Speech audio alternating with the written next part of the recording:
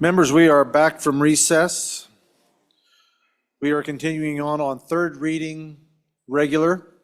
The next bill for our consideration, House Bill 176. Reading clerk. House Bill 176, sponsored by Representative Bratton. Vacancies in public office amendments, an act relating to elections being enacted by the legislature of the state of Wyoming. We have amendments. Representative Bratton, please.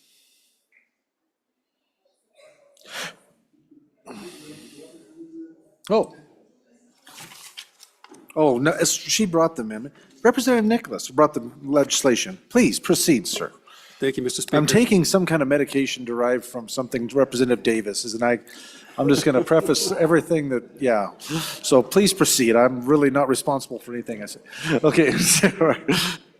So, Mr. Speaker, I would respectfully withdraw third reading amendment number 1 to House Bill 176. Thank you, Representative Nicholas. Amendment has been withdrawn, barring objection from the body. Seeing none, the amendment has been withdrawn. House Bill 176, having been read 3 separate times, the question is, shall the bill pass? Chief Clerk, please call the roll. Allemand. Andrew. Angelos. Banks. Bear. Brady. Bratton. Brown Gary. Brown Landon. Byron. Campbell Elisa. Campbell Kevin. Chestick. Clouston. Clouston. Connolly. Davis. Eklund. Erickson. Feiler. Geringer. Guggenmoss. Haroldson. Harshman. Heiner. Heft. Jarvis. Johnson. Kelly. Knapp. Larson Lloyd. Larson JT. Lawley. Lean. Locke. Lucas. McCann. Nicholas. Ottman. Nicholas, repeat. Nicholas. Ottman. Pendergraft. Posey. Provenza. Riggins, excused. Rodriguez Williams. Schmid. Sherwood. Singh. Smith, excused. Storer. Storer. Strock. Stivar. Tarver. Thayer. Washut. Wasserberger. Webb. Weber. Worf. Williams. Winter. Wiley. Yin. Mr. Speaker, are there any changes? Are there any changes? Closing vote. Vote closed. 55 aye, 3 no, 4 excused. House Bill 176, having received the affirmative vote of the majority of the members elected to the House, House Bill 176 has passed the House.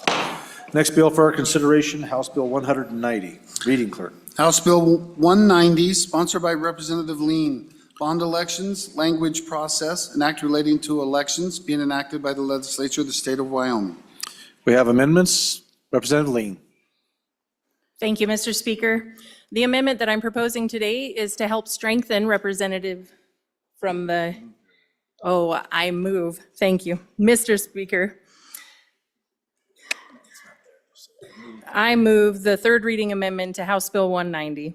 Third reading Number one. amendment number 1. Thank you. Thank there you. Go. To strengthen the good representative that brought the second reading amendment is this one in front of you today. And it is just to make sure that the civil cause of action cannot, until it is completed, that the counties or the municipalities would not be able to collect the bond in question. Therefore, my concern is if we do file for a civil cause of action and then the courts rule in the favor of the person filing the suit, that then the county or municipality will have collected the bond and possibly spent it. This gives us, the clerks, the ability to exercise the best discretion possible when looking at true and impartial language. On and in favor of this amendment, and ask for your favorable consideration. Thank you. Representative Yin, for your first time. Mr. Speaker, thank you. I think the amendment adds clarity and it just makes sense coming out of the second reading amendment. So 1 and 4. Any other members for your first time? Seeing none, question being called. Members, you're being asked to vote on third reading amendment number 1 to House Bill 190. All those in favor signify by saying aye. All those opposed, no. The amendment has been adopted. House Bill number 190 having been read 3 separate times, the question is, shall the bill pass? Chief Clerk, please call the roll.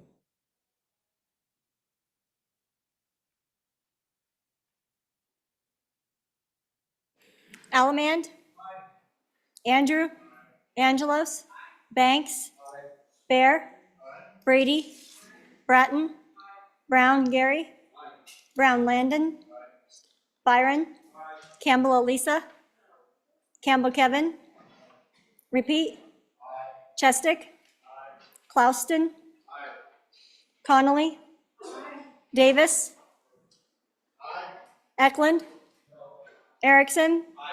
Filer. Geringer. Guggenmoss. Haroldson. Harshman. Heiner. Heft. Jarvis. Johnson. Kelly. Knapp. Larson Lloyd. Larson JT. Lawley. Lawley. Lean. Locke. Lucas. McCann. Nicholas. Ottman. Pendergraft. Posey. Provenza. Riggins, excused. Rodriguez Williams. Schmid. Sherwood. Singh. Smith, excused. Storer. Strock. Stivar. Tarver. Thayer. Washut. Wasserberger. Webb. Weber. Worf. Williams.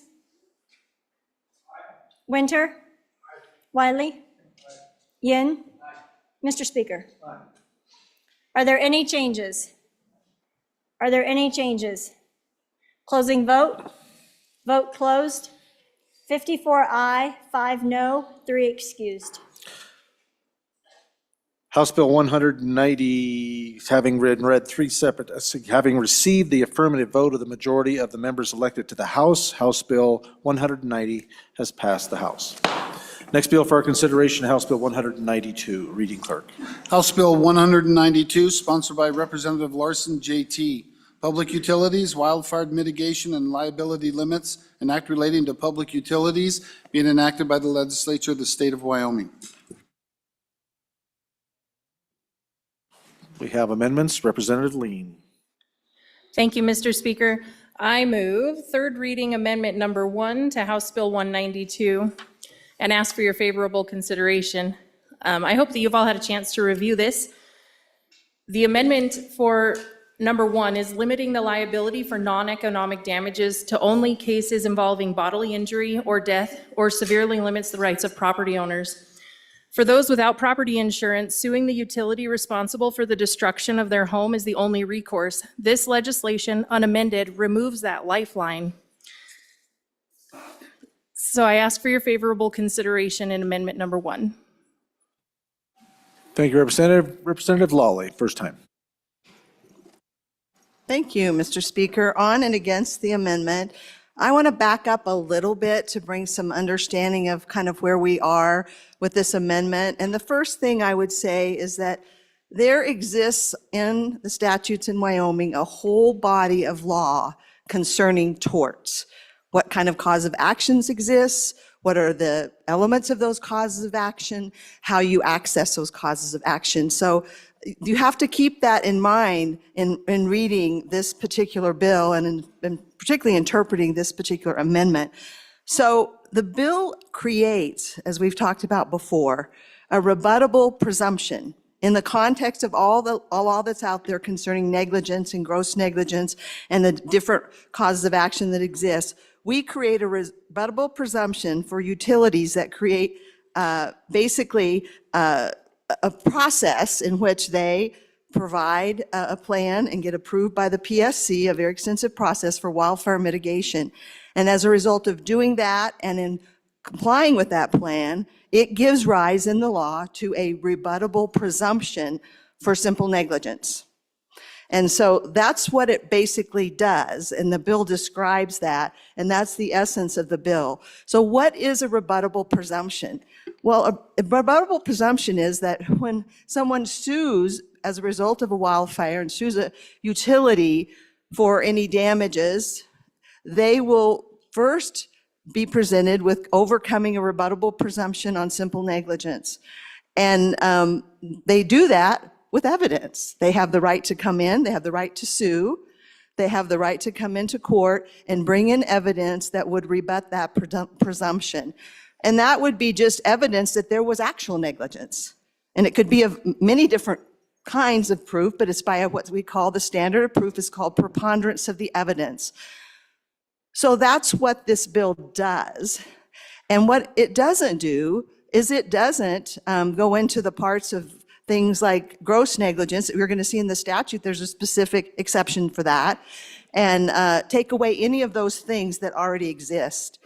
And as we go through this amendment, you're going to see that some of the things in here are simply statements of kinds of proof that you would offer and could offer under this statute in a court of law to rebut the presumption. Are you with me so far? Hopefully. Okay. So with that in mind, the presumption is that the utility has not been negligent. Again, the presumption is rebutted by evidence, can be rebutted by evidence. And the bill doesn't take away from the plaintiffs any other rights that exist in statute, any other causes of action that exist in statute already that they might fall under.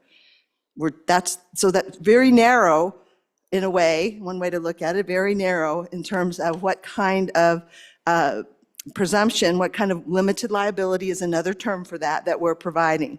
So I want to go by, there's three kind of sections here. I'm not going to divide the amendment because I think that just wastes time. I'm just going to take it section by section. So let's start on your amendment. This is number 1, is lines 5 through 8.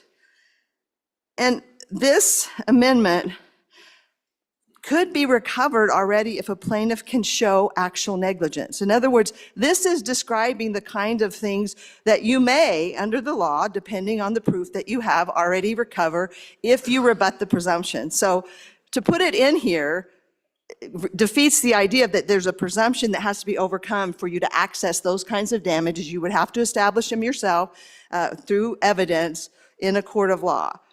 So the second thing I would point out about this particular part, 5 through 8, is that it really, again, pulls it out of the coverage under the limited liability, but without evidence.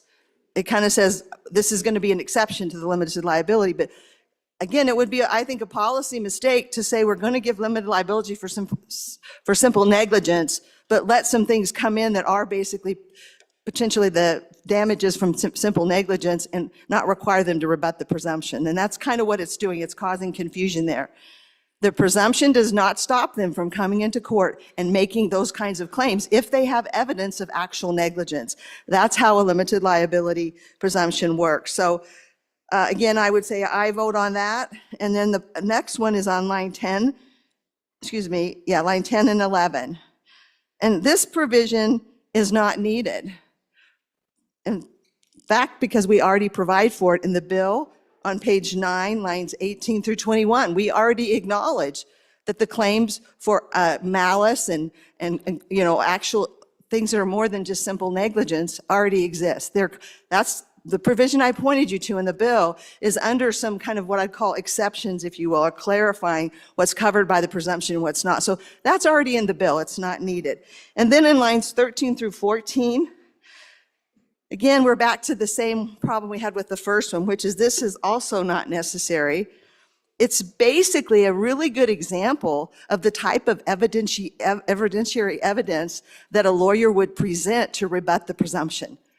So we don't exempt these things that are part of what they would present to rebut the presumption, because that's the job that they have. The presumption exists, but it can be rebutted. And so these really kind of give you a good example, quite frankly, of what it means to rebut the presumption. But that already exists under the law of what they would prove to rebut the presumption. So It's just not necessary. It clouds the bill. So again, I would ask for a no vote on the amendment.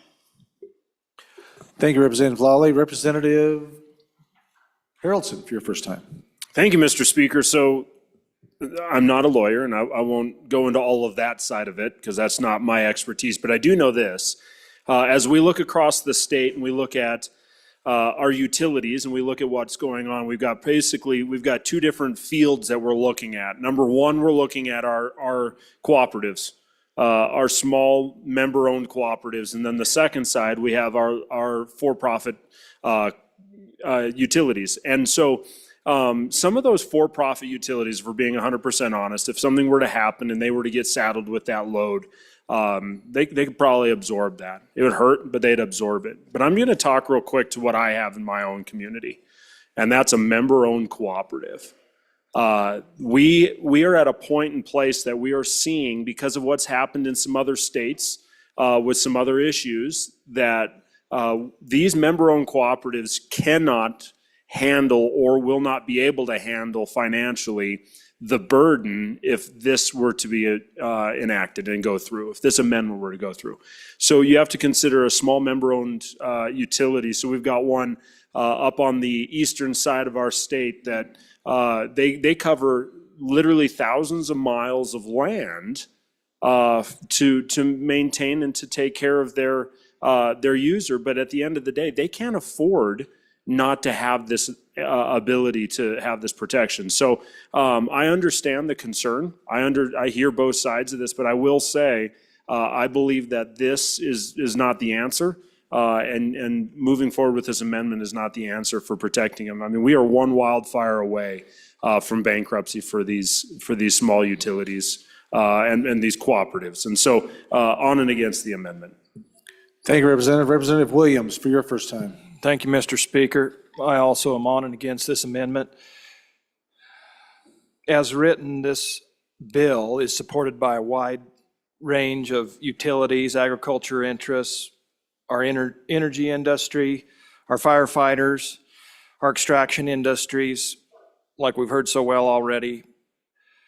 Let's not mess this up. On and against. Representative Locke for your first time. Chairman Locke. Thank you, Mr. Speaker. Just a question. This change specifically changes a line that says, "No plaintiff shall recover economic loss unless the plaintiff suffers bodily injury or dies from wildfire." And I guess my question is, supposedly there's this presumption in this whole process, but it appears to be that any additional recovery is completely eliminated. And I guess I'd just like to hear more clarification why that isn't necessary to protect someone for that. Thank you. Any other representative for their first time? Representative Chestick for your first time, please. Thank you, Mr. Speaker. So I have a question about the same section that was just referred to by the previous speaker.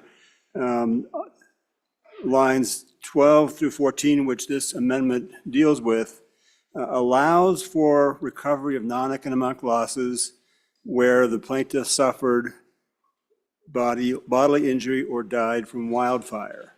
The amendment makes it harder for the plaintiff to recover. So it actually goes maybe the opposite direction of what the intent is. The amendment says you may recover only if you have clear and convincing evidence. So under the existing language of the bill, you can recover if there's bodily injury or death, and that's by a preponderance of the evidence standard. Now you're increasing the burden of proof to clear and convincing evidence, which is a higher burden of proof. It's harder to prove. So I'm not sure if that's an intended consequence, but it does change the burden of proof in a way that I'm not sure was intended. I think I'm opposed to the amendment, but I'm still thinking about it. Representative Larson, JT, for your first time. Thank you, Mr. Speaker. On and opposed to the amendment, as been stated before, this amendment does cloud up the bill. They have far more avenues. The victim of the fire would have far more avenues under current law to pursue a legal case without this amendment. So on and against, encourage a no vote. Representative Bratton, for your first time. Thank you, Mr. Speaker. What I know is what I'm hearing from my property and casualty insurers to the people whose homes are right in that fire zone, which pretty much is all of us. They're saying that their insurance rates are going to go up.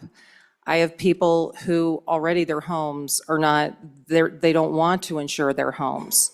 So, you know, I want our small cooperatives, I understand that, and how they need to have some protection.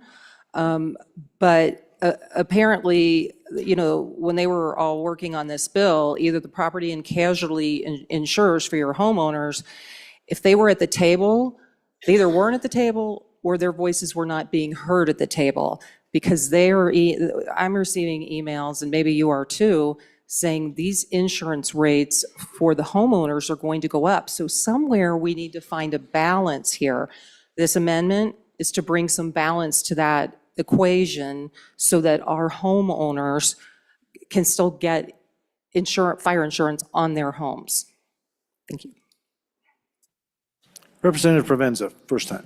Thank you, Mr. Speaker. I want to clarify the preponderance of evidence, clear and convincing, and then beyond a reasonable doubt. I think the good speaker from over the hill is right that adding clear and convincing ups the bar.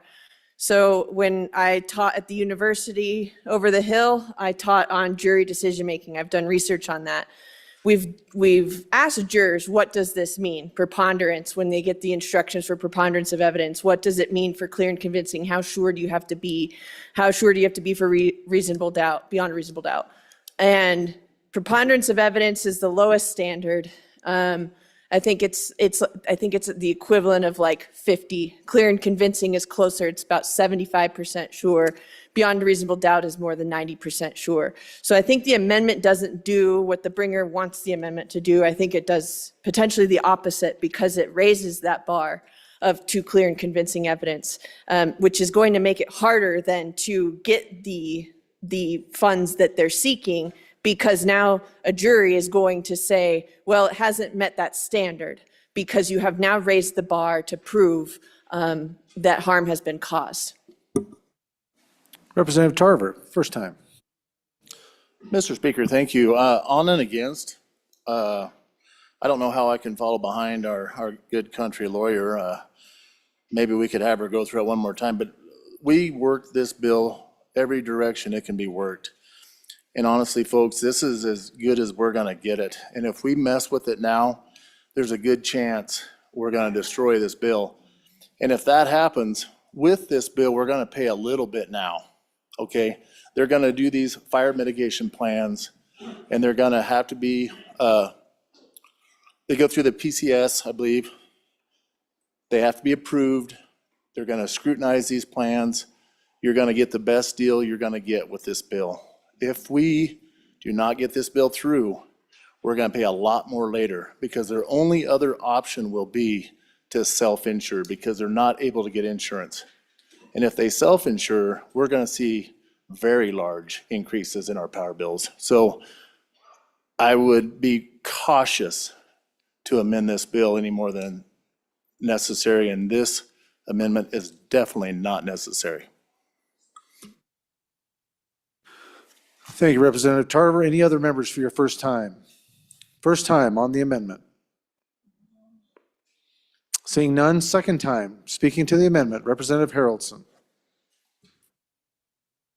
Thank you, Mr. Speaker. One of the things that I also want to talk about, if you're looking at your amendment on line 5 through line 8, in that subsection III, a plaintiff may recover non-economic losses, including pain and suffering, emotional distress, and loss of enjoyment of property. That's a very, very dangerous statement, because at that point, this is not a tangible or physical evidence. So I'm going to just tell you something. Back in my hometown, we have the house that I grew up in. That house probably, if you were to go and get a value on it, would probably value out at $400,000 or $500,000. Luckily, my parents didn't pay that, but they did pay at a 17% interest rate back in the 70s, right? Well, that house holds a lot of memory for me. If that house were to be burned, there would be emotional loss. Worth way more than the amount of money. Do you see where I'm going after? And these are the frustrations that I have. Honestly, I'm not disagreeing that I don't want to see our casualty companies in a bad place. I don't want to see homeowners in a bad place. I don't want it all. But if you go back to 2020 and you look at the fires that happened in a state over on that West Coast, and a power line went down in a hot wind one day, and it sparked a fire that brought a company to the edge of bankruptcy, a monstrous company to the edge of bankruptcy. Why? Because of a very simple non-economic losses. You guys, I mean, I'm not saying maybe we fully have the answer. And I've talked to the guys directly behind me in that hallway and said, you guys better figure something out to make sure everyone coming to the table can figure this out. But I will tell you right now, putting in their non-economic losses, including pain, suffering, and emotional distress, I don't believe that's the answer.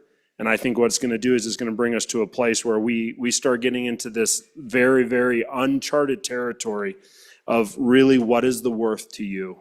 And the reality is, can you put a price tag on a memory? And that's why when you start seeing stuff like this into our statutes, it scares me. So I just wanted to put that perspective out there. Any other members for their second time? Second time? I would love to have Representative Conley, but you weren't up there the first time. Second time, Representative Bratton. Thank you, Mr. Speaker. So our homeowners also need to have affordable property and casualty insurance. They need some recourse for gross negligence. And the way this bill is written now, you have coverage or the companies, these co-ops. I mean, they're covered if they come up with this plan. And I'm actually on and for the bill. But the reason I want this amendment is because if somebody is driving their side-by-side and they don't have their spark arrestor on, but they work for the company and they're following the lines, make sure everything's okay, but it's negligent because they don't have their spark arrestor on and they start a fire, then there's no recourse for the homeowner with that fire.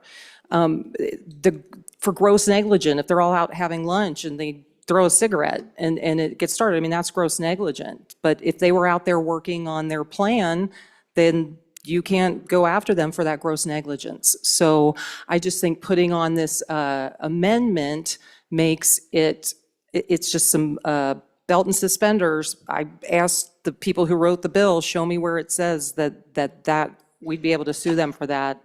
And they said, ain't got nothing. So on and for the amendment.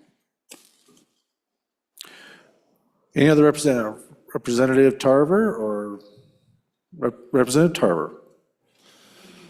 Thank you, Mr. Speaker. So the previous speakers, both instances would be covered. So they're both negligent acts.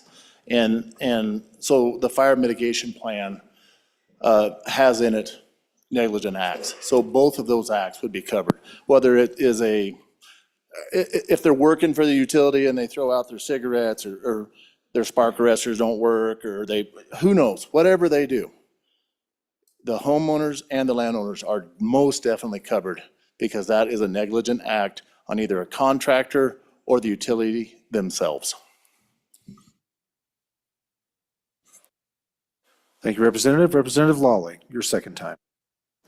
Thank you, Mr. Speaker. Again, that is covered in page 9 of the bill. And again, I go back to what's the body of law out there. and what does the limited liability apply to in that body of law. And so I think it would be hard for me to try to explain every cause of action that might be available outside the protection. I would be so fact dependent, but it is really not accurate to say there's no recourse. And I will answer the question that there were property owners, landowners, homeowners that were involved in the work group. Now, their insurers, that might be a different story. I don't really know for sure. But this really is about insurance companies and regarding them. And I'm not saying that doesn't matter at all, but again, this is not really, none of this in this amendment is needed in this bill. And in some cases, it shows a lack of just understanding of how the limited liability protection works. So I would just say again, on and against, and just urge a no vote on the bill. Thank you, Representative. Any other members for their second time? Seeing none, back to the bringer, Representative Lean. Thank you, Mr. Speaker. This amendment gives property owners recourse for damages caused by gross negligence and willful misconduct. This is not covered by the bill in 37.3.405B Romanet 2. The paragraph in the bill only covers the very limited cause of malice or criminal intent and ties it to actual proximate cause. In the amendment that is currently standing, there's a 90-day window for you to be able to work out with the insurance company. In my opinion, fire mitigation and immunity for a utility company don't belong in the same sentence. So I have even bigger problems with the bill. But on this amendment, I'm trying to make sure that homeowners have recourse to be able to get a lifeline if they need one in the event of a wildfire. Insurance companies for co-ops is totally different than that of a homeowner. And while I understand that they've been self-insuring and that they have an opportunity to pass some of that rate on to their rate sharers, what does it look like for the homeowners when they cannot receive homeowners insurance because there's no recourse for the insurance company because the utility company has immunity? That's my question. On and in favor of the amendment. Members, you are being asked to vote on third reading amendment number 1 to House Bill 192. All those in favor signify by saying aye. All those opposed, no. No. The amendment has not been adopted. House Bill 192 having been, no, wait a minute, I got one more, don't we? Oh, that's right. Sorry. My bad.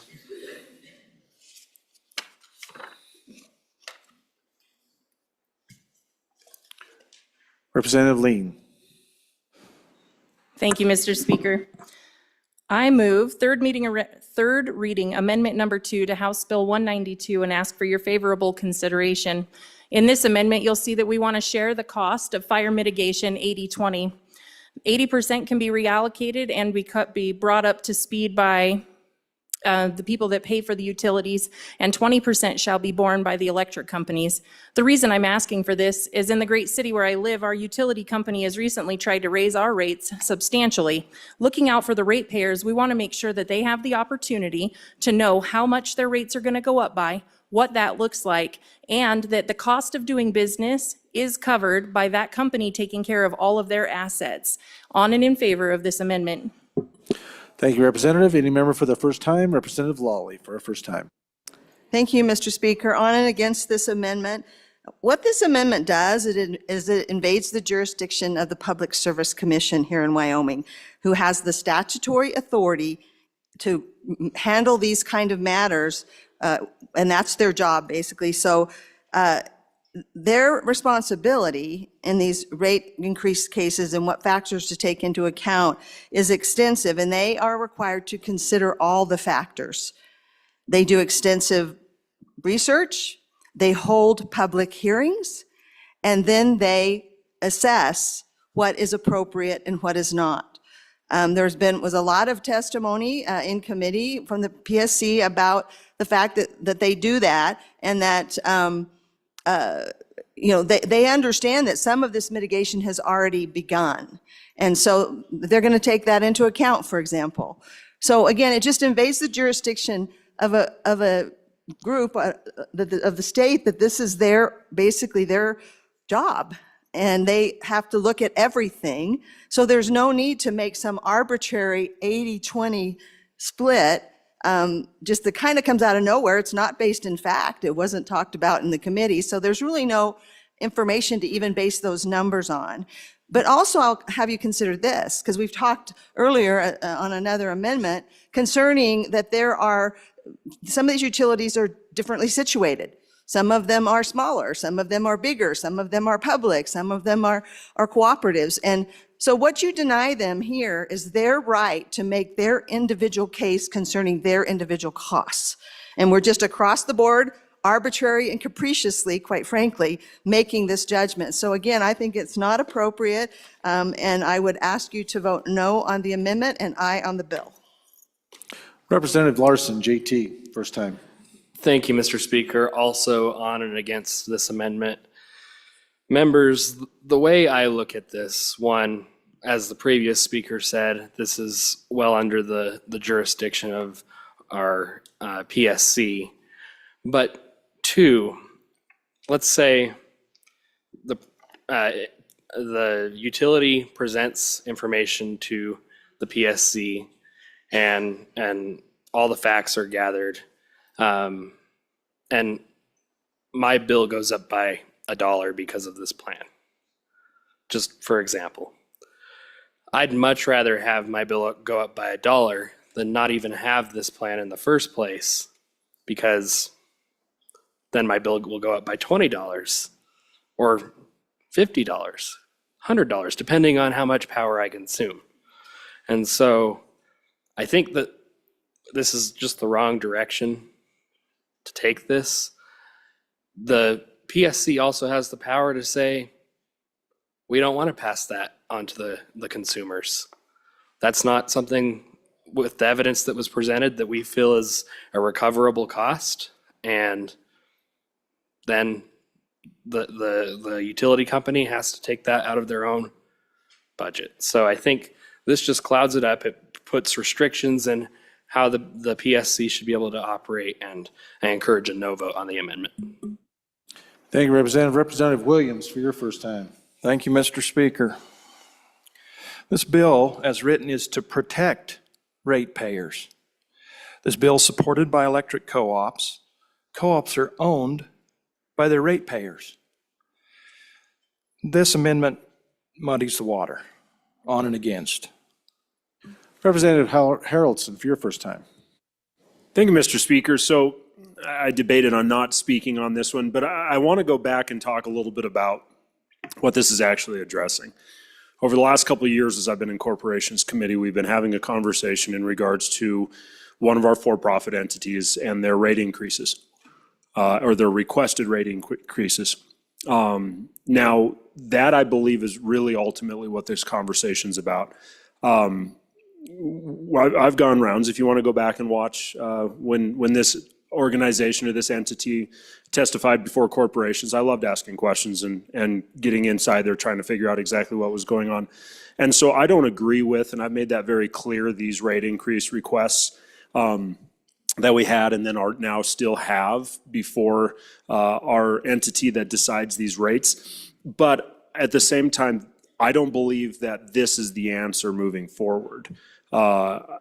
Because if we're not careful, what we're going to do is we're going to try to punish an entity through statute where we've got an organization that's already established through this state to do that. And those rate cases have to be decided on the floor of that body and through the process. And so I think doing this right here is not the answer. I don't disagree with the frustration being brought right now.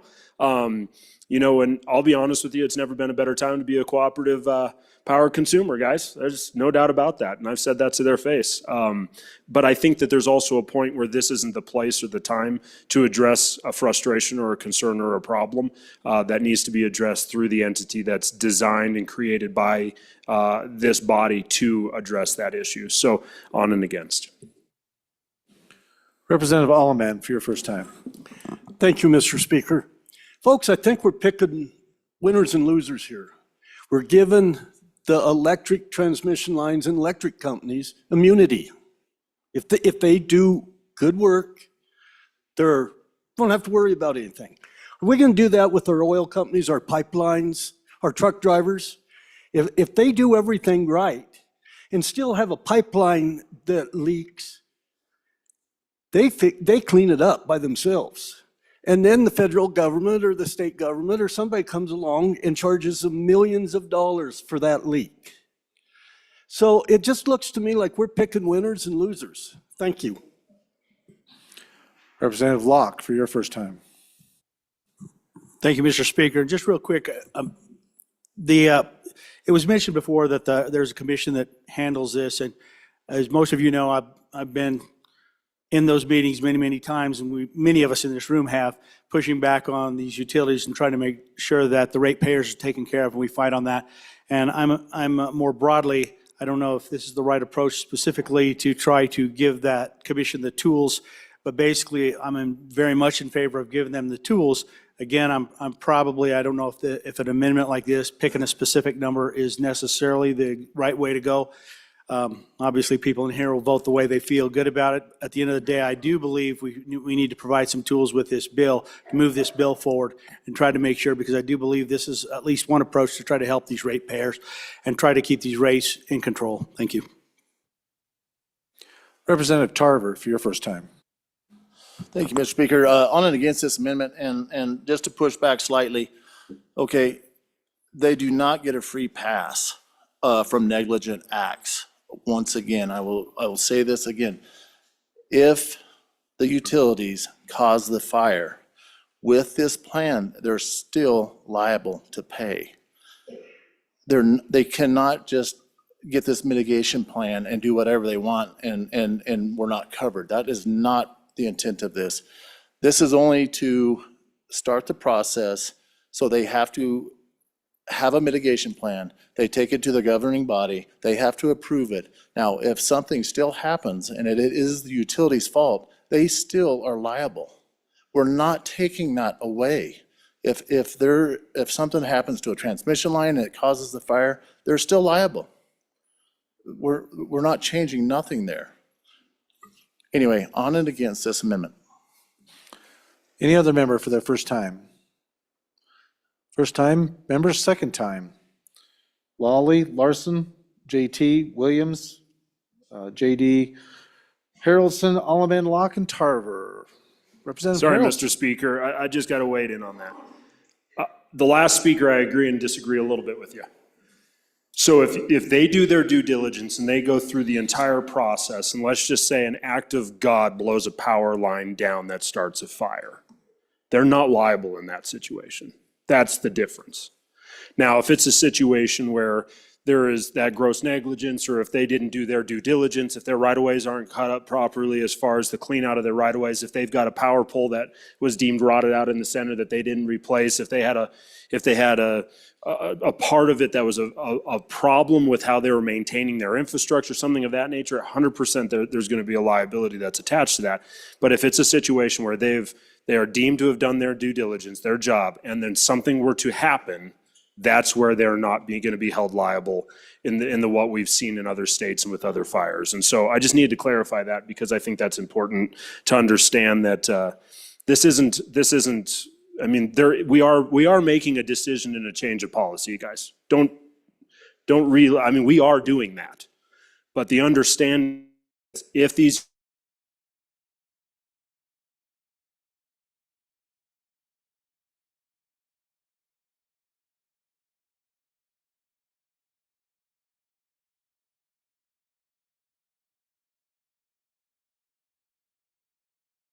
That's where the shift to liability happens.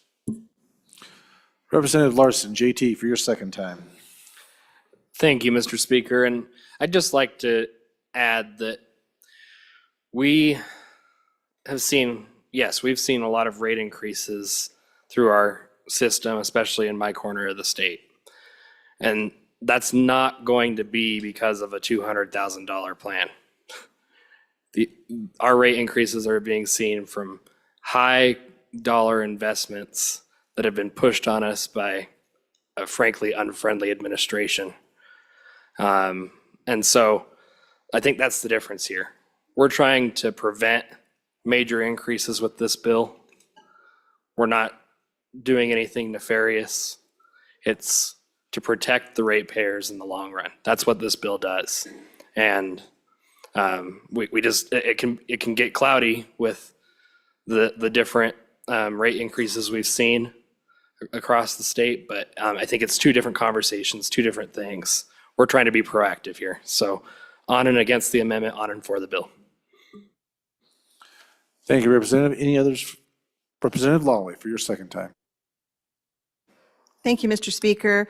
I just want to also speak to the issue of the PSC, not only their jurisdiction, but how prepared they are to do this job. They already do this job.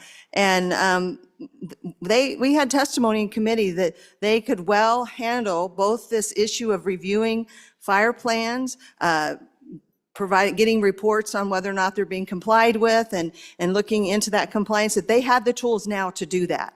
And so this is their job. And to tie their hands with an arbitrary 80-20 split, when each utility here comes in with their own rate increases, makes no sense. It's not good policy, and it's quite frankly not fair that the Public Utility Commission handles all these issues of all the circumstances surrounding the rate increase and what seems fair and reasonable and appropriate. And so they didn't seem to have any issue about doing that job. So again, I think I'd ask you to keep that in mind and against the amendment and for the bill. Any other representatives before I take it back to the bringer? Seeing none, Representative Lean, please. Thank you, Mr. Speaker. Incentive-based risk management is what we're talking about here. You have an incentive to take care of your utility lines and your transformers and everything that goes with it to make sure that you are giving the customers the best practice forward. We want to make sure that you aren't receiving a discount at your homeowner's insurance for having smoke alarms or a fire hydrant down the street. So why should they be receiving a discount by you absorbing the cost for the mitigation plans that they're already implementing? Thank you. Members, you are voting on third reading amendment number 2 to House Bill 192. All those in favor signify by saying aye. All those opposed? No. Amendment has not been adopted. House Bill 192, having been read 3 separate times, the question is, shall the bill pass? Chief Clerk will call the roll. Allemand? Andrew? Angelos? Banks? Bear? Brady? Bratton?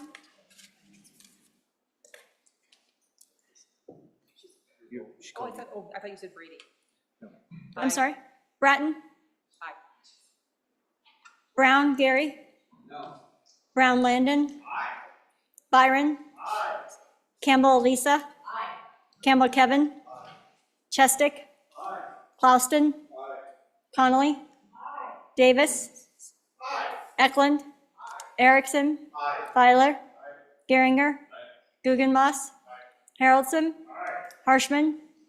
Heiner? Heft? Jarvis? Johnson? Kelly? Knapp?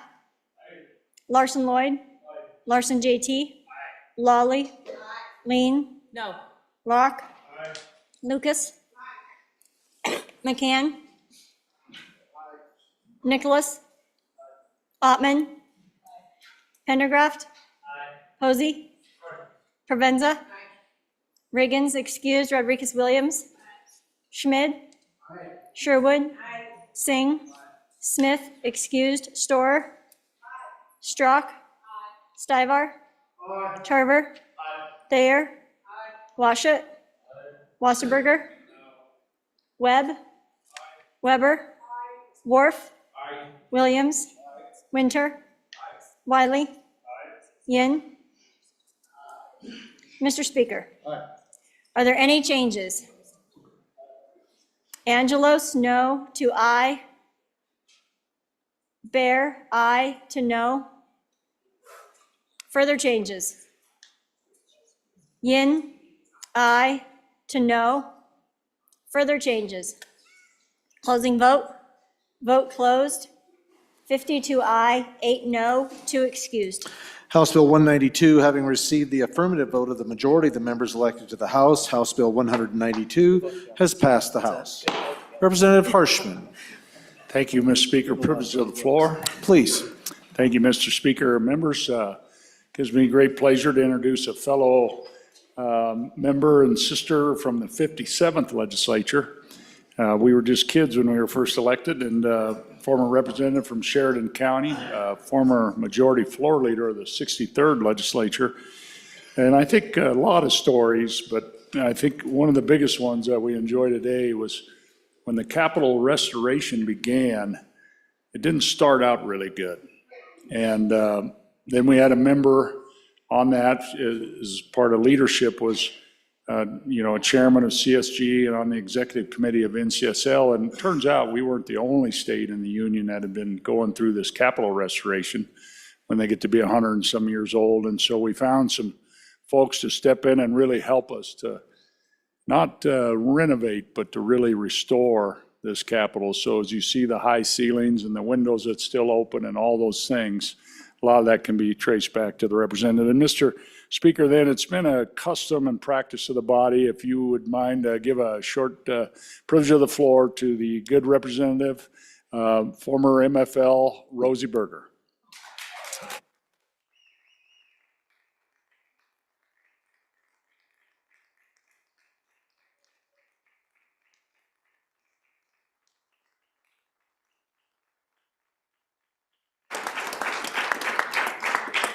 I've been gone so long, Mr. Speaker, I forgot how to turn on the microphone. Thank you. May I have privilege of the floor? You may. Thank you.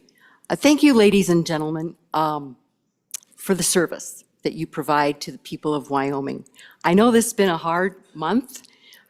You have another one to go, but I would encourage you to relish in every experience that you have. You're going to have good days and bad days. But the camaraderie of this House will stay with you forever. It's reminiscent for me with Representative Harshman, us coming in 2002, we were elected, and to think that we can just pick up where we left off last year or 6 years ago. And it's about family.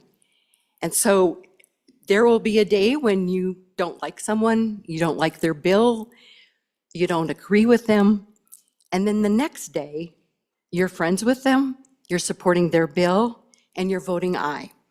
Just keep that in mind as you lead the state of Wyoming to the next century, because a lot of the actions that we make today will be with us for many generations to come. And it's important to lead from the heart and to remember how you got here, that your constituents, your friends and neighbors, they believed in you. And when you go back home, make certain to engage with them and let them know how you voted. Sometimes you're very apprehensive about, or even defensive about a vote. But when you can sit down with them and have a conversation and let them know the information that you received because you had the privilege to be in committees and hear from the experts around the state and people from all around the state, you then can explain to them, this is why we voted the way we did. The other thing that's really important is this institution. I worked a lot of years. Actually, I think we started putting money away in 2003 for the Capitol restoration, and I happened to be a part of that committee when we finally were able to do it. But I was in the last session where I was majority leader, and I had to box up my office, the Appropriations Committee, and another office over here, and we had to make the decisions as to where we were going to live for the few years that we would be renovating this building. So I never got to serve back here in the House. But it gives me such pleasure to see all of you in this beautiful building. So just remember the process, have faith in it, and know that at the end of the day, you will do good work. And I just thank you from the bottom of my heart for that. So God bless you. God bless the state of Wyoming.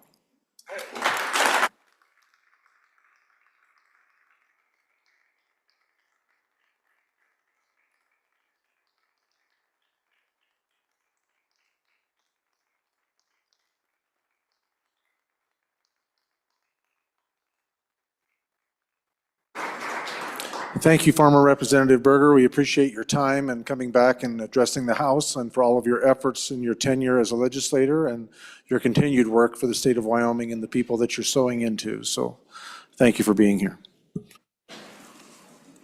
Okay.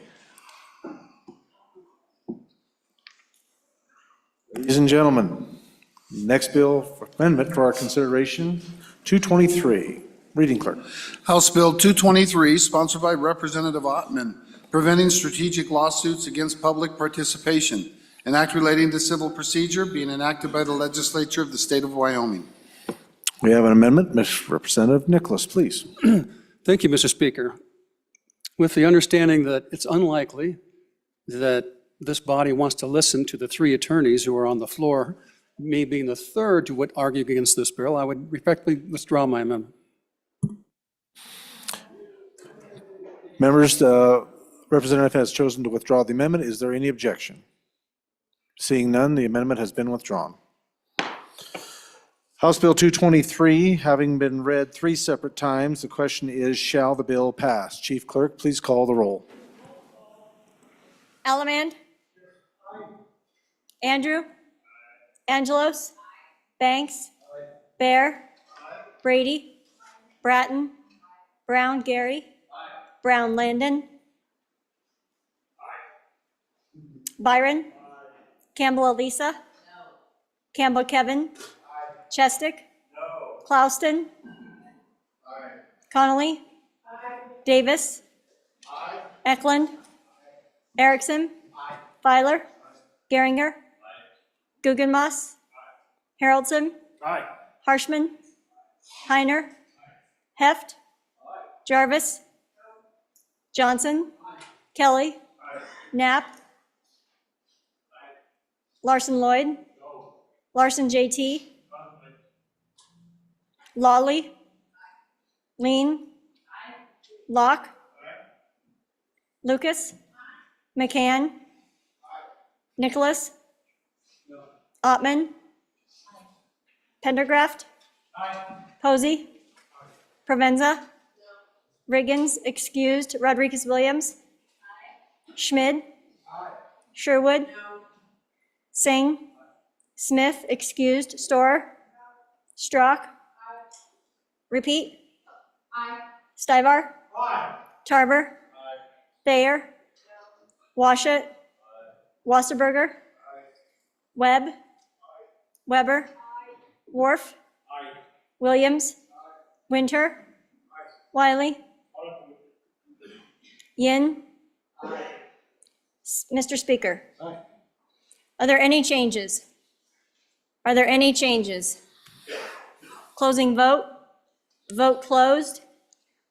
49 aye, 9 no, 2 excused. House Bill 192, having received the affirmative vote of the majority of the members elected to the House, House Bill 192 has passed the House. Next bill for our consideration, House Bill 249.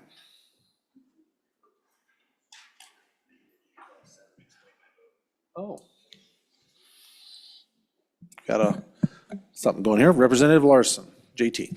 Thank you, Mr. Speaker. According to Rule 12-7, I'd like to explain my vote. Proceed. Thank you, Mr. Speaker. I'm just involved in, I'm a party in a lawsuit that this bill would impact, so wanted to, these lawsuits aren't very common in the state of Wyoming, so just wanted to disclose my conflict there. Thanks. Thank you, Representative Larson. Representative Yin?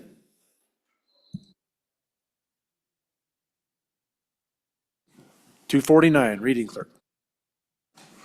House Bill 249, sponsored by Representative Nyman, runoff elections, an act relating to elections being enacted by the legislature of the state of Wyoming.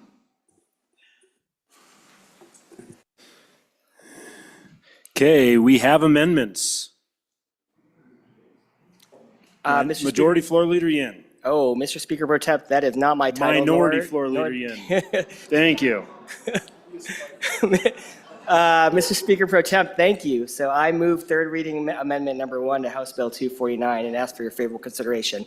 So members, I didn't speak on this bill at all. I did hear the presentation in committee. What I had asked the speaker is this something where we could figure out a way to opt out as another party that didn't want to have runoff elections?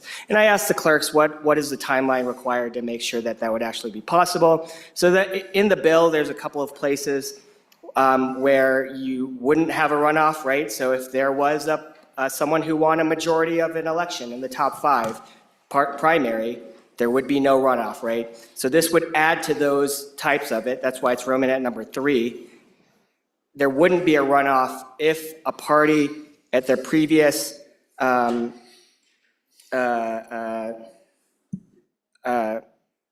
meeting issued a resolution to not participate in a runoff. And so it just allows a party to opt out if they're not interested in having a runoff, but they would have to make that decision in the year previous to the one of the election. So you give the clerks enough time to make sure that that gets into account. Thank you. Anyone for their first time? Speaker Nyman. Thank you, Speaker Pro Tem.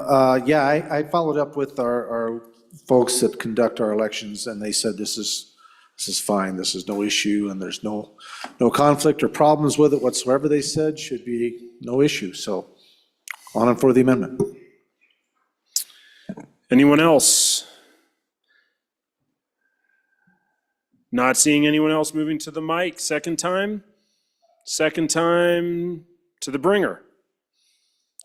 Question having been called. All those in favor of third reading amendment number 1 to House Bill 249, please signify by saying aye. Opposed, no. That has passed. We have another amendment. Speaker Nyman. Thank you, Speaker Pro Tem. House, I move third reading amendment number 2 to House Bill number 249 and would ask for your favorable consideration. What this is, ladies and gentlemen, after the good representative from the city here where we currently are standing applied his amendment the other day and we voted for it, I followed up with the clerks and asked, I said, now, are there anything that we need to kind of be aware of here? I mean, it didn't seem to be anything to me that was any major issues with it. And so I had them kind of look at it, go down over it, and they happened to have a meeting and they discussed it and they said, well, there was a few cleanup things that they said needed to be done in order to really make it work and make it work better. And so I said, well, then if you guys wouldn't mind, being you're the ones that are going to be handling this, please make those arrangements and make that amendment work. And so they did. And this was submitted to me by these folks, and they cleaned up that amendment that was processed and put through here yesterday. And they said this will make it work, and it's all good. So I would ask for your favorable consideration.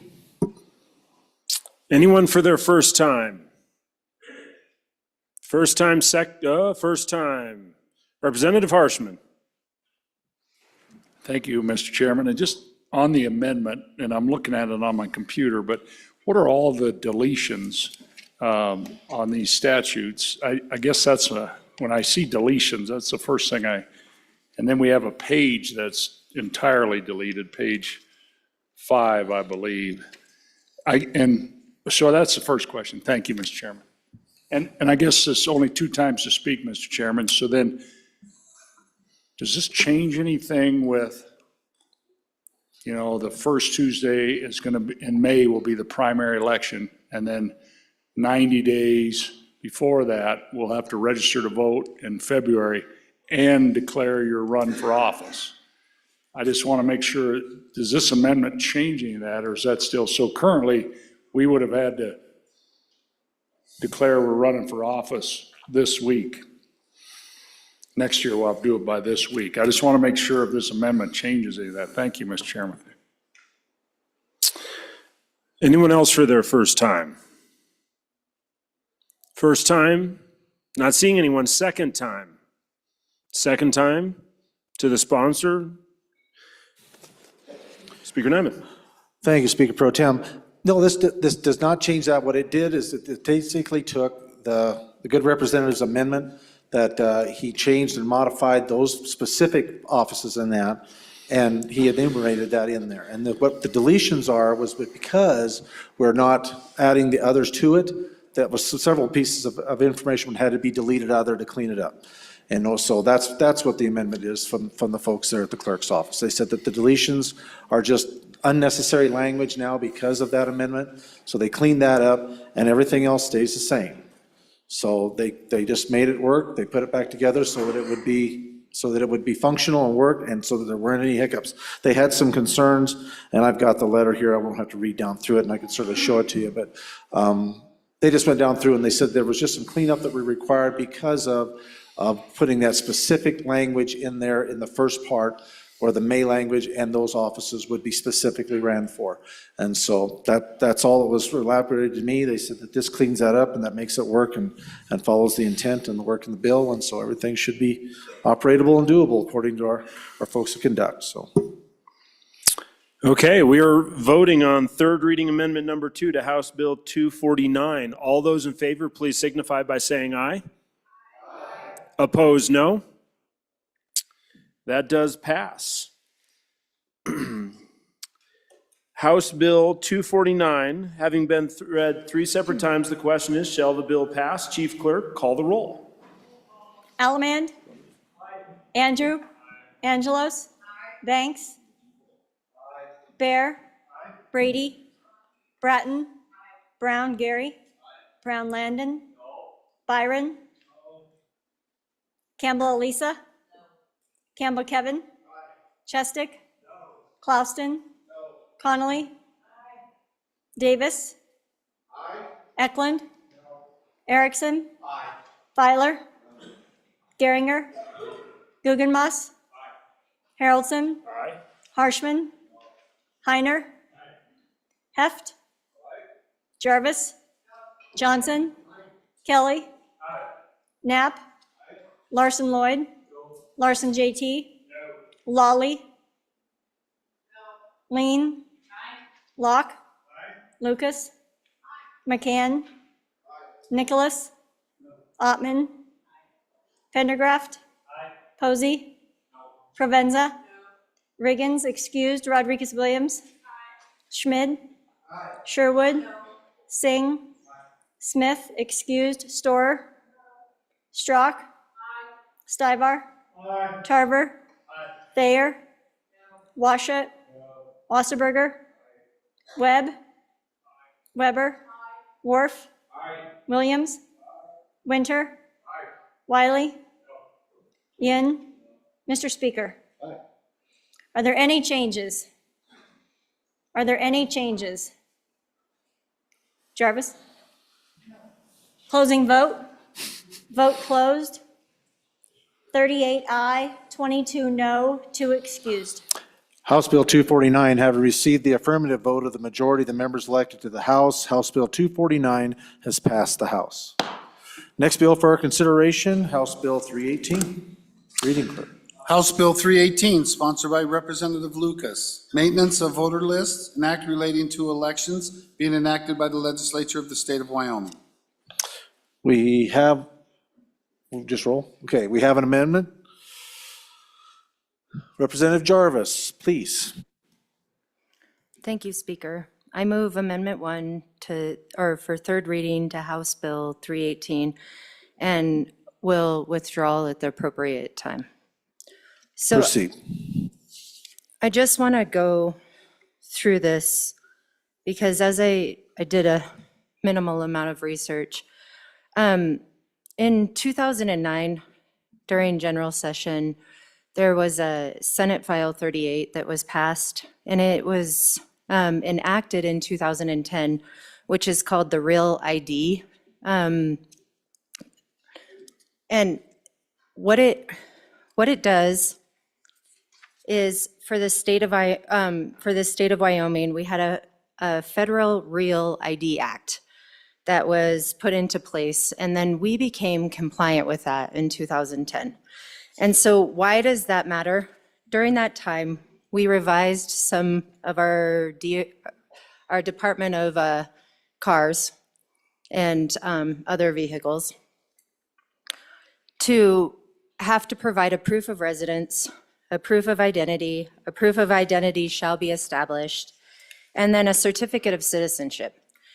And so why does that matter when we're talking specifically about this bill? Because when you look at the revisions specifically that are happening in the amendments, the first one, when you look at page 2, it talks about the system that needs to be put in place and how it needs to be changed.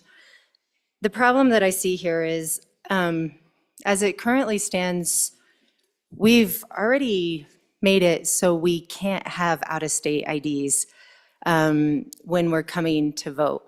And so I'm not really sure like how the conversation of we're worried about other states and specifically out-of-state IDs, because we have to present a Wyoming ID. The second part of this is part of that real ID and being compliant with it is there's also a section in there, and I have to find it as I'm going through, that talks about immigrants specifically. Credentials issued to temporary immigrants. So these are legal immigrants. The way that they have to deal with it when they're non-residents, their driver license has a non-resident, an NR, in big letters on it. And it also doesn't get to expire with their birth dates like most people's IDs. It actually expires when their ability to be here expires. So when we're looking at immigrants, it says right on the ID, on a real ID, when they are no longer legal in our state. We have to report that. So when we look at these things, and then I'll just kind of continue to the next amendment on page 2, the Secretary of State, given this, I'm not sure why we need to give this responsibility to this person when we already have the systems that we need in place. When you look on page 3, lines 6 through 13, and you look at what they're amending there, why, when we have elections every 2 years, do we need to send monthly reports? This is kind of unnecessary, and it's a waste of time and resources. I don't really see the rationale and the purpose for updating and doing this. And when you look at the next section on page 3 of the amendment that's being asked for, we already have purging laws in place. Our clerks are already being requested to do this, to purge that information. And then finally, like, I guess in summary, DOT is Real ID compliant. Legal immigrants have an NR on their licenses. You need a Wyoming driver's license to vote. Clerks already purge and take care of the voters and the registered voters. Really what I see this bill doing is it grows DOT because in order to be compliant for those monthly protocols, we're actually adding increased responsibilities to these people. We're giving the Secretary of State increased power and responsibilities. We're looking at additional personnel for our clerks to be able to manage this information. I guess I see this bill as growing government. I don't see it doing what it needs to do, and I don't see the purpose of any of these amendments and how they actually help or benefit anything that we already currently have in place or even change it. And for that, I stand for questions. Thank you, Representative. Representative Lucas, for your first time. Thank you, Mr. Speaker. I am on and against this amendment. The bill itself doesn't really change very much from what we're doing right now. We worked with the department that handles transportation on this, and they were in full agreement with this. They're the ones that handle that kind of data pretty much right now. Couple of notes about driver's licenses. Wyoming does put an NR on them, but as we've learned in other bills that we've worked, not all states do. Also, not all states will indicate the reason why this is only a license to drive and not a citizenship thing or a voter registration thing. So it is perfectly understandable why we would want to identify people who are here illegally. And I think we'll see probably a little more of that since we have new administration in the country. But this is not changing a lot, and all of these concerns are, I'm certain, concerning to a few. Please, on and for, vote for the bill.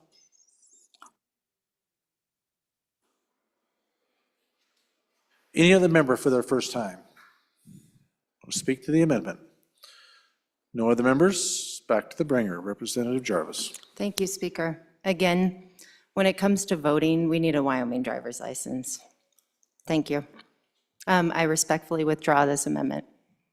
Thank you, Representative. The representative has asked to withdraw the amendment. Seeing no objection from the body, the amendment has been withdrawn. Members, having been read 3 separate times, House Bill 318, the question is, shall the bill pass? Chief Clerk, please call the roll. Allemand? Andrew? Angelos? Banks? Bear? Brady? Bratton? Brown Gary? Brown Landon? Byron? Campbell Elisa? Campbell Kevin? Chestick? Clouston? Connolly? Davis? Eklund? Erickson? Filer? Geringer? Guggenmoss? Haroldson? Harshman? Heiner? Heft? Jarvis? Johnson? Kelly? Knapp? Larson Lloyd? Larson JT? Lawley? Lean? Locke? Lucas? McCann? Nicholas? Ottman? Pendergraft? Posey? Provenza? Riggins, excused. Rodriguez Williams? Schmid? Sherwood? Singh? Repeat. Smith, excused. Storer? Strzok? Stivar? Tarver? Thayer? Washut? Wasserberger? Webb? Weber? Worf? Williams? Winter? Wiley? Yin? Mr. Speaker, are there any changes? Campbell Elisa, aye to no.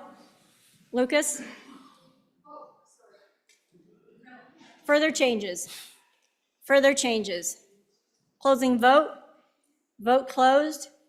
47 aye, 13 no, 2 excused. House Bill 318, having received the affirmative vote of the majority of the members elected to the House, House Bill 318 has passed the House. Next bill for our consideration, House Bill 324. House Bill 324 is sponsored by Representative Andrew. State elected officials, employees at will, and regulations, an act relating to state officers being enacted by the legislature of the state of Wyoming. We have amendments. Representative Nicholas, please.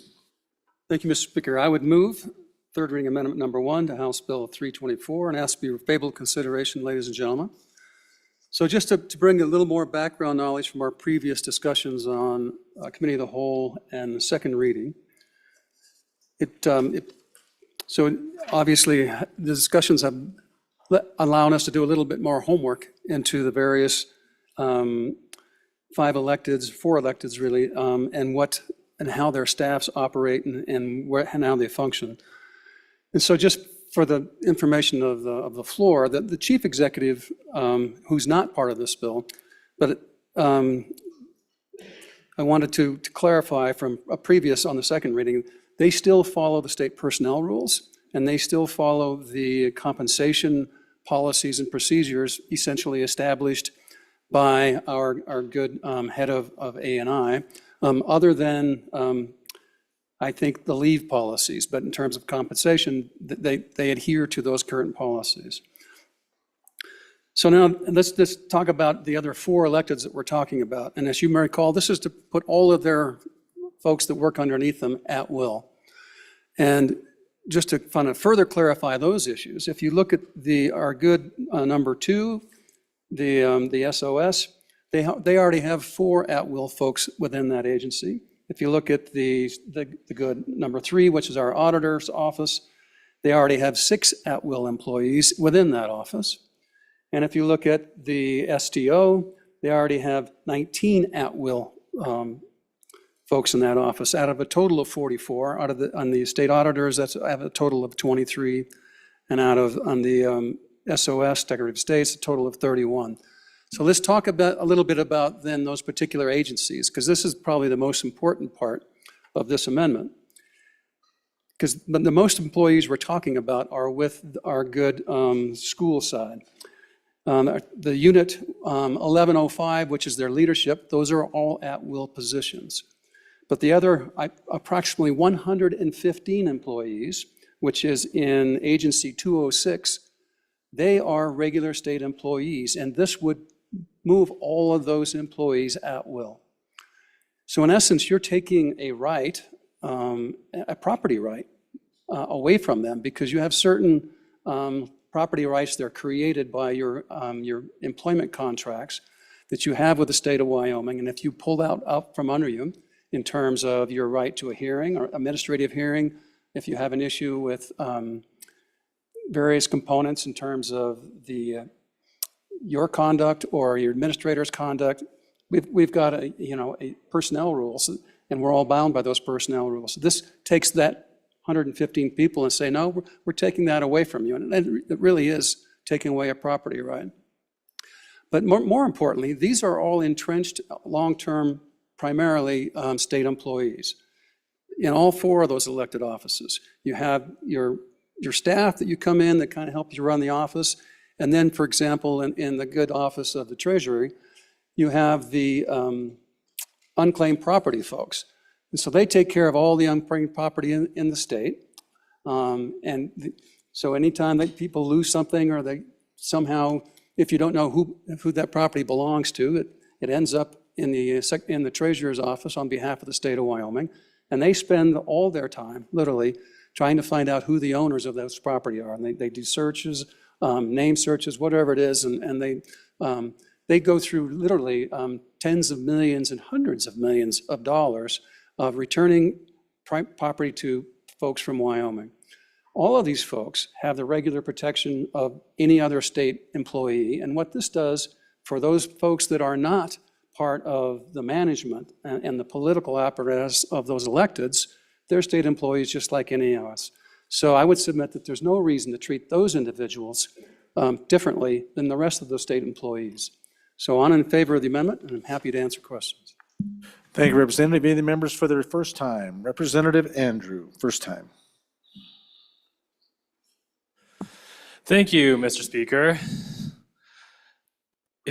Members, if you look at page 3 of this bill, it says that nothing in this section shall be construed to alter or impair any employment contract entered into before July 1st, 2025. So this isn't retroactive. If those are contracts, then they will be kept intact.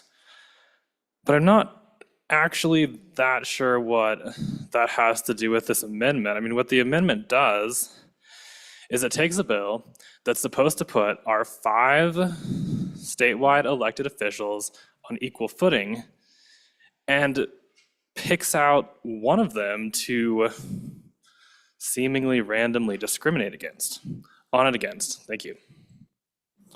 Any other members for their first time? Representative Larson Lloyd, first time.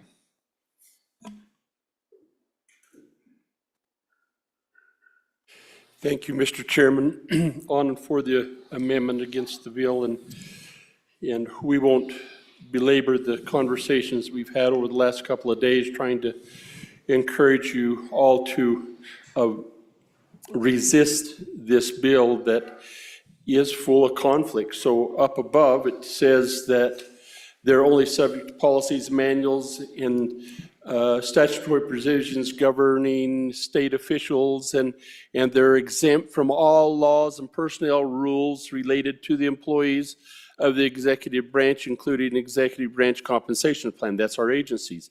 And then you come down and it says, but nothing in this act shall be construed to alter. Well, that conflicts. This is not a clear bill. One of the other arguments that we talked about or Point of heard, order. Mr. Chairman, one of the other What comments. is your point, Representative? Thank you, Mr. Speaker. We need to be on the amendment rather than the bill. Please continue, Representative Larson. Thank you. The amendment is regarding the bill. And so as we talk about some of the concerns that we've heard from the four agencies is the ability to adjust compensation packages for some of those employees that they have in their agency. Talk to any agency on the list of agencies we have in Wyoming, and every director will tell you that's a challenge. So why would I think it's inappropriate to take these four and give them special dispensation to handle their employees differently than other state directors have to handle their employees. Again, in favor of the amendment and against the bill. Thank you, Representative. Any others for their first time? First time? Any for their second time? None? Representative Nicholas.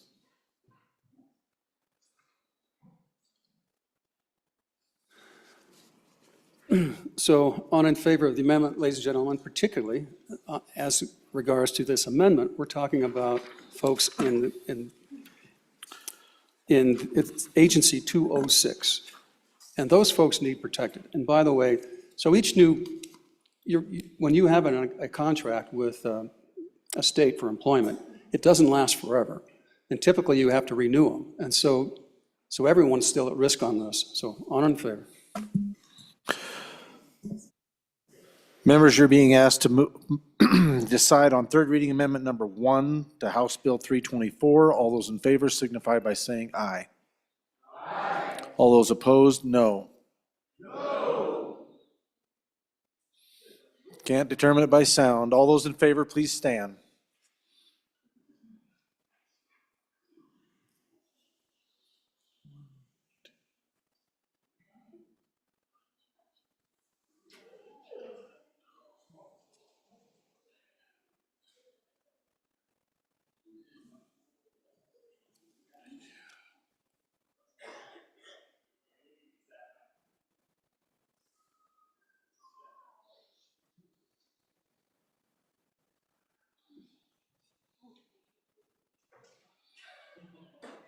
Stand still, please.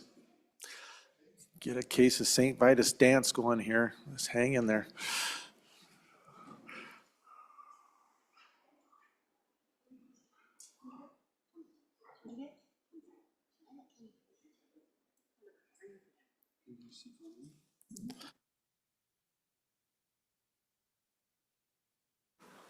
All right, members, you can sit. All those opposed, please rise.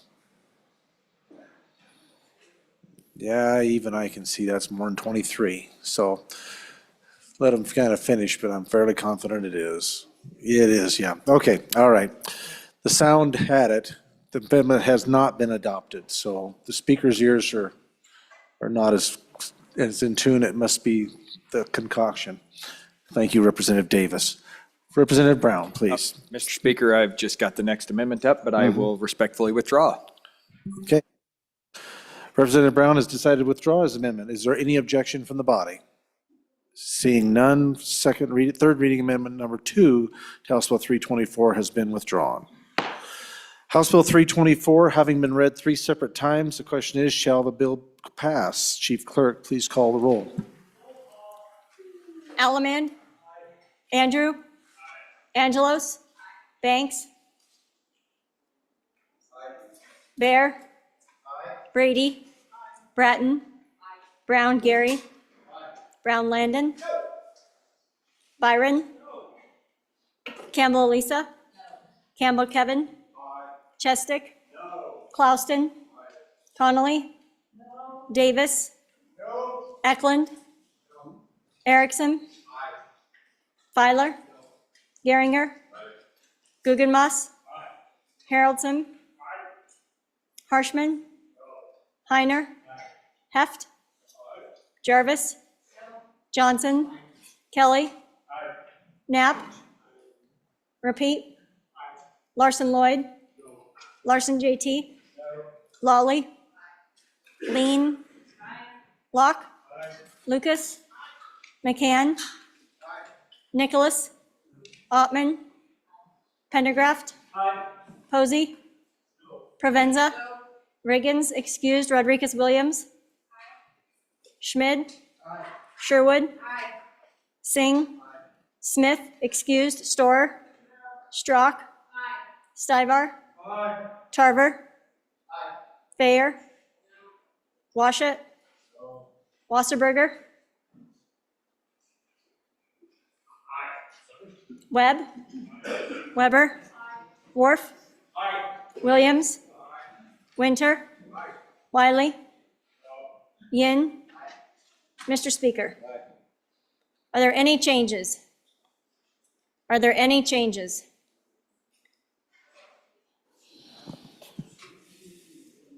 Campbell Kevin.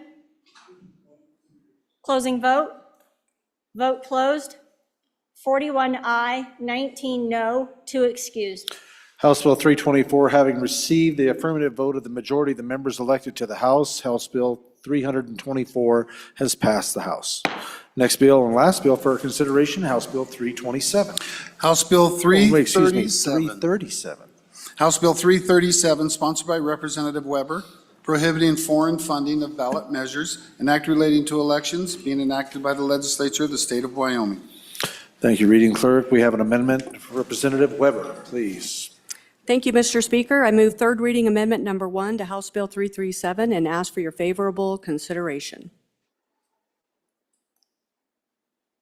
Please proceed. Thank you. So after speaking with some folks and looking at other states, this amendment essentially does 2 things. It provides protections to donors and political action committees and organizations to insert that activity is prohibited only if done knowingly. This adds safeguards and protections for groups and donors alike, so that their violation of the law is dependent on their knowing violation. This strikes a balance where an inadvertent mistake does not mean a criminal violation of the election code. Second, it adds a new definition to provide for the meaning of direct or indirect as used in the bill, essentially providing that of acting alone or jointly or on behalf of any other person or entity to prevent getting around the prohibition of funding through another entity or person.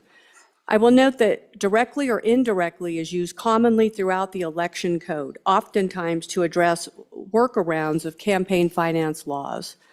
So on the amendment, this amends both the original language of the bill and the mirror language from the second reading amendment as follows. Under subsection A, the definition section inserting a new definition to catch what is meant to get direct or indirect assistance in the form of funding or influence by providing that this means acting either alone or jointly with, through, or on behalf of any other person or entity to prevent getting around the prohibition of funding through another entity or person.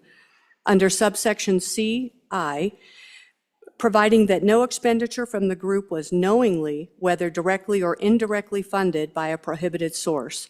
Under subsection C.I., again adding the group did not knowingly, whether directly or indirectly receive, solicit, or accept from a prohibited source. And finally, in subsection D, adding that donors affirm that they have not knowingly accepted, whether directly or indirectly, more than $100,000 from a prohibited source. So it's a pretty simple amendment, both to provide safeguards to ensure enforcement of the act, but also to ensure a violation occurs if done knowingly. Thank you. I stand for any questions. Thank you, Representative Weber. Any members for their first time? Seeing none, yes, Representative Weber.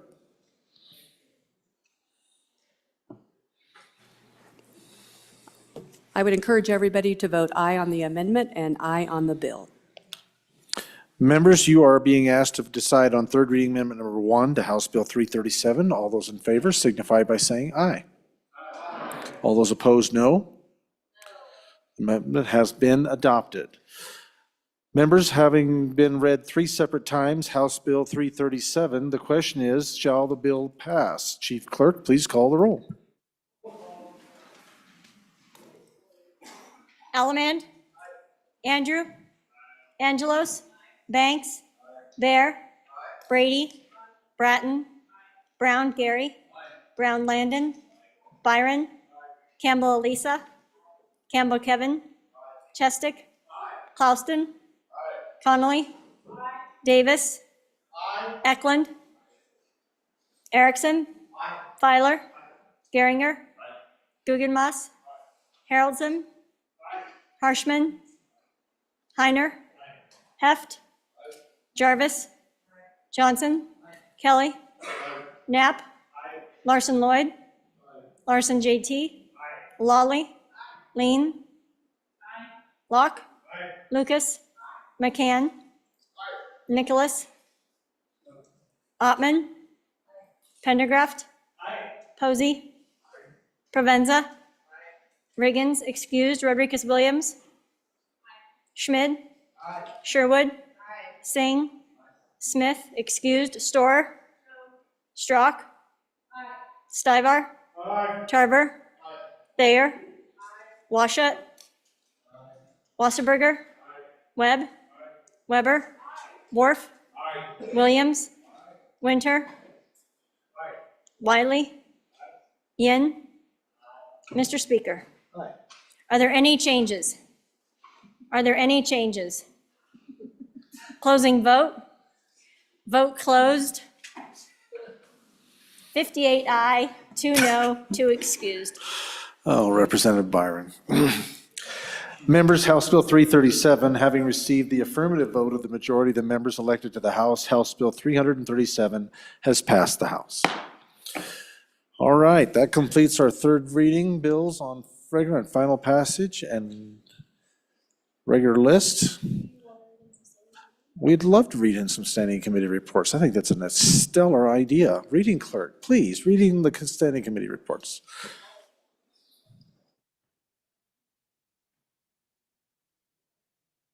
Please.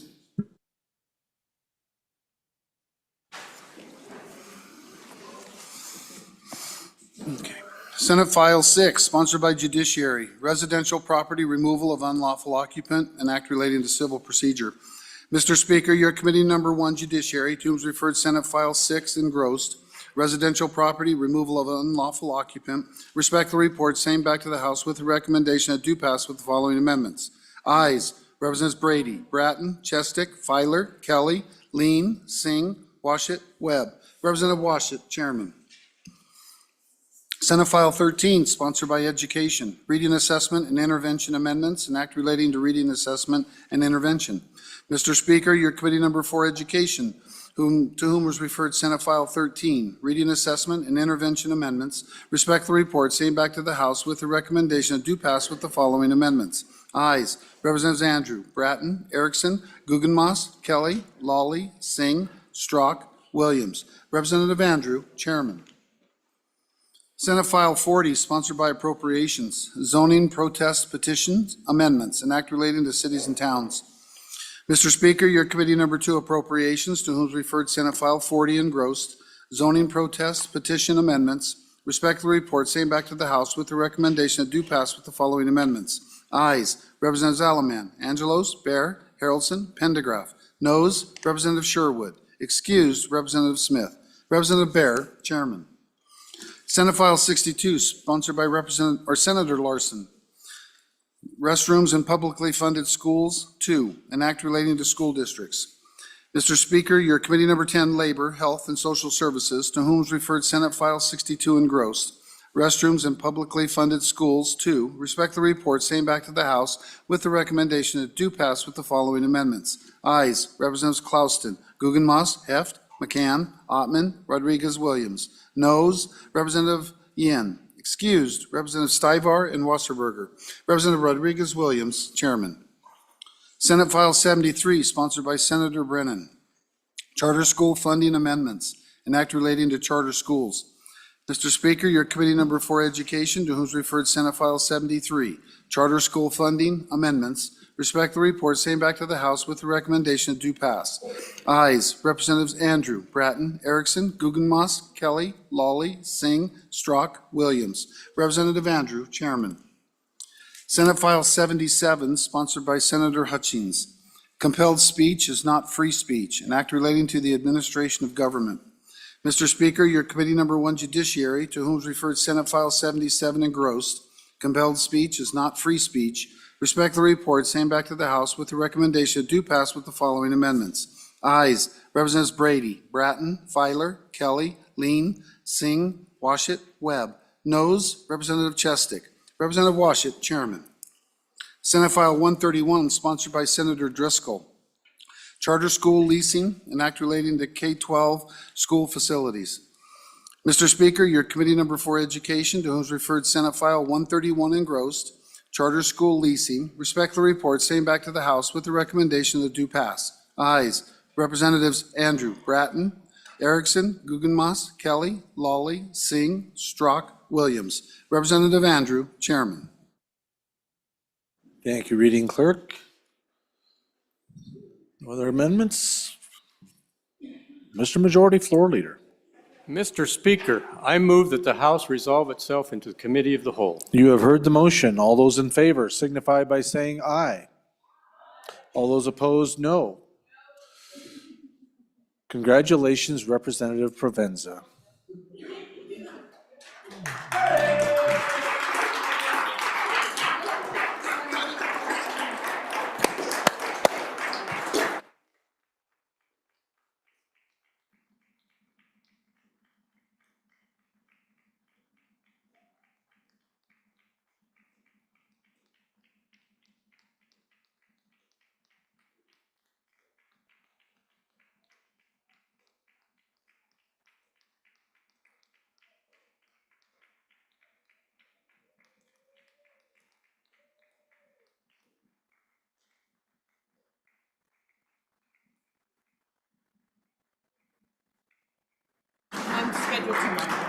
I have verification that it was right what I said, but I'm finding out that we've got an amendment.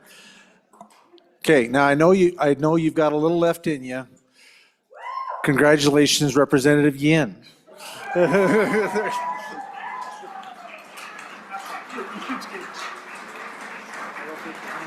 Yeah, you're good. Mike's on. Committee of the Whole will come to order. Okay. Let's see. Mr. Chairman? Oh, Mr. Chairman? Chairman Bear. Privilege of the floor, please, Mr. Chairman. Please, Chairman Bear, proceed. Thank you, Mr. Chairman. Ladies and gentlemen, it's not often that we get a representative from the good county that represents most of the coal in this state, but we do have a county commissioner down here from your good County 17, and he's over here in the South Gallery. Mr. Jim Ford, Commissioner from Campbell County. Welcome.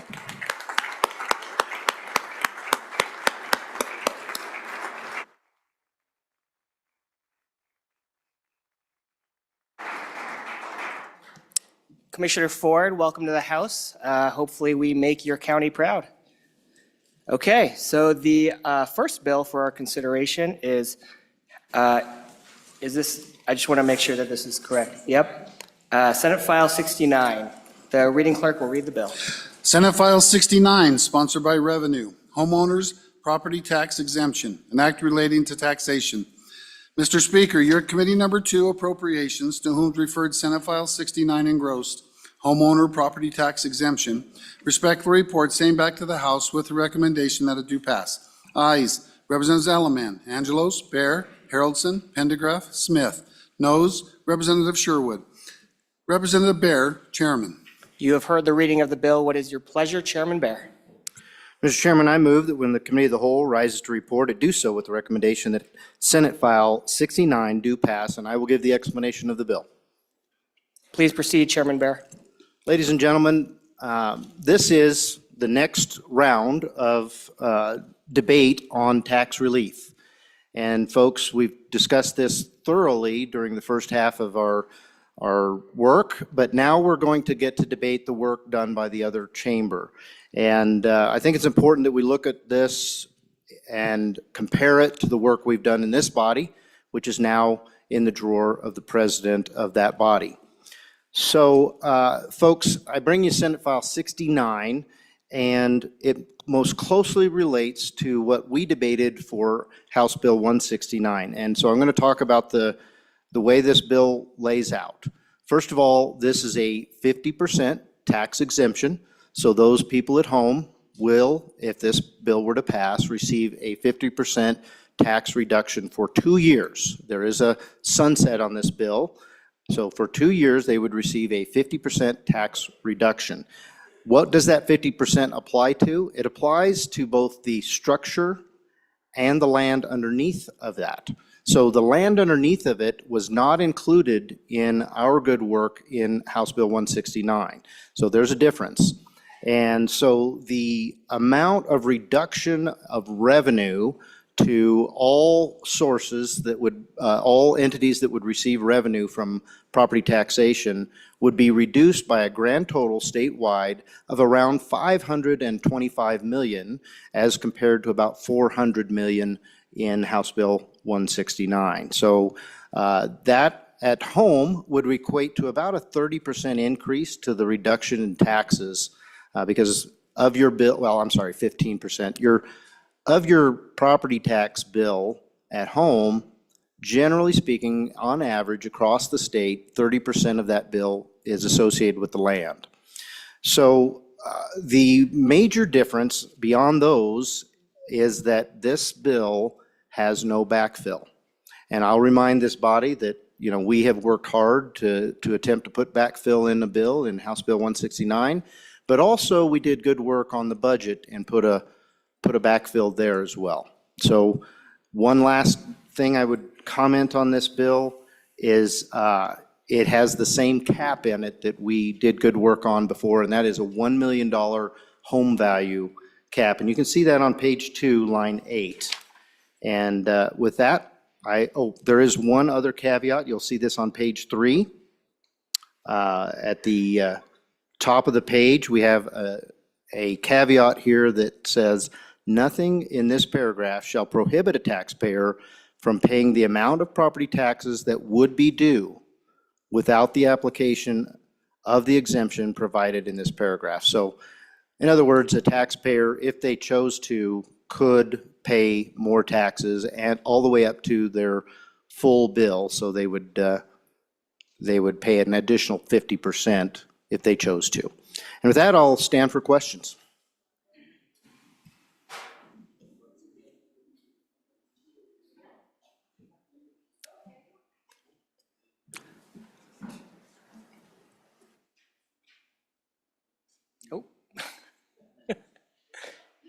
Representative Provenza, seems like she made it to the mic first. Thank you, Mr. Chairman. Lively bunch this afternoon. My understanding is that the fiscal note on this is no longer accurate because of the changes, and so the engrossed version that has come over from the other body that you're looking at right now has a $140 million price tag on the school foundation and a $83 million price tag on our local entities. So that's over a $200 million revenue decrease. if anyone has any other information on that, I'd be happy to hear it. But I just wanted to give the body that update, that the blue version you've got costs us over $200 million. Representative Geringer. Mr. Chairman, I'd like to move, I move Committee of the Whole Amendment Number 1 to Senate File 69 and ask for favorable consideration.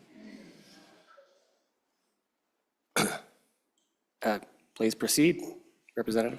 So simply put, this amendment, it really just aligns this bill with the language we already passed in that other version that the good chairman was talking about when it comes to backfill, ensuring some consistency between our version and this version here. And in talking about it a little bit, the concept, I guess I'd like to give a little bit of food for thought. You know, many of us in this chamber are business owners or in agriculture, maybe have managed budgets for work in some sort of capacity. And some of us have experienced maybe losses of jobs or periods of time where resources were tight. And with that, we've had to make some pretty tough decisions when revenues decline, and tightening our belt, so to speak. And that's exactly what we're asking our counties and our special districts to do when it comes to cutting property taxes. I've had conversations about and what it means for local governments, and I don't mean to exclude cities or towns in that, what I just said, but the decisions that they're going to have to make are the same sorts of decisions we've all had to make when it comes to declining revenues. I assume most of you have had those conversations with your county commissioners, your sheriffs, fire districts, your city leaders, your town leaders about what those choices might look like. And I won't go into everything that I heard, but I want to share just kind of a snapshot, not the doomsday information, just some real and specific impacts that local leaders are considering right now. And I'll start with the sheriff of this county. To his credit, he's not claiming that deputies won't show up in emergencies, but he is being clear about the kinds of programs that will be eliminated. School resource officers, jails, the jail's mental health program, or pod, the juvenile crisis center, mental health treatment court, the 287G immigration program, inmate community work details, all of those things. Just to be specific about what those impacts are, that's the kinds of things that he's looking at to cut when he has to tighten the belt on their budget. So if we think a little bit about our fire districts, you know, a point to make here is they do rely heavily on volunteers.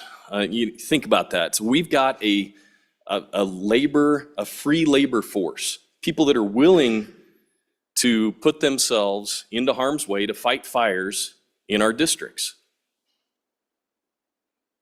And again, to their credit, you know, they're not saying they're going to stop fighting fires, but here is the reality.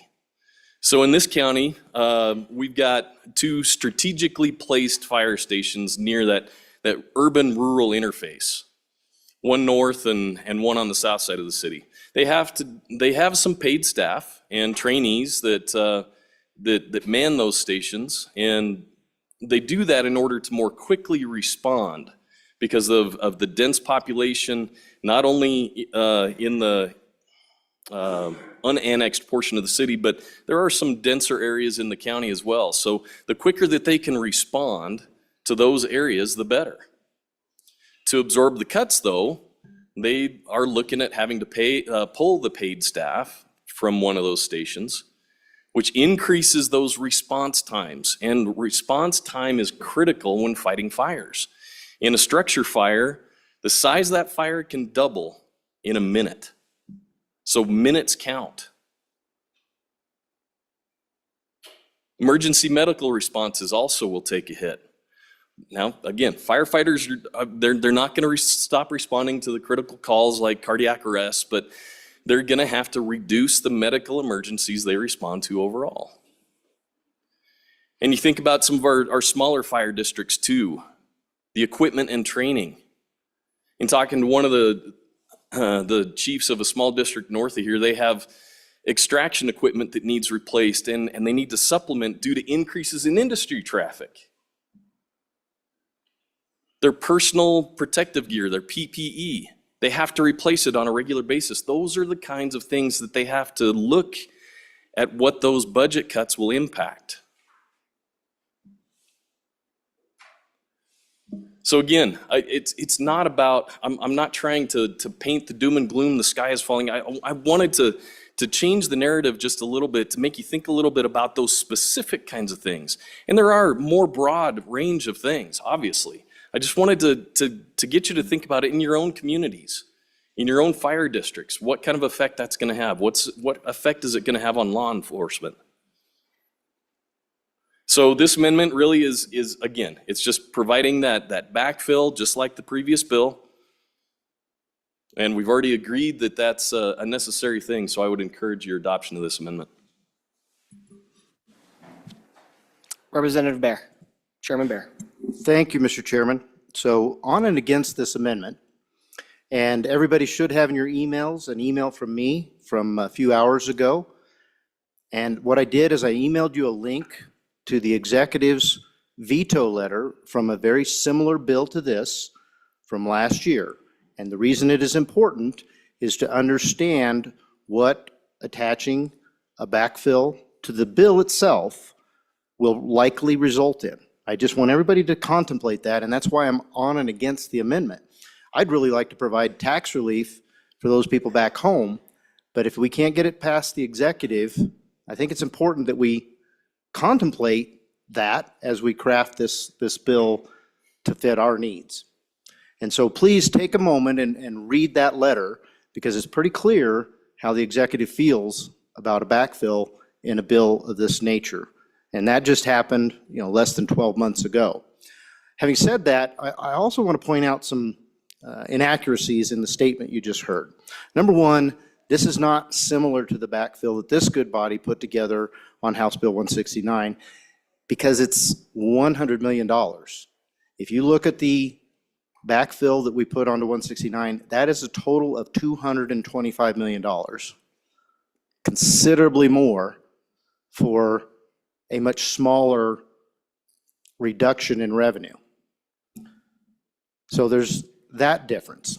But there was much diatribe about the cost to local governments. And I just want to remind this body that we passed an amendment to our budget that takes care of every fireman, every police officer, every single one, their PPE, their ability to make a call on time. This body took care of that. That discussion probably belongs down at the other end of the building, because that body down there said something quite different about backfill.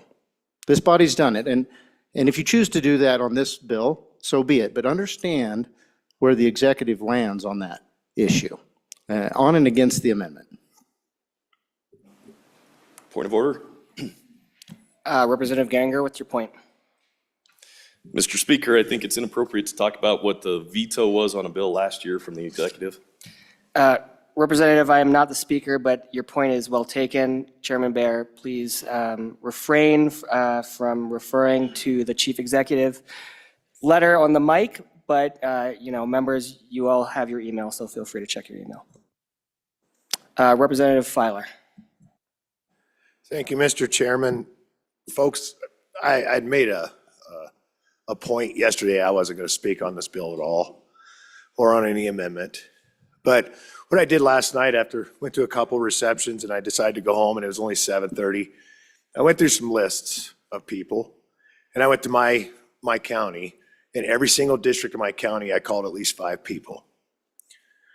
It was just random people I didn't even know. And I asked them, I introduced myself to them, and I asked them what they thought about a 50% property tax cut. And to be honest, folks, they're happy about a property tax cut. But the one thing they did say, because I asked the question, I says, are we willing to give up anything? Our fire response times, our police response times, all these different programs that our towns and counties have. And they said no. They said, why does everything have to be a knee-jerk reaction? And I said, I don't know, we seem to be doing that in this body where we just do a knee-jerk reaction. People want property tax relief. How far are we gonna cut? Let's see what we can do, get them that relief. And I agree, we probably should do something, but we need to come up with a long-term plan. But the point I'm getting at is I'm on and for this amendment because they want a backfill. They don't want long response times for their fire. They don't want long response times for their police. These are essential services that people have to have.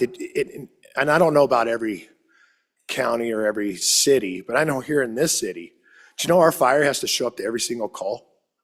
Every call. Whether it's a car wreck, whether it's somebody slipped on their sidewalk, needs to go to the hospital, it doesn't matter. Those fire have to show up to every call, 100% of them. Our police have to do the same thing. So when you got two departments, they have to be at every single call, but now we're gonna have to scale that back. They're gonna have to scale that back without any backfill, right? Scale it back, and guess what? Now our response times are a lot less. Our fire, most of them, I think, actually almost all of them have to be EMT certified. That way, sometimes the fire department gets there before an ambulance does. They can provide those life-saving measures to folks if something was to happen to them when somebody calls 911. But I do believe that every one of us knocked on doors and people said they needed property tax relief. I get that 100%. That's why I supported the bill that we sent over to the other side, because it had some backfill in it, where we did have that little bit of time, maybe that 2 years, where we could come up with a real adult conversation, strategic plan on how our taxes are in this state. They send us a bill with no backfill. This amendment brings in that backfill. I know it's not everything, it's not 100%, but at least gives them somewhat relief where they got to tighten their belt. They'll be a little bit more efficient, but we're not gonna have as long of response times. And I challenge everybody in this room to call 5 people from your district and just ask them what they're willing to give up for the 50% and no backfill. So, Mr. Chairman, on and for the amendment. Representative Lawley, you've been waiting patiently. Would you like to speak? Would you like to speak? No? Yeah. Representative Lawley. Thank you, Mr. Chairman. This sounds like a great solution for non-hardship counties and big cities, and I'm absolutely for that for you guys. But it does not address the realities of the hardship counties. It's different there. It's not just about tightening belts for the hardship counties. It's about devastating cuts and services that will go away. So again, I'm not really against this amendment, but we'll be looking forward maybe to bringing my own. I'd hope someone would do maybe an amendment that took into the fact that there were some different realities in hardship counties. And so I'd like to see that, and maybe I'll bring it myself. But again, I'm not necessarily against it as far as it goes.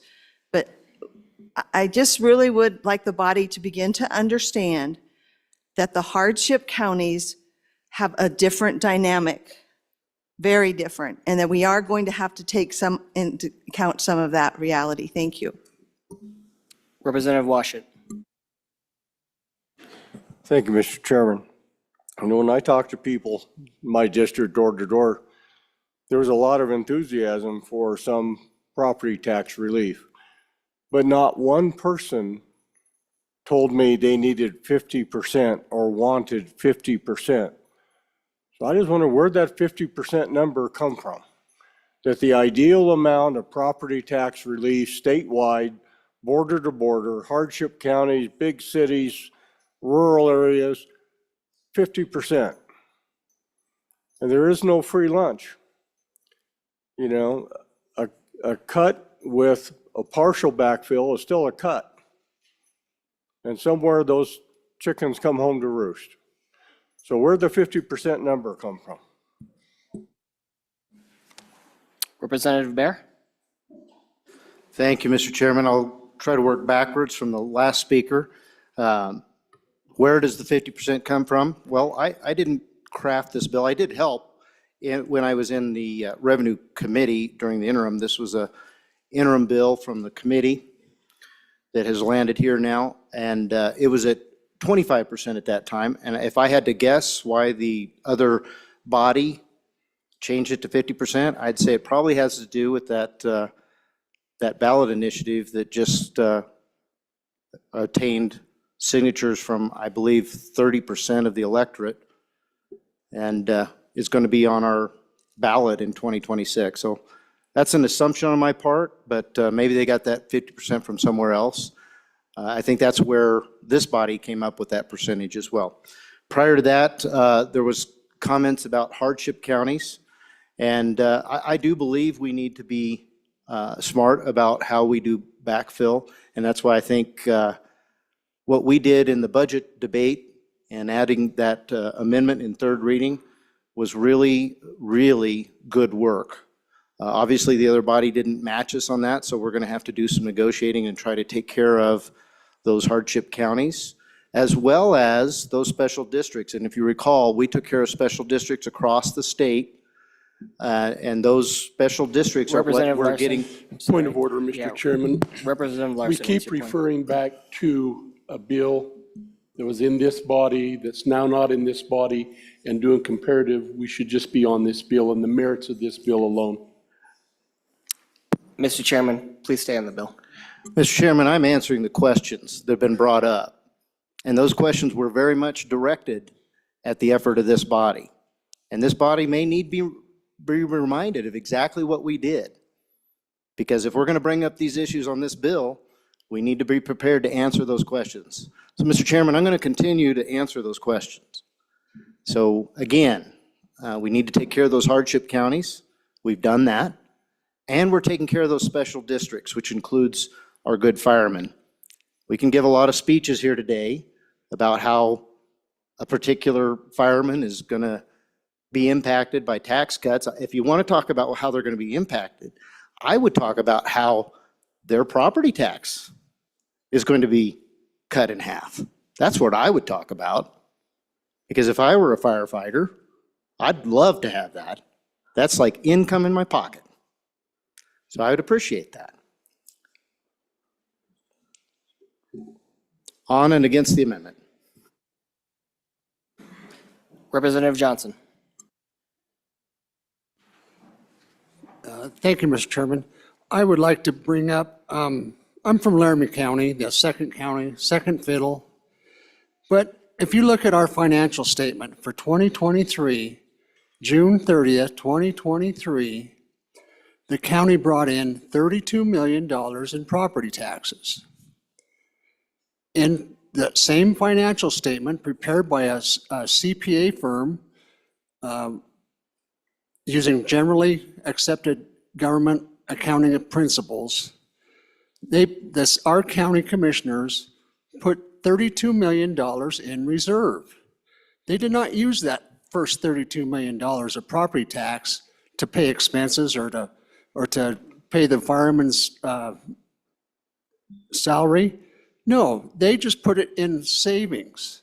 So I'm saying this, all of this, the sky is falling. If they can't scare you, they can't control you. There's nothing to be scared of. Laramie County has enough money to give us our money back. Laramie County does not need the backfill. But I would encourage all of you to look at your county financial sheets and see where your county sits. We don't need the $32 million. And 50% of that would not be anywhere near $16 million. It'd be quite a bit less than that. So don't get scared. The sky is not falling. So members, looking at our budget amendment that we passed, it directly refers to this Senate file. And so I will rule discussion of that budget amendment in order because it refers to the Senate file. And it would also be in order for discussion of the backfill amendment that we are on now because it refers to backfill provisions in the tax bills that we have. So just to be clear, the conversations about backfill and the budget versus this, I will rule in order. Representative Davis. Thank you, Mr. Chairman. If I get off center, please correct me here again. You know, For our community, for the rural communities, I have to be in favor of the amendment. But I'd like to point out to you, in the rural communities currently, in the last 9 years, I've got 8 counties that are operating in the negative currently after the previous tax that we passed in the 67th. So the backfill will help them tremendously, you know, but still the question is, we're seeing that reduction from the previous ones. So I don't believe we need to jump into another one when we're just barely seeing reaction from our previous actions on taxes. You know, that would have been the cap, the veterans exemption, the property tax refund, the long-term homeowners, and the property tax deferral that we currently have in. Am I still on? Okay, good thing. But as far as the rest of this, without that backfill that the good representative is proposing, you know, we have districts such as fire, health, recreation, EMS, you know, all these people, the question is not if they respond, the question is, will they be able to respond? You know, there may be the will to, but we may not have the funding to. So with that, anyway, I'm on and for the amendment, but I'm against the bill. Is that? Thank you, Representative Davis. Representative Heft? Thank you, Mr. Chairman. I'm just going to relay a message from home. They're frustrated about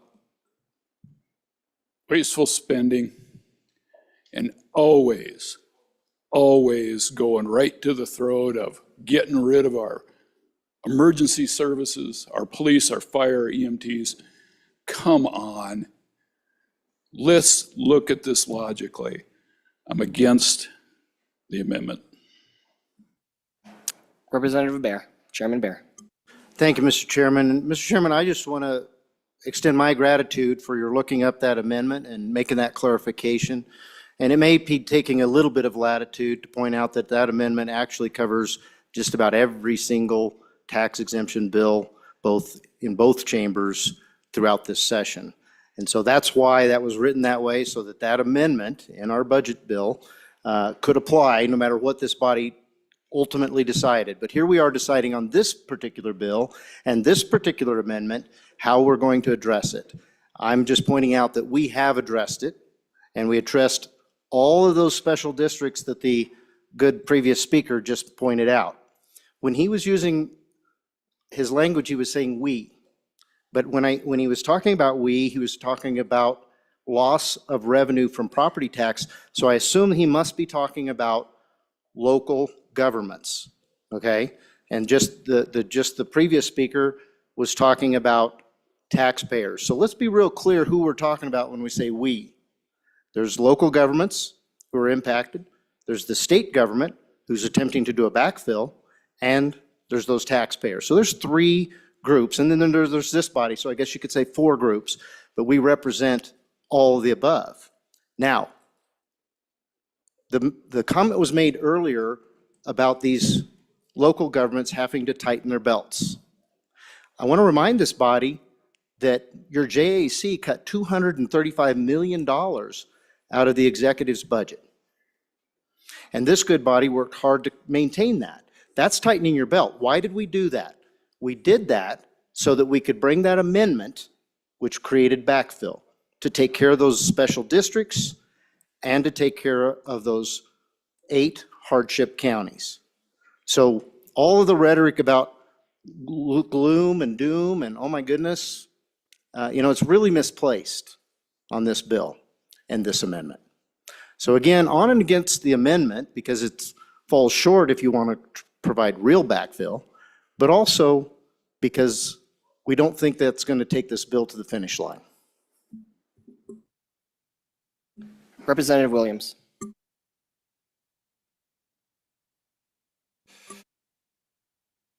Thank you, Mr. Chairman. Speaking to this amendment, We are a very diverse state, as our discussions have illustrated. Some of us who rely on agriculture, some counties' economies rely on tourism, and there's every county in between. And I believe our discussion has illustrated how difficult it is to craft policy that works for all counties. I would just like to talk about the representative from House District 2, who is currently speaking. In 2019, I paid $6,764 in property taxes. And in 2024, I will pay $7,793 in property taxes. So in 6 years, my property tax has gone up $1,029. That's an average increase in County 14 of 2.2% a year. A 50% property tax cut will lower my tax burden by $3,896. This amount of tax relief exceeds the increase of my property tax over 6 years by $2,867. So in the past 6 years, my taxes have increased $1,029, and a 50% property tax increase lowers my taxes. A 50% property tax cut lowers my taxes almost $3,900. I personally will be paying almost $3,000 less in property taxes under 50% property tax cut than I paid in 2019. For your consideration. Representative Larson, JT. Thank you, Mr. Chairman. First of all, I want to start by stating that I do agree. We do need to address the property tax issue.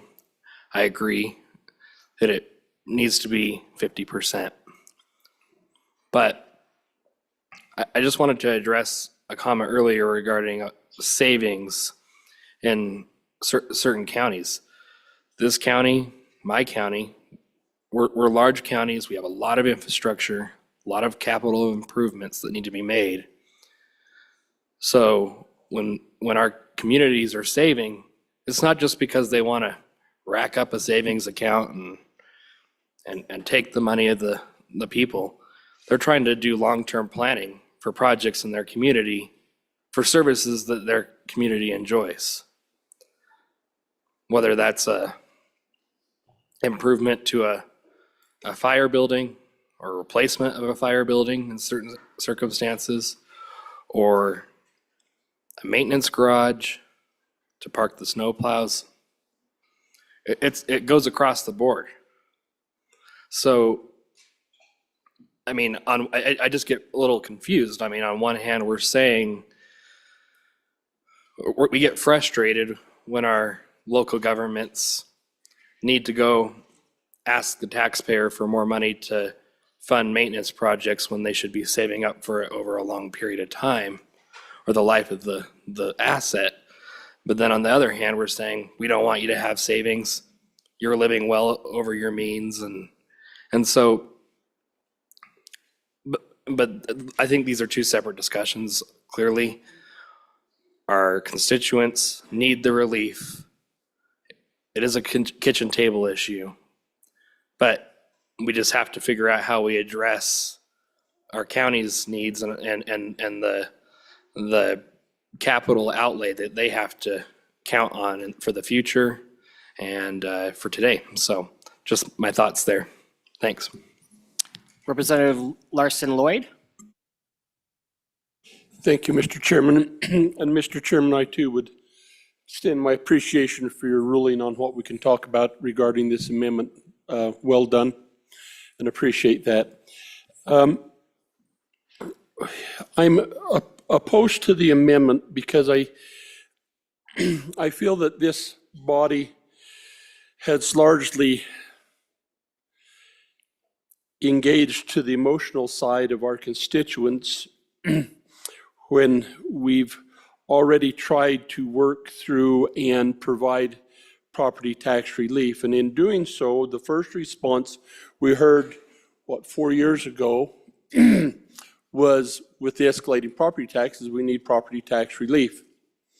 And there was a couple of ways to do that. One was the counties, those that felt like they could reduce their mill levies on the taxpayer. The other was that we could try to address these sharp inclines. We've had a constitutional amendment. We put a cap that says in any 1 year, as the good representative down there where the dam is really savory talked about, we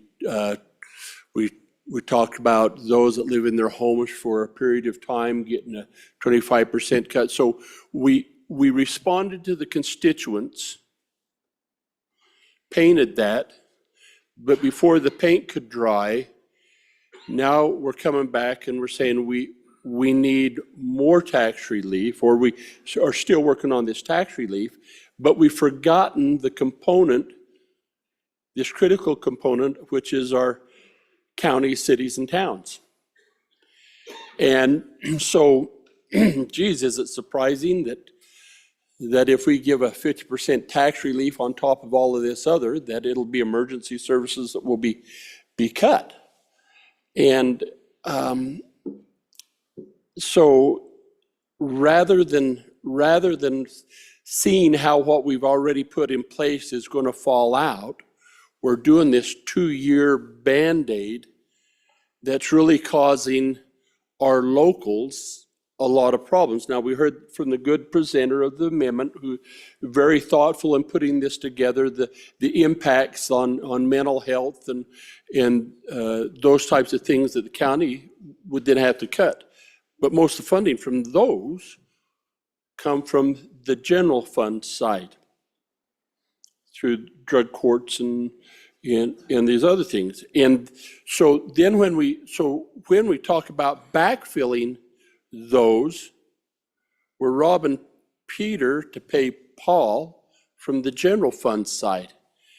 And I'm just not sure, folks, why we're doing that, rather than we've put into place the things that's going to control the growth.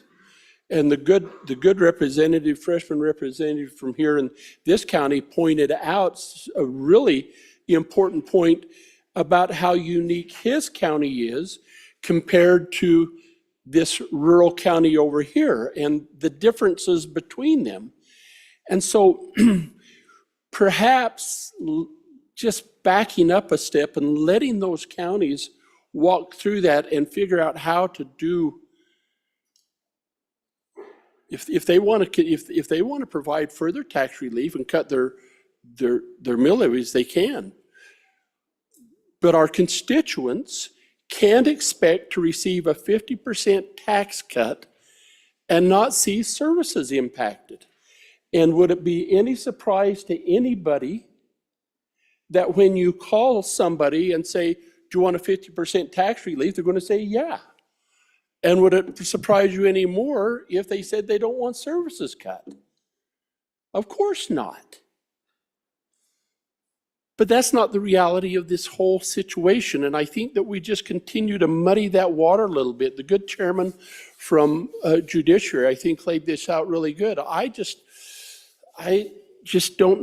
would just really wish that we could take a breath and let all of these kind of go away for a year or two and see. We've seen already from that good agency that those property tax things we put in place are having an impact. So, against the amendment, well thought out and well intended. Against the bill, well thought out and well intended, but I just don't think that we should do that. Thank you, Mr. Chairman. Chairman Bear. Thank you, Mr. Chairman. So again, working backwards, because those comments really landed home. that the good representative from the center of the state would like to wait another year. I do think that if you asked anybody that's a property taxpayer whether they'd like to wait another year for some relief, you'd get the same answer that they gave you about the 50%.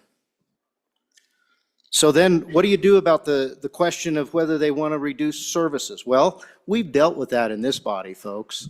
I'll say it again. We dealt with it in this body. We have produced backfill. This amendment attempts to do that, but it falls short. And it means that this bill probably won't reach the finish line and won't affect your people back home.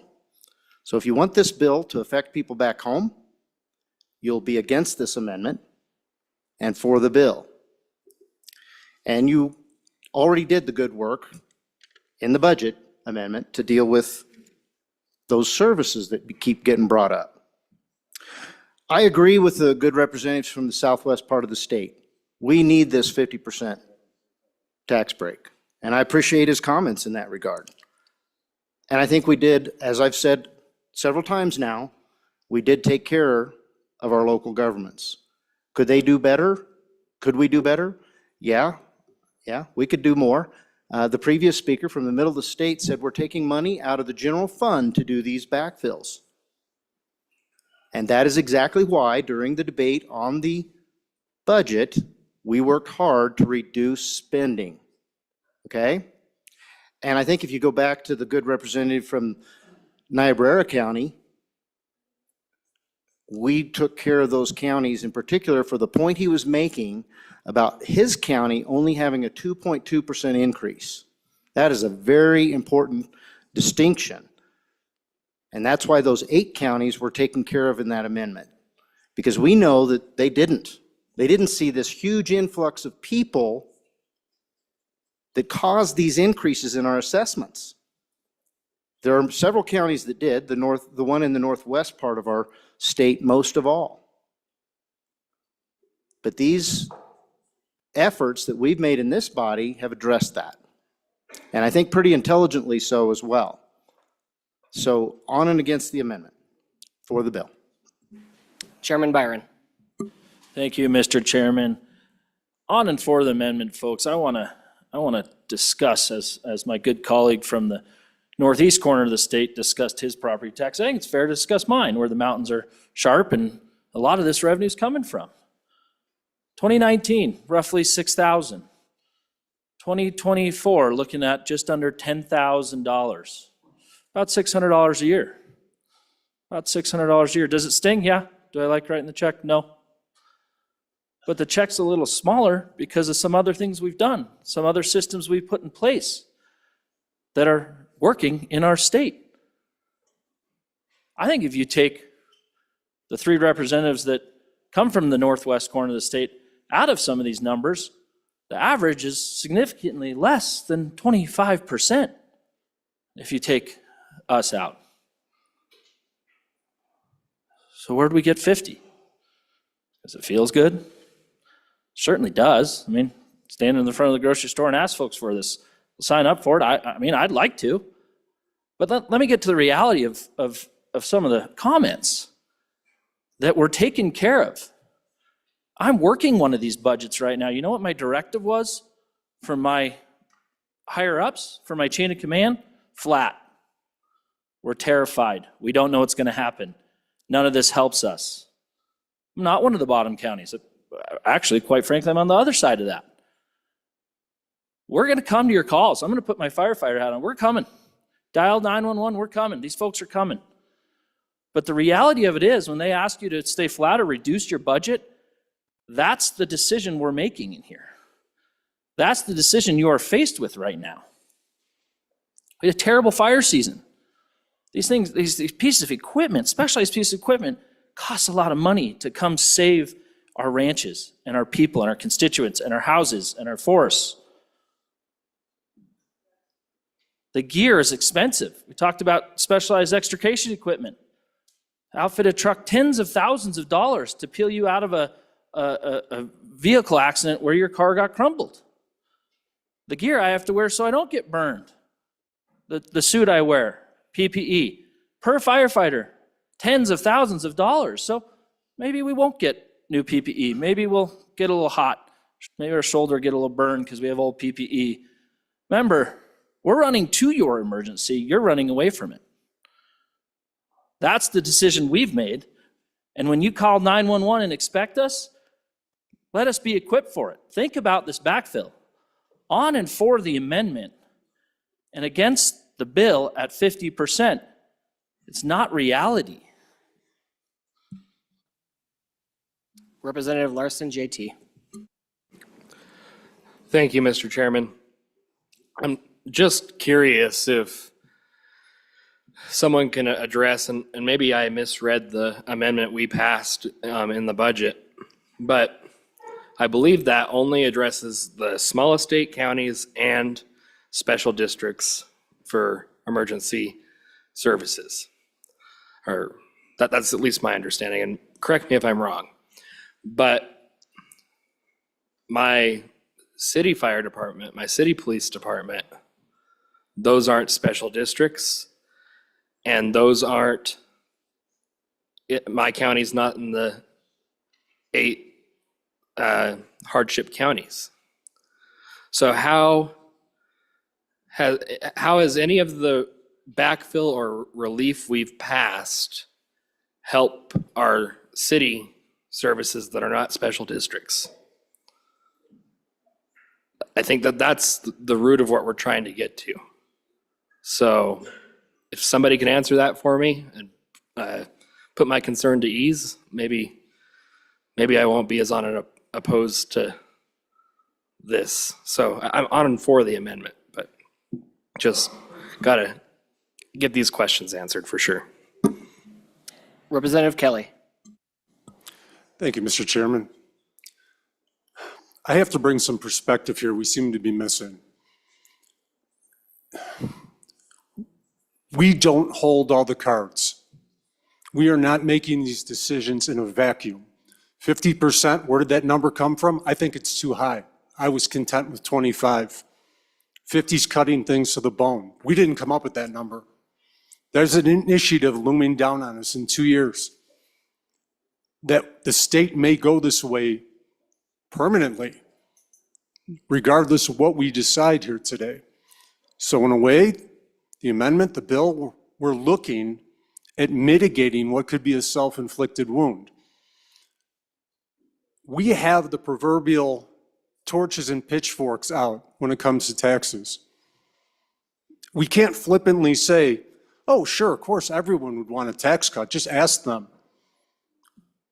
It's really callous to think about how many people on fixed incomes risk losing their homes because they don't qualify because they only lived here for the last 17 years, for what's been passed in the past. I have people in my county who see aesthetics, beautiful things going up in the city, artwork, projects, landscaping, and they can't afford to paint their own homes because they're struggling to pay their tax bills. The people of Wyoming have screamed loudly and in unison. They want some serious tax relief. That's the reality we have to deal with.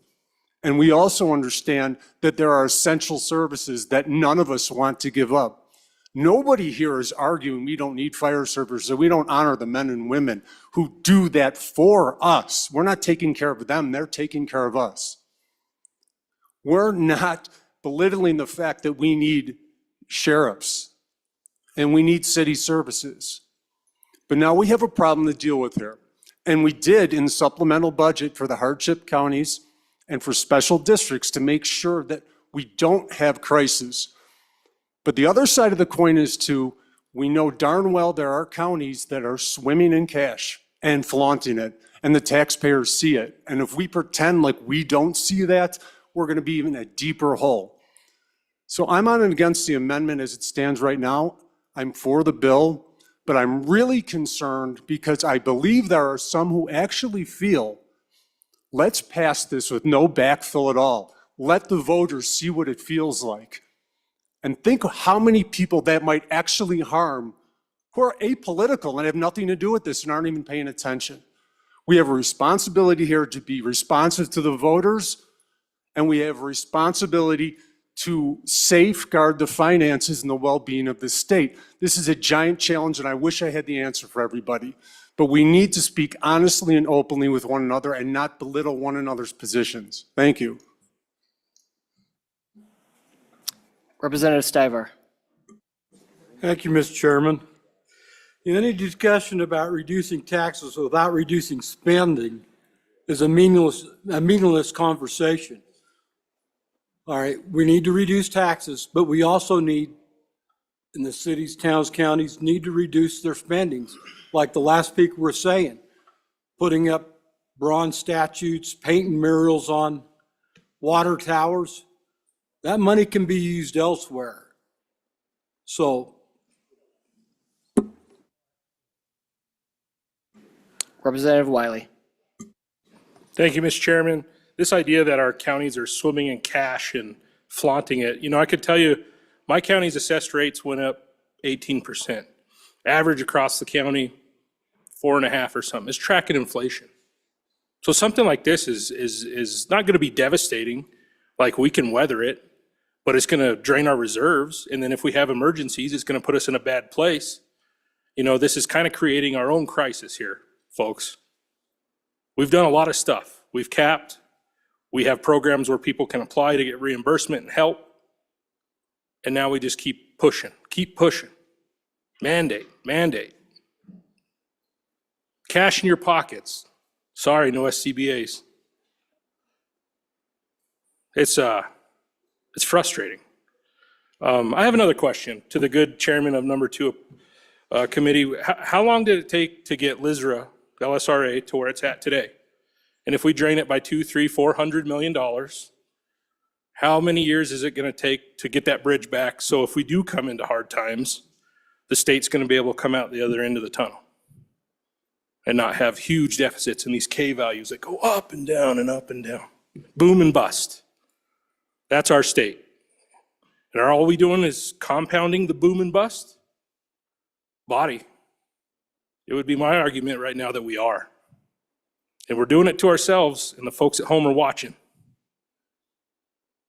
Caution. Representative Brown. Thank you, Landon. Mr. Speaker. Chairman Brown, Landon. That's okay. I'm just going to take a deep breath here and try to recenter here a little bit. One thing that I just heard stated on this floor, and I just want to remind everybody, our emotions get heated. Our tempers flare a little bit. But what we say on this floor matters, ladies and gentlemen. What we say on these cameras lives forever. People go watch this stuff. And they're going to take it, and they're going to use it. They're going to use it for campaign fodder. All this good stuff, right? But what I just heard on this floor about bronze statues, painting water towers, in this city, every single one of those is privately funded. Not a single penny has come from the government, from the county, from any source of government funding. These are private funds, private foundations. So when we say something, we need to be careful that what we're using as political attack maneuvering here is utilized correctly.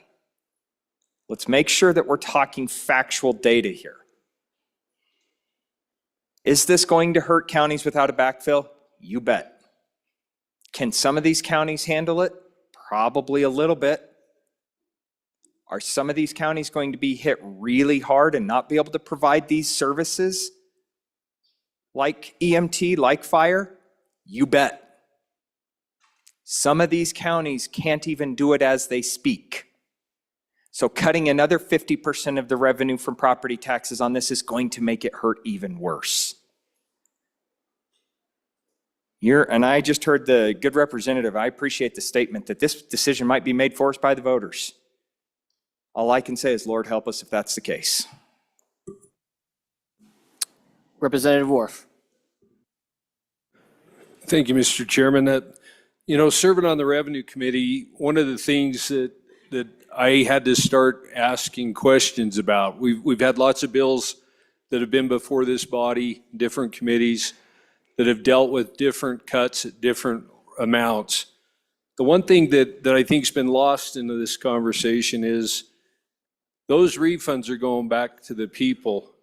And those dollars that are refunded to the people are going to be reinvested and spent back in the state. It's not like this money has been flushed, it's totally gone. I think we need to look at, I've always believed that the people spend their money wiser than the government. And I guess that's one of the quandaries I find myself in. I do think we've got a problem. One of the things we've been trying to do in revenue is to buy the body time. Give us a couple years to look at and assess the complete tax structure. I believe it needs to be revisited. Hasn't been revisited since 2000. 25 years we've been doing the same thing. So I guess I stand just to ask that question. As we all pontificate, I want you to think about what happens to those dollars that are given to the people in our community. I believe those dollars will be spent in our communities. They will be reinvested in our communities. The money's going to be here. It's going to be recaptured.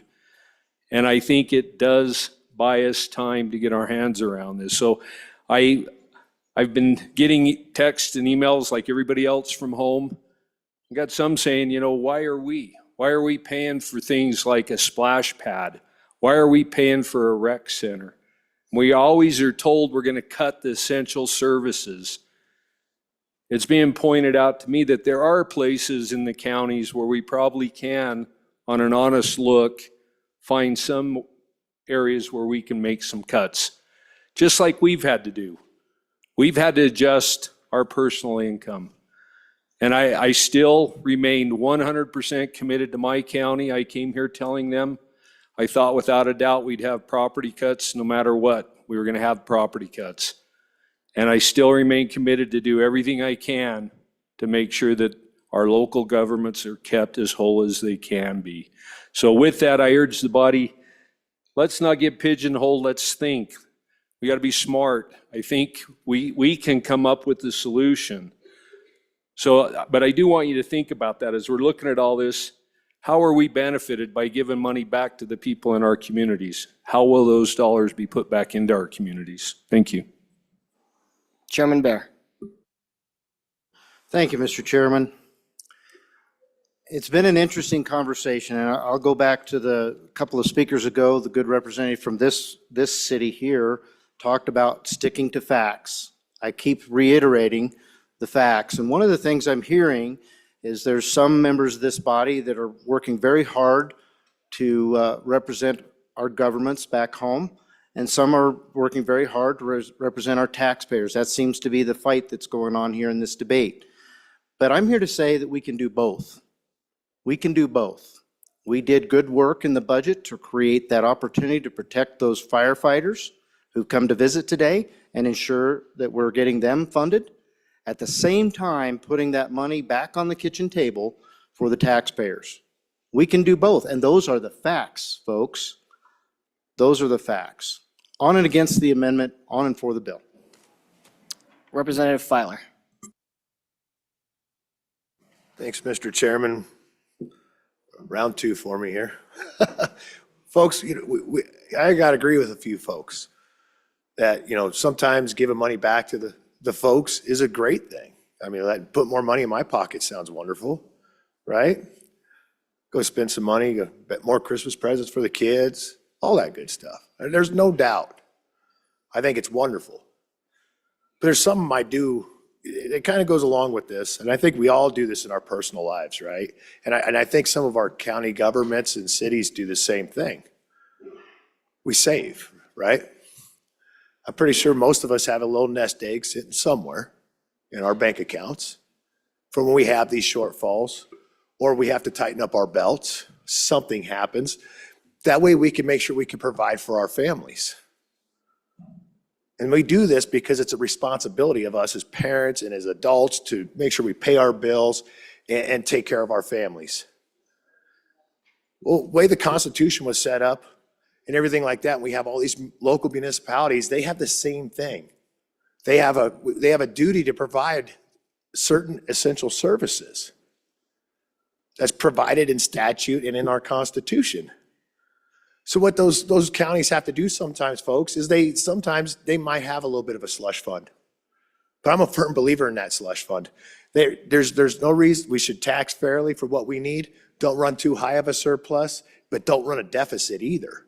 We just got to be responsible is all we have to do. So what I'm asking, and it's funny because I get smirks when I'm up here, but I really want to know where the 50% came from. Where did that number come from? Because did it just come out of thin air? Because my constituents never said 50%. They just said they needed some property tax relief, and I want to give it to them. I want to give it to them more than anything you could ever imagine. Where did the 50% come from? Also, when we're talking about backfill on this amendment of 100 million, we're still 175 million short. So we're asking people to tighten up their belts. We're asking everybody. We're asking our own families to do the same. This is no kidding, because we got to remember, when those governments have to make these hard decisions that we're doing right now too, and we're making it for them, our local governments, we're making this decision for them. But they got to make this decision of which person isn't going to go to work and who's not going to pay their mortgage. They're also thinking about that. We're putting this on them.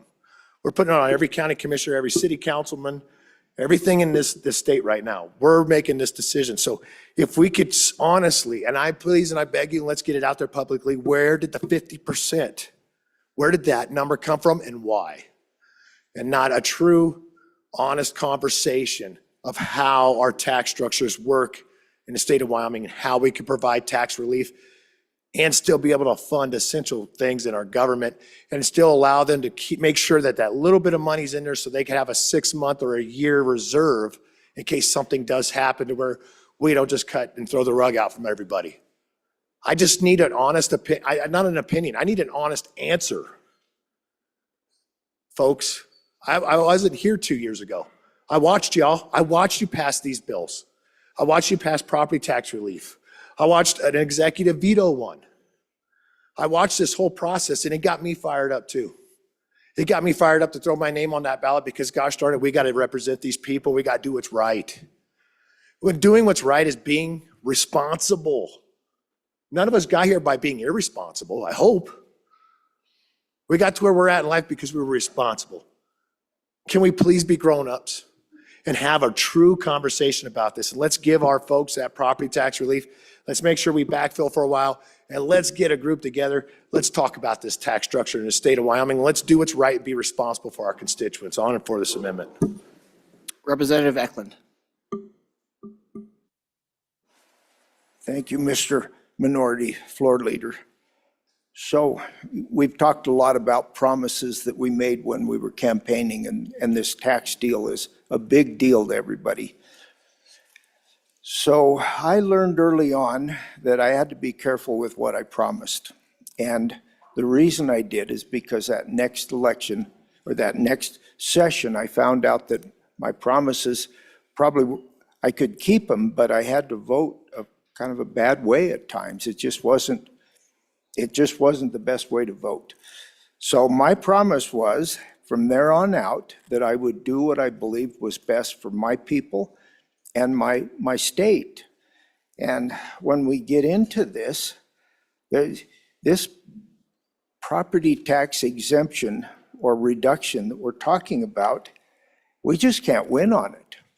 We're gonna make a big hit on the budget of Wyoming for maybe years to come, one way or another. We backfill. I think we need to if we're gonna pass this. I think it's gonna pass. That's part of the problem. I'm trying to figure out how much can we backfill without destroying the state, and it's probably not very much because we start backfilling. We do away with our reserve accounts. Our LSRA could go to zero if we tried to backfill as much as we wanted to. Last year, we had a 4% cap. I think that was adequate. We had several other things. We had veterans exemption and long-term homeowners. We had property tax deferral, I believe, expanded refund program. We have property, these are the taxes we have. Property tax, mineral tax is our biggest deal, sales tax and fuel tax. So somewhere we'll have to make up the difference. If we run this state, if we bankrupt ourselves, we come back, what are we gonna do? An emergency sales tax possibly. I don't know how we'll fix it. But I'm gonna be a no on whatever we do. I'll stick with the promise, and that's to do what I believe is best for Wyoming. We have reserves to run the state for a while. We could, I just don't see that we could make this property tax deal. They're capped at 4%. The counties are, all of us are, so that should help. I know that some counties have been hurt. Everybody's seen an increase, but there's a lot of expenses. We've got inflation to deal with, and we certainly have our fire districts and our conservation districts. They'll be hurt by any kind of tax we reduce. So I'm going to be a no vote on, probably an aye vote on the amendment, but a no vote on the bill. I think the amendment with the backfill is a helpful deal. Representative Williams. Thank you, Mr. Chairman. Backfill is not sustainable. Like we just heard, is not sustainable. It is a bandage or a Band-Aid, like we've heard, over a very large, ugly, self-inflicted 50% cut wound. We've heard a little bit about a better bandage that we've passed out of this body in the past few days. Even that bandage will not heal this wound. It'll just cover it.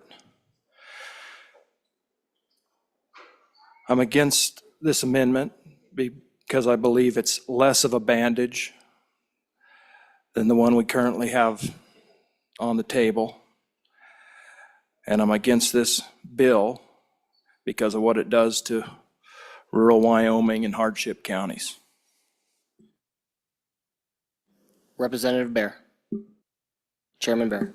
Thank you, Mr. Chairman. So I'm going back a couple of speakers ago from this good city asked the question, where did the 50% come from?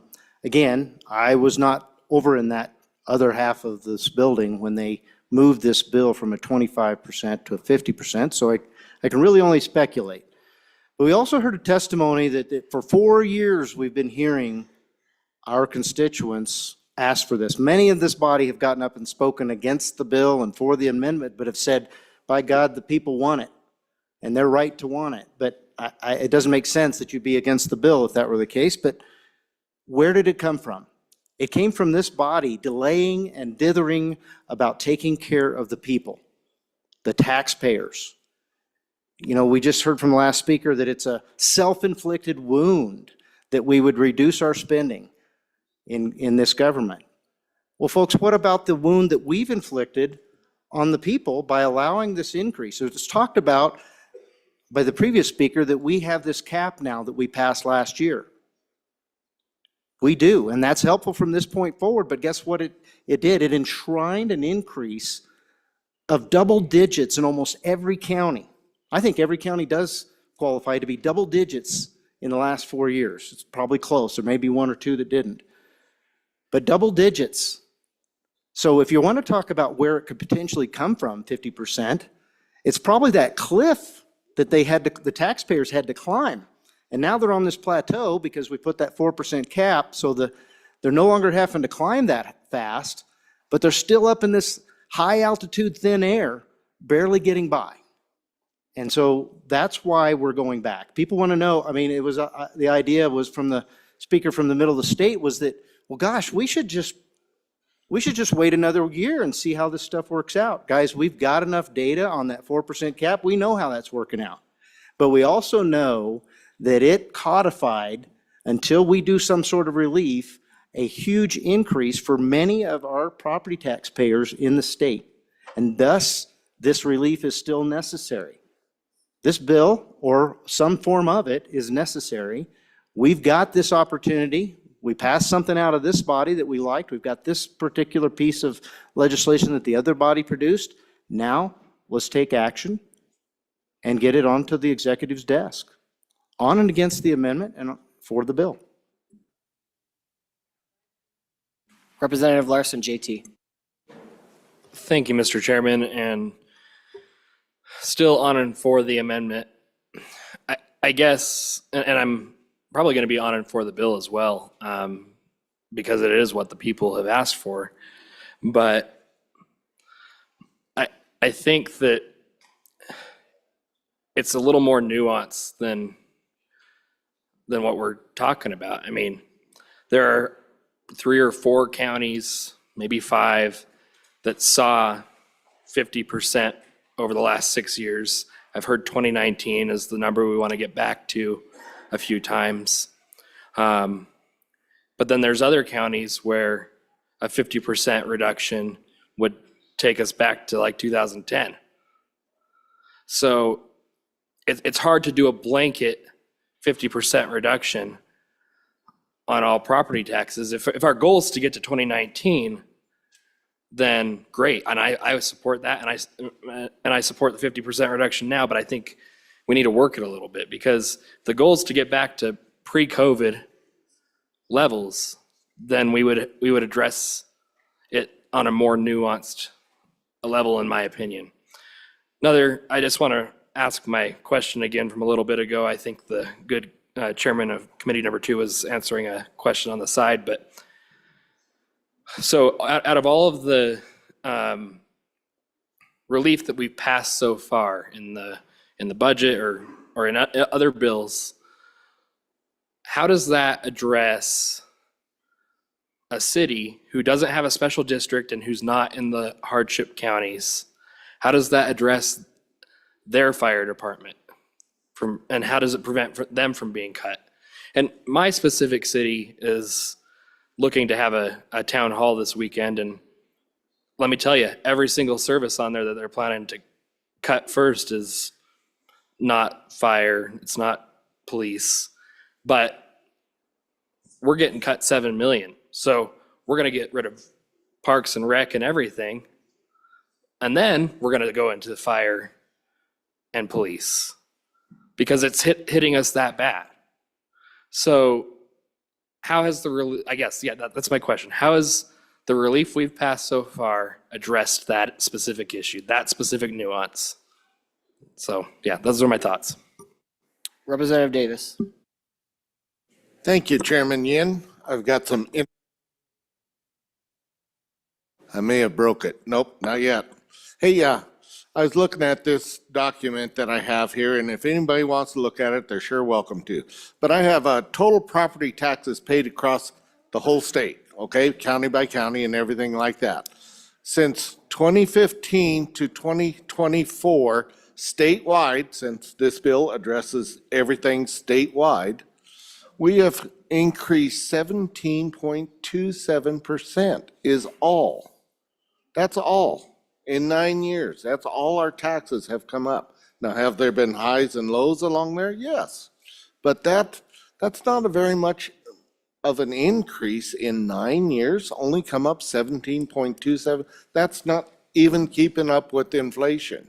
So I'm saying these bills that we've already enacted are doing something somewhere here, according to these numbers, but I'm just not on for the amendment now, and I'm not on for the bill. Chairman Bear. Thank you, Mr. Chairman. You know, it is hard to do. The previous speaker said this is hard to do, but that's what we do, folks. We do the hard work. And this is the kind of stuff we've got to work out. Some people have said, hey, my constituents don't want a tax relief. I guess you can vote no on this, if that's how you feel. I'm not seeing that across the state. So on and against the amendment, on for the bill. Representative Geringer. Thank you, Mr. Chairman. Just wanted to address a few things here, and I am specifically just speaking about this particular amendment. But as it relates to some of the other stuff that we've done, we've heard that we dealt with the backfill, and we did. We dealt with it in a bill that was extremely similar to this bill. In fact, so similar that I pulled this exact language out of a bill that we passed. That bill had 50% cut. It had a $100 million cap on this backfill. This is the exact language out of that bill. That's the reason I brought it. We talked about 75%, or excuse me, the budget amendment that helped the hardship counties and the special districts. You're right. Yeah, we've got that. And we passed that after we passed a very similar version of this bill, of this amendment. All I'm trying to do is to say, look, a backfill was okay before, let's apply it again. You know, when we're talking about any bill, we have some that are easy, we agree right along the line. Some of them we're definitely against. Others, maybe it doesn't fit exactly what we want, but we can do something maybe to modify it. And again, the modification on this bill is to do something, the language is exactly out of the previous bill. We heard about, again, back to that budget amendment. That didn't take care of law enforcement. That took care of special districts, yeah, but it didn't take care of law enforcement. And when we're talking about an impact to the revenues of our local governments, that is one of the things that they have to consider. By applying backfill,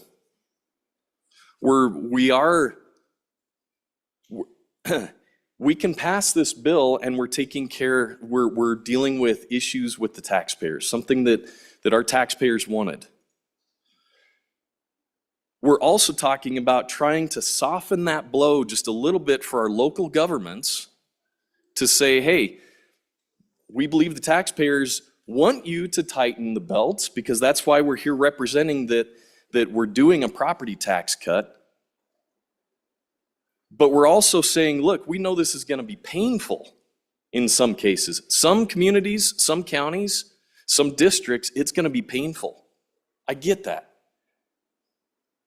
Some of them, they're going to have the resources to cover it. They're going to have to tighten things that maybe we would all agree with, and that's okay. But it doesn't apply across the board to everything. And so all I'm looking for is to achieve a little bit of consistency here. We heard about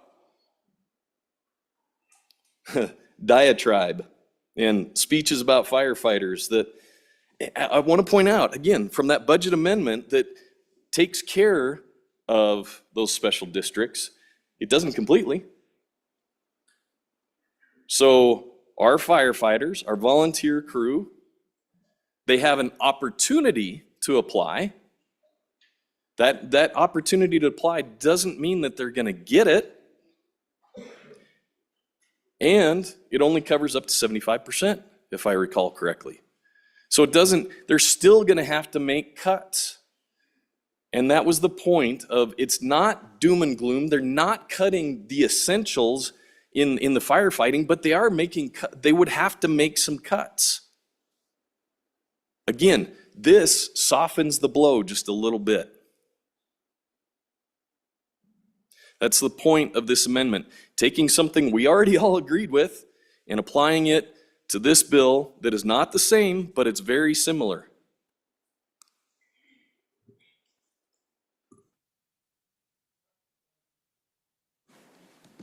On the amendment, question having been called. All those in favor of Committee of the Whole Amendment number 1, please say aye. Aye. All opposed, no? No. The amendment has failed. Division having been called. All those in favor, please stand.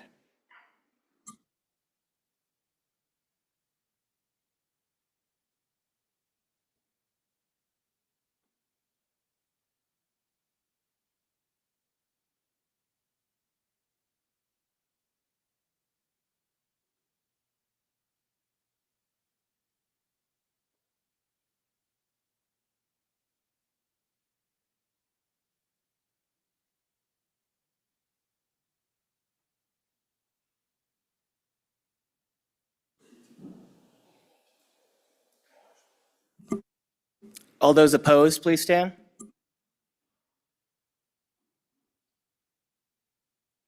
More than 19. The amendment has failed. Members, this is an important bill, so unlimited debate. We're in Committee of the Whole. Take a breather, though. Make sure we're not being tense at each other. We're debating the policy, not the people. And with that, we will continue debate on Senate File 69. Representative Harshman. Thank you, Mr. Chairman. I'd move second reading, or excuse me, Committee of the Whole Amendment number 2 to Senate File 69. Members, got a handout. What? It's in your tray, passed out about an hour ago. It'll look like this on the front, page 1. If you could get that out of your. Mr. Chairman, point of order. Information, and Representative Pendergraph, what's your point? Thank you, Mr. Chairman. I would like to call the Rules Committee. I don't believe that this amendment is germane. Okay, Rules Committee to the floor.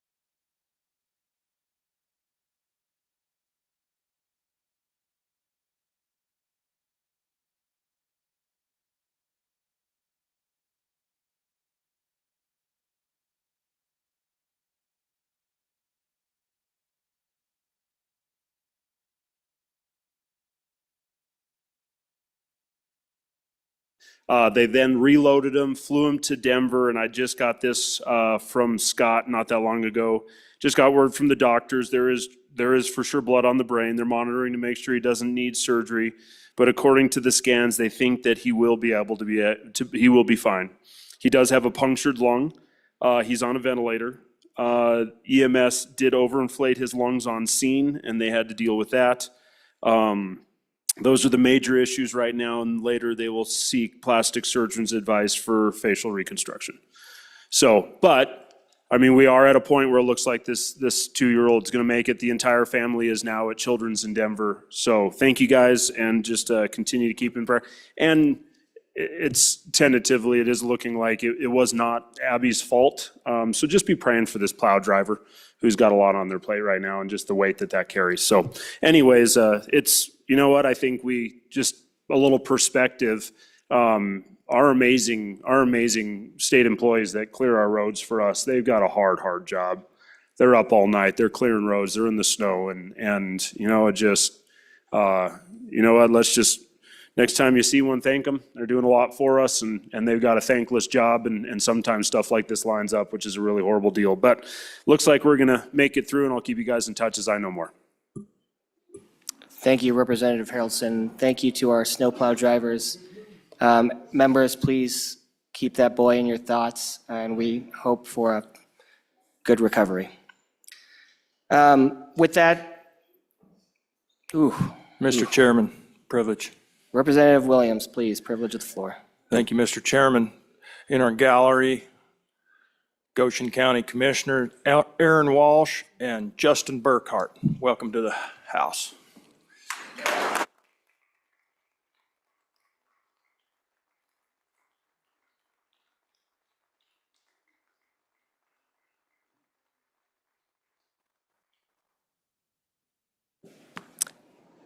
Welcome to the House. Thank you for being here.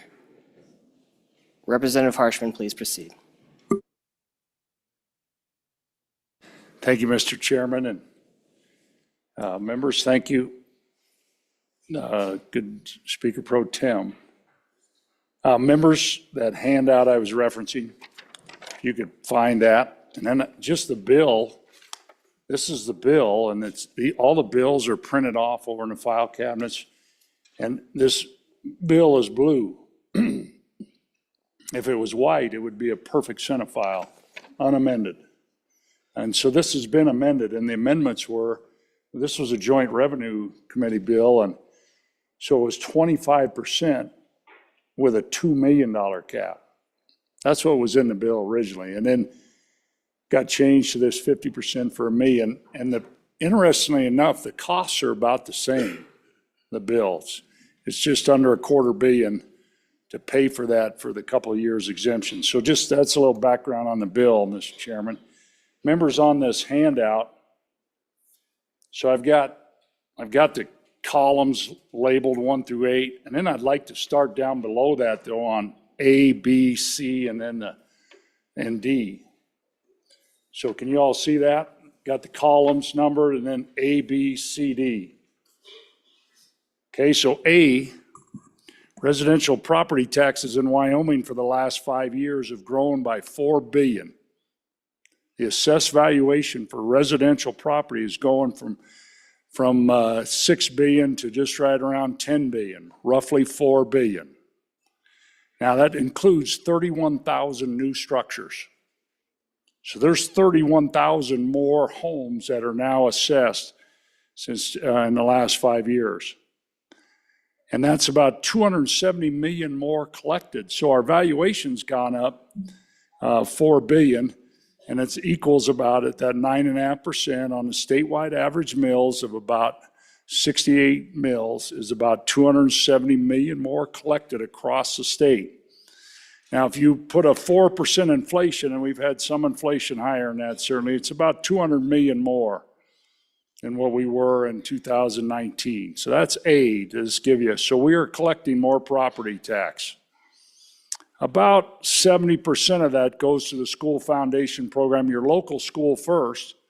And if it pays for your local school, then it gets recaptured and comes to the state school foundation program to pay for the the local schools that your property taxes don't pay for. And those recapture districts, you know, Campbell was one for years. Actually, Campbell dropped into a non-recapture district. Now it's back as recapture. Converse is a big one. Sublet has been a big one where they produce more because it's the minerals, right? They produce these mineral taxes. But the newest, biggest recapture district is Teton. And it's not because of oil wells. And so they're kicking back tens of millions of dollars to the state to fund all of your entitlement schools, which most of the districts are. So that's just a little bit where that money goes. That inflation adjusted 200 million, most of that's going to the school children. Most of what we do down here is for the children and the old people. I mean, that's where most of our money goes. Okay, that's A. Going to B, Mr. Chairman and members, Senate File 69, which is, and Senate File 169 are similar bills, as we know. House Bill 169, they're both cost around $225 million. Both are two-year Band-Aids. We had a lot of talk by members here about Band-Aids and bandages, but these are two-year fixes. Okay, 13% of the exemption of these two bills will go to Teton County. Now, if the ballot initiative passes, it doesn't have $1 million cap in 2 years, and you can see that that amount doubles. So 26% of a statewide initiative will go to Teton County because there's not $1 million cap on the ballot initiative. So I think the highest assessed residents in Wyoming is $700 million. They'll get a 50% reduction on that. Okay, and then C, Mr. Chairman and members, just want to, so these, I'm explaining this amendment, but they're the same amendments, and we're going to go pretty quickly once, but I want to work through this page because I think it's important for us to kind of refresh the background on where we're at. So it's really amendments 2, 3, and 4 in this box C proposed to pay for this exemption. Okay, and I got different levels of exemption, and it's based on the typical scenario. And that's why I wanted to talk about this. And it's the typical scenario in Wyoming, economic analysis, is an average family size is 3. Salary, about $65,000. And their home value is about $329,000. That's the typical family. Okay, so if you flip that page over, if you flip over to page 2, this is that typical family with economic analysis. And I circled it at the bottom.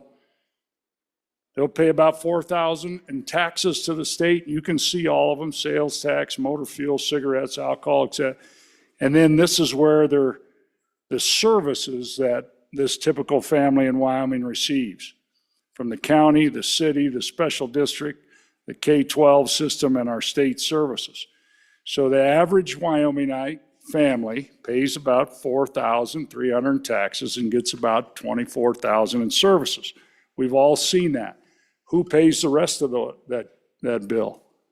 Minerals and investments. We're blessed. Okay, it's a beautiful thing, and I'm not proposing to ever change that. I think it's a beautiful thing. And so that part's going there. So when you look at that, back to the front page, and I've got those 3 arrows pointing up to columns 6, 7, and 8. So you can see that the average typical property tax savings for this family is going to be $1,000. And here would be a sales tax increase. So left pocket tax savings, right pocket tax increase, and then the net tax decrease. And I put a star by what would be amendment number 4, which will be the largest individual permanent tax cut in state's history. Okay, so, and I'll just say, Mr. Chairman, really we're talking about on this amendment, House Bill 290, which was mentioned, which was last year's 203, the 2 pennies for $1 million idea, to move away from property taxes to a consumption tax. And I know now that, you know, a lot of people were pretty excited about this idea, but now we've kind of, and other states are picking it up, our neighboring states, but we've kind of got a narrative now, oh, it's a tax increase. Well, you can see it's a tax decrease. okay? And we'll have the lowest sales tax other than the 50th state in the union. It's pretty amazing. We'll still have a lower sales tax and we tax the fewest services, et cetera.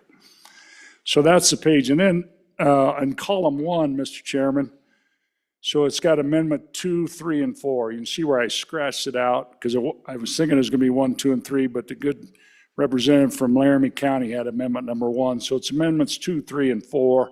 You can see going across to column 2, the max exemptions $1 million. And here's what it costs in column 3, 223, just shy of $250 million. And column 4 is the sales tax that would be needed to backfill that, be just under a penny. And then column 5, percent of homeowners who would be completely exempt. 96% of the homes in Wyoming would be completely exempt. You can see on amendment number 4, it'd be about 87%. So that part's in there. But Mr. Chairman, I also want to talk about on that front page, you see on the bottom, I've got D. I got A, B, and C, and then I got D with a question mark. And I think the good representative from Niobrara County, when he got up and talked about his own taxes, I think one from Lincoln County did as well, did a little homework and did all of our taxes. So I got a little spreadsheet of all of us and our taxes since 2019 that we paid. And I didn't want to share that. I mean, it's public information. I can certainly share that spreadsheet with you, but I didn't want to print all that stuff out here on this thing. And I'll just go through that question mark if you want to take notes, Mr. Chairman, on this. But of the House members of the 68, there's 55 of 62 of you I could find your property taxes. Others are either renting or in a trust or they couldn't find. But so 55 is the number of us. 35 of the 55 of us will get $500 more than our increase in property taxes over the last 5 years. So 35 of 55 of us are going to get $500 more back in this refund than what we actually paid in increased taxes. Total for the whole thing, because this is 50% of your property value, your tax bill. And our increases, of course, have been incremental. So 35 of 55 of us will get 500 more, 11 of us will get 1,000 or more. And the good representative from Niobrara talked about he's actually number 1. He's going to get the most back over what he actually paid in increases. So 11 of us get 1,000 or more. And 2 members actually get less in refund than what their increase was. Only 2 out of the 55. And you could guess they're from Teton County, the state that's had the biggest increases. Okay, so that kind of gives you a little, and I can share all this. I just didn't want to put it out as broadly because some of you might not want that shared. But okay, for 26 of 55 of us, our annual increases were 4.5 or less. And the legislator on this floor with the smallest increase, 1.31% average increase, is actually going to get $1,130 more than his increase. So he's going to get $1,130 more, and he had a 1% increase because we're exempting half of your property. Not any increase. It's not even tied to the increase. Some of you actually had decreases in the last year or two. And so all 55 of us that I could get taxes on, that the total amount of money over and above what our tax increase was over these 5 years, the total tax increase for us 55, it's going to be $37,300 just for the members on this floor are going to get that returned to them in excess of what they actually paid in an increase. So again, I think, and then you look at the numbers, so what should have happened to this bill? And I've got amendments coming tomorrow.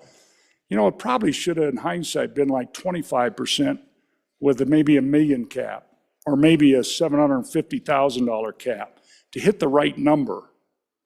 Because the biggest issue on this deal, obviously, is, is fairness and being uniform. And when you start doing exemptions, things start getting out of whack a little bit, particularly these type of exemptions. So I think let's keep working this thing through 3 readings. that's what we get paid, $150 a day to come down there and do. So let's keep an open mind on this. Maybe in this body, there'll be some group genius. One of the 62 of us is going to have an aha moment, and we'll have a better idea, I think. But I think we keep this bill moving forward to do that. Mr. Chairman, I just, one more time on this. There are 3 levers on property taxes. First is the number of mills. Our Constitution caps the number of mills. Locals can't raise them. They can lower them. The valuation is in our Constitution, fair and uniform. And then we've had, it's like the first part in Title 39, 11-101, and we've actually had a Supreme Court case over this. It was one of the 5 electeds' dad, because it says in the statute, fair market value. And the Constitution, of course, says fair and uniform. And let me just get that right. I got it right here. Taxation shall be equal and uniform. Well, our Supreme Court in that court case ruled that fair market value on 39-11-101 A Romanet 6 is equal and uniform. So that piece has been that old valuation piece, right? And then we passed, I think, a really good bill last year was a 4% cap on valuation. It's never going to rise above 4%. Great job, this legislature. So we got one more lever left. We capped mills. We got a 4% cap on valuation. The assessment ratio is 9.5%. We passed a constitutional amendment. The Constitution allows us to lower that to 8.3 and be within 40% of the industrial 11.5. There's a bill sitting in our drawer right now that does that. So that's another tool in the toolbox to turn that third lever is really important. So here's the, members, if we could go through this amendment real quick, because it keeps the 50% million, and then you flip over to page 2, it's 9/10 of a penny, and then the exemption actually grows by 2% over time. So the $1 million will grow by 2%, because we're all going to eventually have $1 million home 40, 50 years from now. And so it continues to grow. If we have excess amounts, the governor can reduce the rate. And so that's for sales and use tax. So, Mr. Chairman and members, I want us to think about, because we know none of these 2-year bills are a problem solver. And I guess we got elected to solve problems. And this will fix it. You'll be able to, most of us will get back more money than we actually paid in increases. It'll lower our taxes dramatically. 50% for 97% of Wyomingites. 50% reduction for 9/10 of a penny. So last year was 2 pennies for $1 million. Now it's less than a penny for $500,000. I think it's a beautiful thing. So I'd stand for any questions, and I hope this information is helpful to you. Thank you, Mr. Chairman. Stand for questions. Chairman Bear. Thank you, Mr. Chairman. Folks, I have to tell you, this really pains me. I think I was one of the 8 or so that voted with the good former appropriator, former speaker, been in this body for over 2 decades. He's been bringing this bill since that year. I think that was just last year, maybe, yeah, just last year. Maybe there's probably brought this opportunity to this body as many times as he's been in this body for years. But I will tell you, I was for it then, and I think it's a great idea. I like making big, bold changes. Former speaker from the southwest part of the state said, we haven't changed our tax structure since 2000. Okay, it's been 25 years. And this is a big, bold move, and it's been rejected many times. I think the reason it's been rejected is because it needs to be thought out as far as what this is going to do to the taxpayers. You could argue that it's regressive because people who are making less money are paying more of the tax. I would argue for it, saying that, goodness, it's a consumption tax. Anybody who pays this tax, it's their choice. That's what I love about it. And so that's why it pains me to speak against the bringer of this amendment. But I think it's the wrong time. It needs to be vetted more. Honestly, I think we looked at this idea in revenue over the last summer, and it was rejected by that committee. And if I had to guess why, I mean, I know what was in my heart when I voted no at that point. It was really that there's not these sideboards on this style of switching over from property tax to sales tax that keeps us from going backwards and ending up with both the sales tax increase and the property tax coming back on our taxpayers. So I don't know if we fix that with a constitutional amendment that says, the state of Wyoming is going to go to basically a two-legged stool of sales tax and mineral tax. But I like the idea. I just think tonight on this reading, I would probably reject this amendment. It's a little bit much. On and against the amendment, on and for the bill. Representative Campbell Elisa. Thank you, Mr. Temporary Chairman and Minority Floor Leader. Question 4, I really do love the idea, right? How do we, you want to eliminate property taxes? This is the way to do it and ensure we have backfill. So my question to the bringer though, because the distribution is a little bit different in terms of what the state keeps and what the cities and towns get in terms of the sales tax. And then a property tax, it's a different distribution, right? In terms of what goes to our cities and towns and counties, and then the smaller part goes to the state. So how do we account for that and adjust for that so that this increase in sales tax truly does backfill the revenue lost with property taxes? If you could help me understand that, that'd be awesome. Representative Nicholas. Thank you, Mr. Chairman. And so just to follow up on that question, because that was my first question. And the next is, do you have an analysis of actually who pays the sales tax as compared to the 200,000 homeowners and how that correlates with that last question? Representative Harshman. Okay, Mr. Chairman. I think I heard you. Yep. My hearing is good, Representative but sometimes I don't listen very well. Mr. Chairman, the first question from the member from Natrona County is a distribution, and members on page 2, lines 35 through 44 is a distribution, and this is for sales. 3915 is sales, and you'll see this language repeated on the next page. 3916 is for use tax.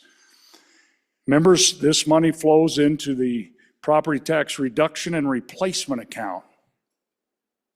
And then your state treasurer will do just what he does now. He or she does now. He takes that bill, he'll inform our state treasurer, hey, this is how much I need. And then the state treasurer cuts that check, and your county treasurer disperses to, whether it's schools, special districts, weed and pest, whatever it is, the exact amount of the exemption. So everything on the local level runs as normal, totally. So that's that question. The other thing is who pays sales tax? It's brought up, maybe is it regressive? And I think it's a great question, but in Wyoming, you got to figure, what do we tax? And we don't tax food, medicine, rent, water bills, recreation, any of those kind of things.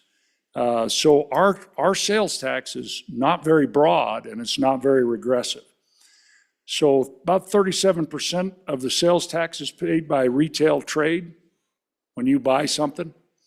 But number 2, who pays sales tax? The number 2 biggest group, out-of-staters, 15%.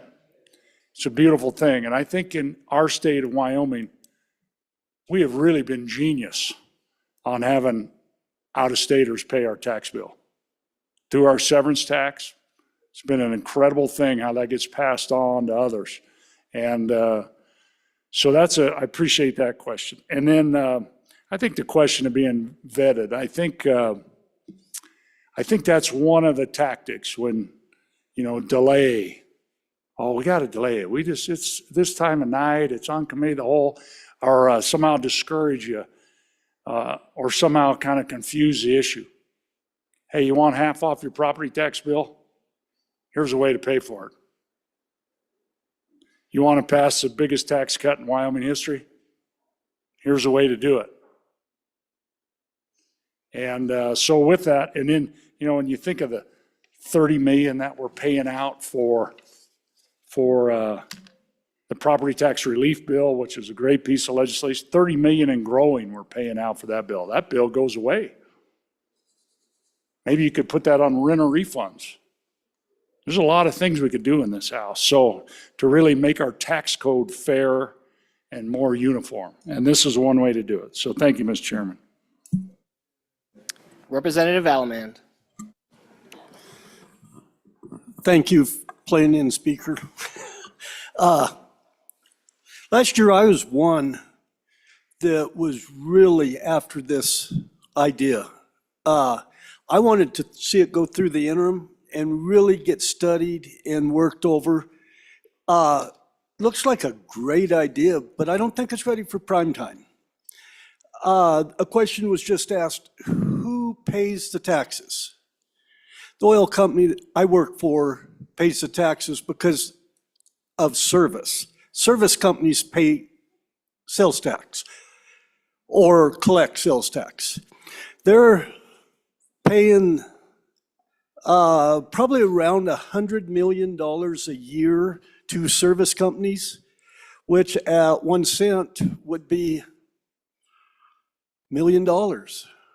That's who's paying this tax. Thank you. Representative Chairman Bear? Nope. Representative Larson, JT. Thank you, Mr. Chairman.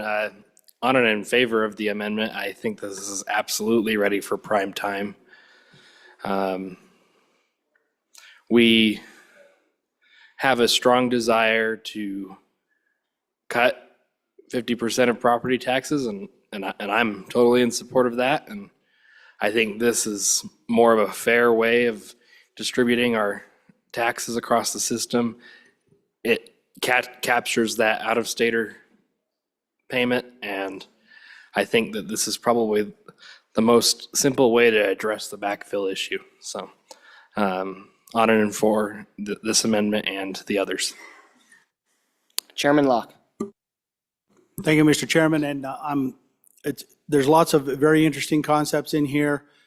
I've always been kind of very interested in it, but what I've always found is as once you start talking through the issues, a lot of unintended consequences and a lot of pieces that we have not shaken out yet on this, on and against the amendment. I think it's a good future discussion. Thank you.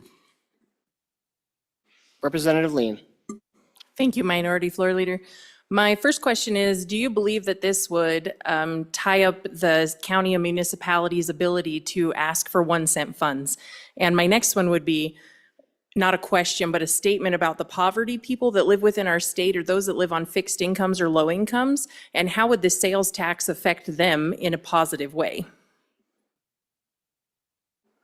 Representative Harshman. Thank you, Mr. Chairman. And starting with that last question first, I think, it's a good question on the 1 cent election, and this does not affect any of that. So it doesn't take away any local pennies or any right to vote or any of that. I think, when we brought the 2 pennies for $1 million, I think it was pushing the edge on that, to be honest with you. Just kind of the feeling I got and the input I got back. I think under a penny is a different thing. I just think it is. So, so I appreciate that question. As far as folks who are on fixed incomes, I think of my mother, 96 years old. Most of her expenses are food. and senior citizen services, none of those are sales tax. And so I think our elderly and our people on fixed incomes, most of their services and most of the goods they buy are not taxed. And so I think that's a benefit of it. I think the other representative from Natrona County asked about energy.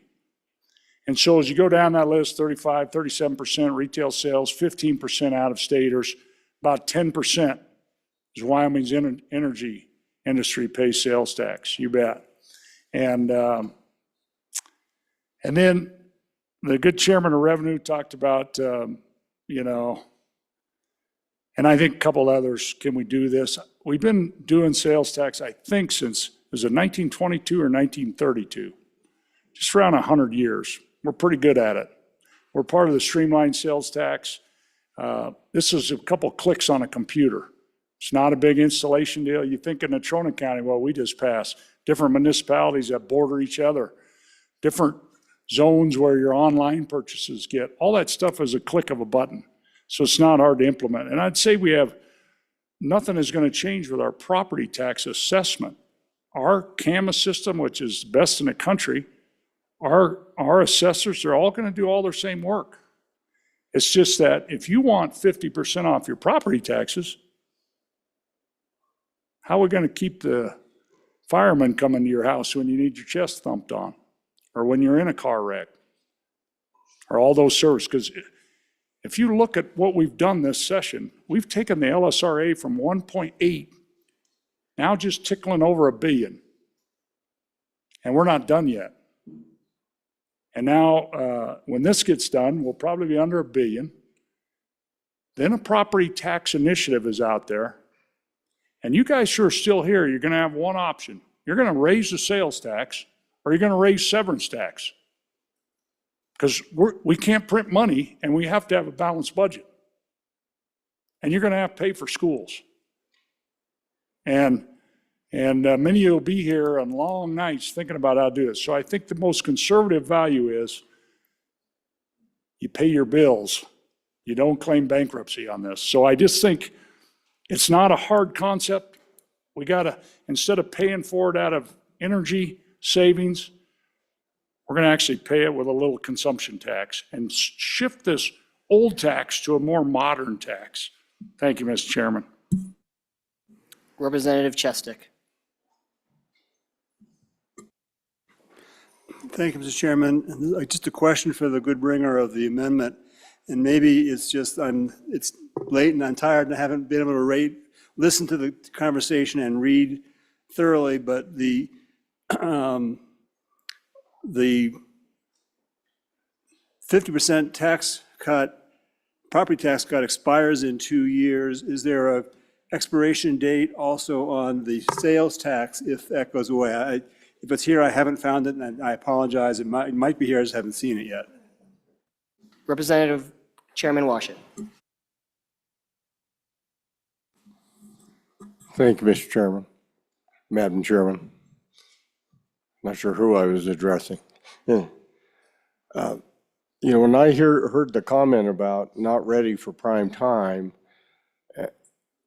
that kind of rubbed me because I'm thinking, we're being asked to formulate tax policy on the false premise that a 50% property tax is needed statewide, county to county, cities, small counties, big counties.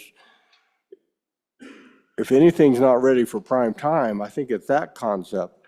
I think this concept has some genuine merit that I'd like to see moved on to the following readings. Birthday girl, Representative Strzok. Because it is my birthday, I call for Rule 12-9 to end the debate, please, and vote so we can leave. Second. Do we need 5? There are 5.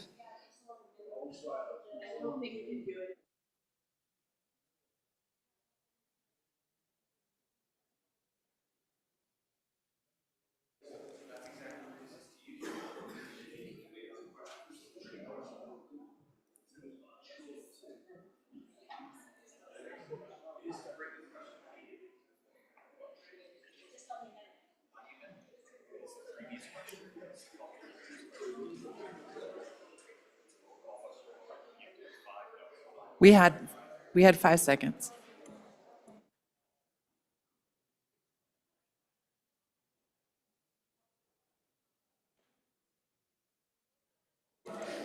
We need 5 seconds to that motion. 1, 2, 3, 4, 5. Thank you.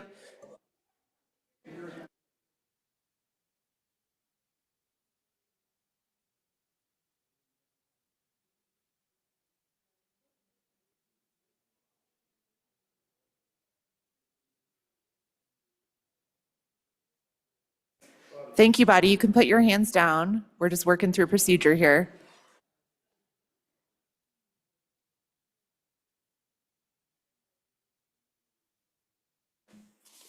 Members, this motion requires a 2/3 vote of those elected. So with that, do we need to call the ayes and noes? I believe it's, okay. So then we will wait for the chief clerk to get that ready so we can call the ayes and noes.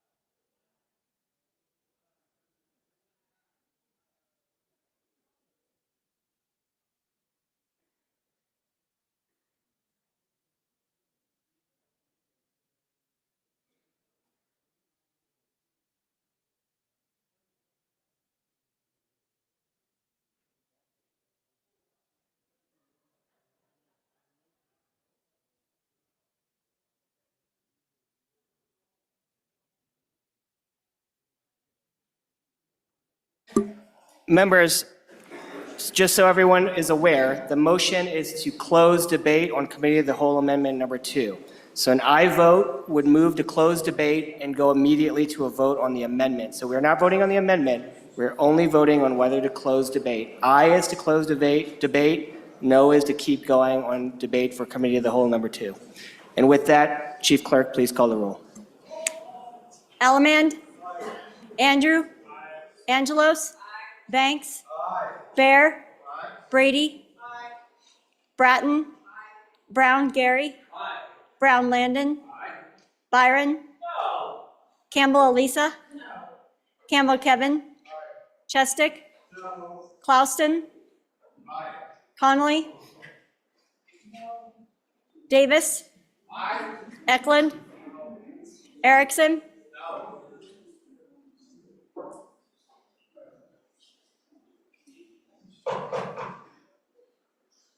Filer. Geringer. Guggenmoss. Haroldson. Harshman. Heiner. Heft. Jarvis. Johnson. Kelly. Knapp. Larson Lloyd. Larson JT. Lawley. Lean. Locke. Lucas. McCann. Nicholas. Ottman. Pendergraft. Posey. Provenza. Riggins, excused. Rodriguez Williams. Schmid. Sherwood. Singh. Smith, excused. Storer. Strock. Stivar. Tarver. Thayer. Washut. Wasserberger. Webb. Weber. Worf. Williams. Winter. Excused. Wiley. Yin. No. Mr. Speaker. Are there any changes? Clouston, aye to no. Further changes? Further changes? Closing vote. Vote closed. 32 aye, 27 no, 3 excused. Members, with your vote, a closing debate has failed without a 2/3 vote of those elected. So we'll continue debate. I will give a little privilege of a chairman's prerogative. Members, this is committee of the whole. This is your goal to debate bills completely for the public. From my understanding, this will likely be our only bill for committee of the whole, but I do think it is important to debate our bills. And with that, Representative Harshman. Thank you, Mr. Chairman. And I think we're about done with questions. One was on the expiration, the good representative from Albany County. So this makes a permanent policy. So there is no expiration. We solve this problem and we can move on to other pressing issues in our state. So it's a way to solve the problem. And then members, on page 2, a really important part I think I failed to mention is lines 1 through 6. This does not apply to projects that are applying for industrial siting. So you think large production producers, soda ash, uranium, minerals of all kinds, those kind of production types that are under industrial siting will not see a tax increase under this. And I think that is hugely business friendly. And really, because we got some big projects going to happen in my county, going to happen in Sweetwater and some others. And so we want that stable. We don't want to put 9/10 of a penny there. So thank you, Mr. Chairman. Representative Allamand.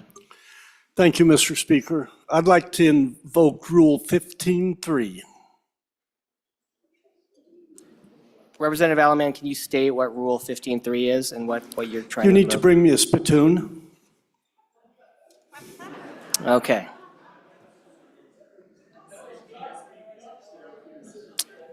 If anyone knows where the cuspidor, please find it. And with that, is there any other member to the podium? Representative Angelos? Nope. Okay. Question being called. We are on Committee of the Whole Amendment number 2. All those in favor of Committee of the Whole Amendment number 2, please say aye. Aye. All those opposed, no? No. Members, Committee of the Whole Amendment number 2 has failed. We are back on the bill. Senate File 69. We have 2 more amendments, but we are back on the bill until someone moves the amendment. Representative Mr. Chairman? Harshman? Mr. Chairman? Representative Harshman, please. Okay, proceed. Mr. Chairman, I'd move to withdraw Committee of the Whole Amendment number 3. Without objection, the amendment has been withdrawn. Representative Harshman? Mr. Chairman, saving the best for last, I'd like to move Committee of the Whole Amendment number 4, Senate File 69. And members, I would just like you to simply take this sheet. You know what's in this now. It's got the industrial siding, the whole thing. But look on this sheet, column 1, amendment number 4, and follow it all the way across. So we lower the maximum exemption to $500,000 home to get 50% off your $500,000 home. They would be fully covered. Everybody in the state will get this 50% off their $500,000, but if I have a $550,000 home, I won't get 50% off that remaining $50,000, only 50% off the first $500,000. If I have a $1 million home, I'll get 50% off $500,000, but none off the next $500,000. Does that make sense? So the person with the $700 million home will get 50% off the first $500,000, but not off of the other 700 million some. So, Mr. Chairman, members, if you would follow Amendment 4 all the way across, 500,000, it costs 189 million. It is right at 3/4 of a penny of sales tax. And that fully exempts 87% of the homes in Wyoming in column 5. You can see that. $1,000, a 0.78% sales tax costs the average Wyoming family $172. And I put a star there because this is actually the biggest tax cut. It's a beautiful thing. 3/4 a penny for $500,000. Thank you, Mr. Chairman. Any discussion? If there's not a question, I would really appreciate your resounding, in unison, the House choir, aye. Let it echo across the state that you just granted the biggest tax cut in the history of Wyoming, since we were a territory. And if you got something bigger than that, we want to bring it, I guess, tomorrow. So thank you. Please vote aye. Question having been called, all those in favor of Committee of the Whole Amendment number 4, please say aye. Aye. All those opposed, please say no. No.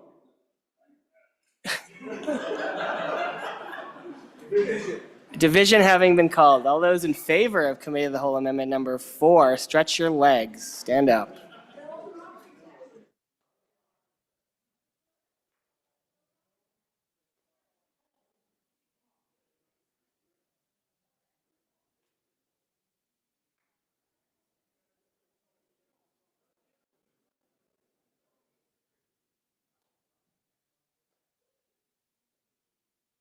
All those opposed?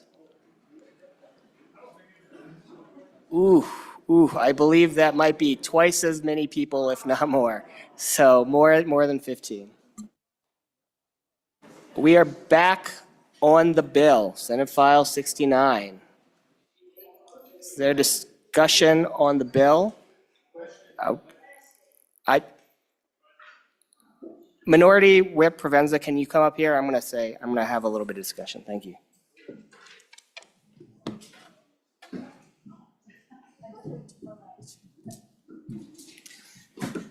Minority Floor Leader Yin. Thank you, Madam Chairman. So members, it wasn't really relevant to the First Amendment, so I didn't really speak on it. But I did want to talk about why the 50% number is there. We heard that we have this sword of Damocles hanging above us of an initiative for 50%. Members, if you look in our state constitution, I believe it is page 21, Article 3, Section 52 maybe, it outlines the initiative and referendum process. The referendum process, assuming that initiative passed and the referendum passed, it is just a law. So that law can be amended at any time by this body. It can also be repealed within 2 years. So at the most, it would go into effect for 2 years, or we would continue it after the 2-year period. But again, we would still be able to amend it. We'd be able to put the $1 million cap on it. We'd be able to change it to 25% even. That can all change. So for me, that 50% number is still a little bit arbitrary. The consequences of amending it or repealing it, of course, is that we still have to answer to our voters, right? So if they passed it for whatever reason, we would still have to amend it. But I don't like using the argument of the sword of Damocles above us, because frankly, it isn't necessarily something that we couldn't change to make sure that the state stays whole, to make sure that our communities stay whole. So for me, I don't think that's a very strong argument. I will say that with regards to the 50% just overall, we passed a lot of property tax relief within this body. My county passes a property tax refund program, a county program, which stands on top of the state refund program. My treasurer is not really happy that there are some people that literally get 100% property tax relief. The biggest issue with the bill that we have on the table is that because it expires in 2 years, what we will be doing 100%, unless the legislature changes this, is we will be forcing everyone's property tax to go up 100% in 2027. So it will be, if we vote for the bill, we're going to tell people your property taxes, even though they're down now, they're going to double in 2 years. I don't want to do that. That's whiplash. I don't want to do that to our constituents. So I'm on and opposed to the bill. Thank you, Madam Chairman. Representative Campbell, Elisa. Thank you, Madam Chairwoman, now Mr. Chairman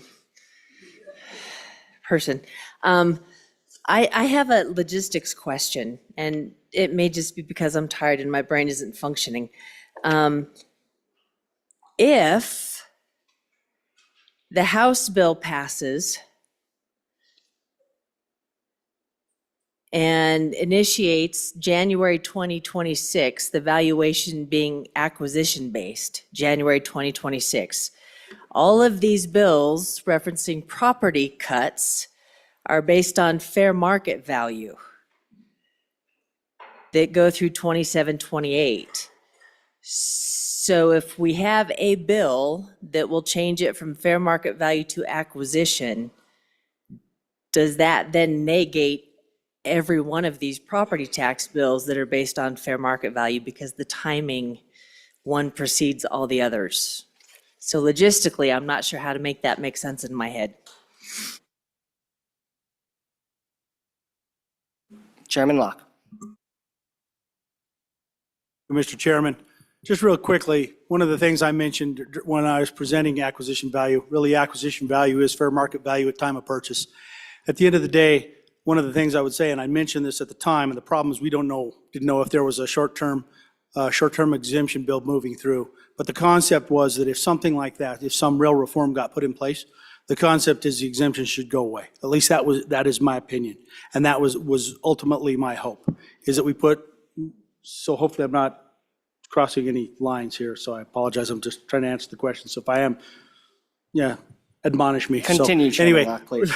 So just to explain that one, on and for this bill, moving forward, smart group of people here. I'm sure we'll make this bill great. On and for it.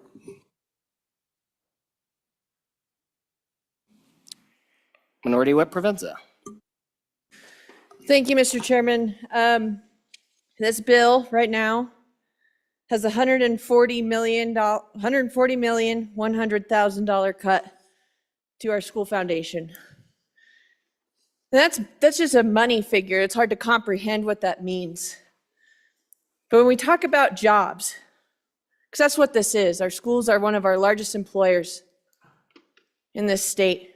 We're talking about anywhere between 924 jobs across the state of Wyoming to 1,154. Not only that, we're talking about their families. That's potentially 1,000 families in the state of Wyoming. They're going to have to figure out what they're going to do because they don't have funding, because they don't have jobs. And while we may have put some backfill in for folks, it was less than 25%. We created a Band-Aid that is a dishonest solution to what we're doing here. So if we want to vote for this and we want to cut 1,000 jobs across the state and in your districts, we should be honest about the pain that we're going to feel. Because the backfill is temporary. On and against the bill. Thank you, Mr. Chairman. Speaker Nyman. Thank you, Mr. Chairman. Ladies and gentlemen, the way that our current situation is set with the decisions educationally wise, there will be no cuts to education. That is automatic. We have to backfill. The Campbell decisions are clear. That's why we're in court. There will be backfill. We have to.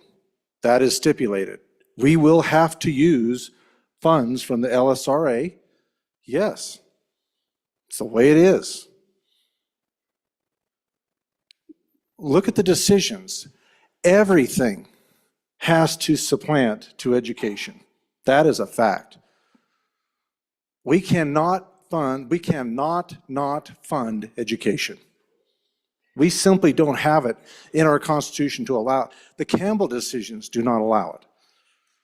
When we don't do our ECA, that's what creates the situation right now where a decision is being made down here downtown. We had to put funding into this to make sure that we continue to pull that up. It's determined by the legislature how much we give, but we can never come back from that amount. We can't pull back from what we're spending on education. That's the reality of where we're at in this, ladies and gentlemen. The only thing that doesn't get a haircut is education in Wyoming. That's a fact. You can argue with me all day long. And we're going to have to pay for it. Everything will be cut before education is cut.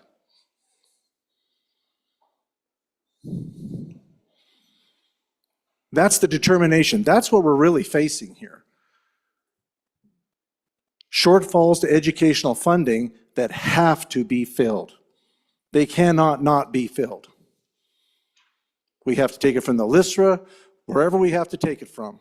We're required to.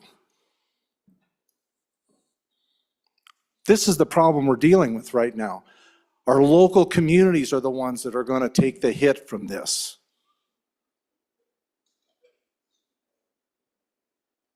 Education is not going to take a hit. It has to be funded. We don't get to choose. If we choose to cut it, we'll be sued. All day long. We're in court right now because we weren't funding it to the level that evidently it should have been. But that's a determination we make. So the idea that somehow we're cutting jobs, those will be the last jobs that get cut. We're going to have to spend it all before they get cut. And everybody else will have to take a back seat to it. Please correct me if I'm wrong. I hope I am. But that's not what I see every time I see the determination come down that we have to fully fund it. Maintenance of effort. Pay raises. Those are things we determine, but we still have to pay them. If we don't, and those determinations are made by the local school boards as to where that money goes, that's a local control issue. We fund that fully. And then that's locally controlled. But the money has to go there at the cost of everything else. Until we run out. No, I guess I'll change that. Yes, when the LISRA falls to $500 million, they get a 30% cut. If that happens. But until then, everything, ladies and gentlemen, has got to supplant to education.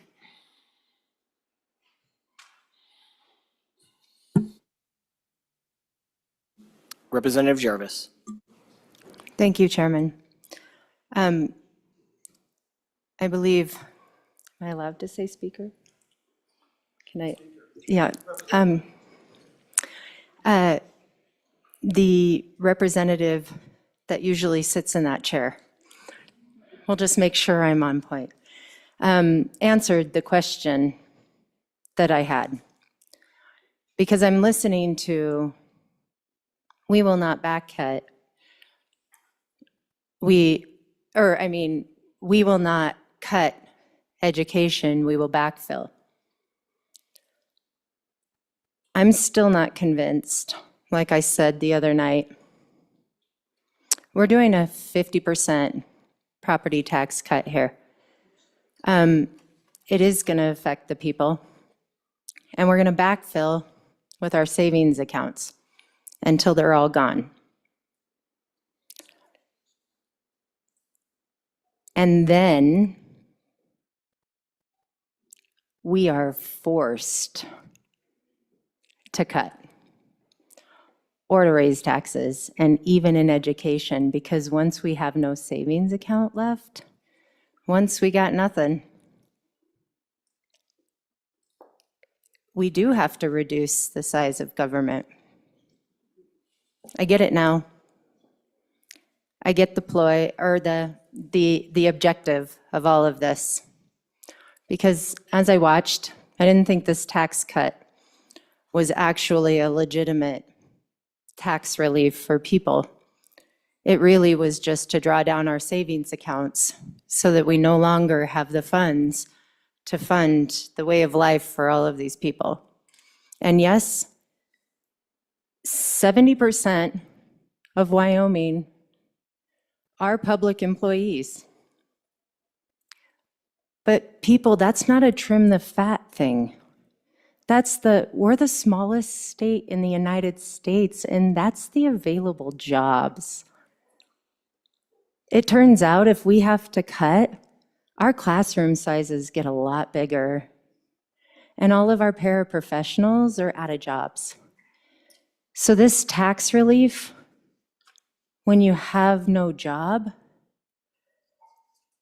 isn't doesn't really matter when I've lost my house and I've lost my job and I've lost my livelihood. What are we doing here? If we need to reduce the size of government, let's not look at agendas that have been done for other states. I'm kind of burnt out on that one. When you're the smallest state in the United States, the least populated, our world is very, very different than the other states. The way we handle things. We're not in a financial crisis, but we're about to be in a really big one. And it was self-induced and self-created. And you can stand here and tell me that this isn't going to cost people's jobs and people's livelihoods for the next 2 years, why we use all of those savings and funds, and then we're no longer, where are we at when we have nothing? Because being from Wyoming, I'm not really fond of having to go back to the federal government and ask for money. When we realized that this was a bad idea. And we have no savings. We are not in a financial crisis right now. Can we look at changing our spending habits?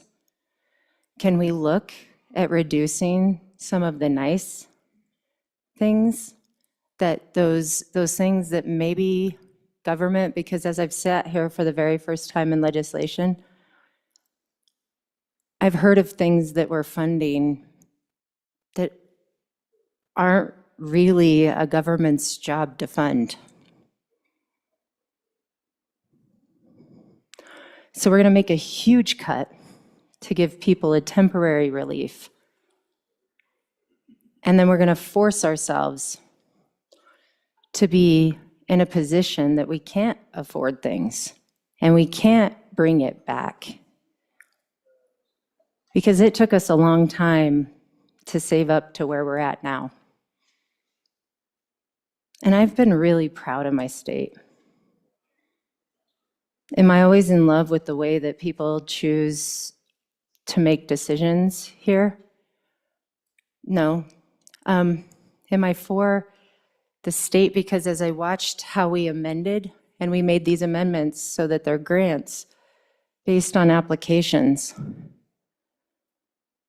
So does that mean that the state government gets to come back and tell everybody from the cities and the counties and the schools when they have to apply for these grants for this backfill exactly what they can and cannot do with that money?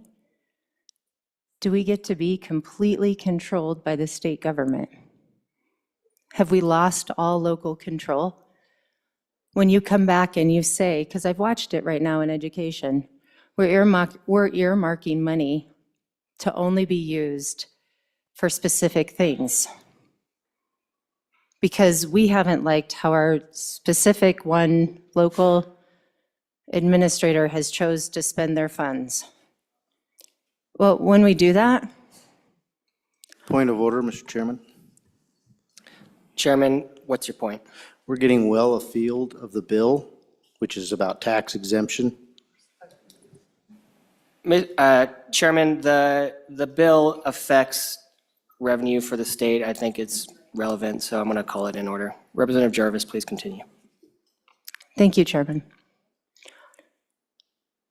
When we come back and say that the money can only be used for CTE, and we only want it used that way, I've watched as an administrator, all of a sudden, I have a really large kindergarten class who doesn't have the supplies and the resources that they need. But I had a teacher quit in CTE, so I've hired a sub, so I have additional funds sitting there.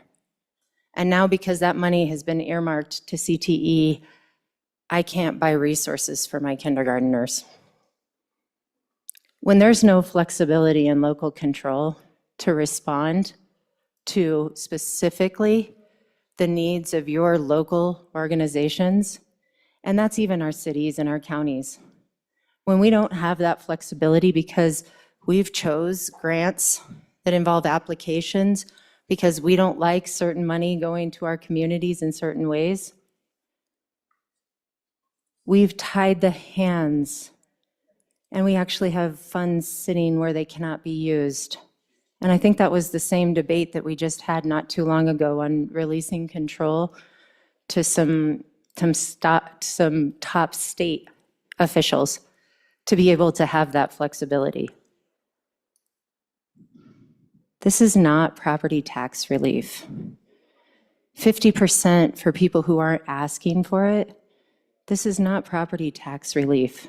This is a way to get rid of our entire savings account, so we are forced to change the way that we function as a state. Our backfill's coming with ties and contingencies. We are giving up our local control because the state government knows better. Or are we just a pilot program? 70% of our employees, state employees, 70% of our state is state employees. Not because there's too many of us, because there's only 500,000 people in our state. Our schools don't have significantly reduced class sizes. We're still struggling with the current services that we have to get the healthcare employees that we need to be able to service our communities. We're not in a place that we're fully functioning at the highest capacity to be able to be making these cuts. So I hear you. For the next 2 years, yep, our schools aren't going to get cut a dime. But they're going to get told through an application process how and they can and cannot spend their money. And then here really fast after that, they're going to be forced to that 30% cut because we're not going to have any funds left.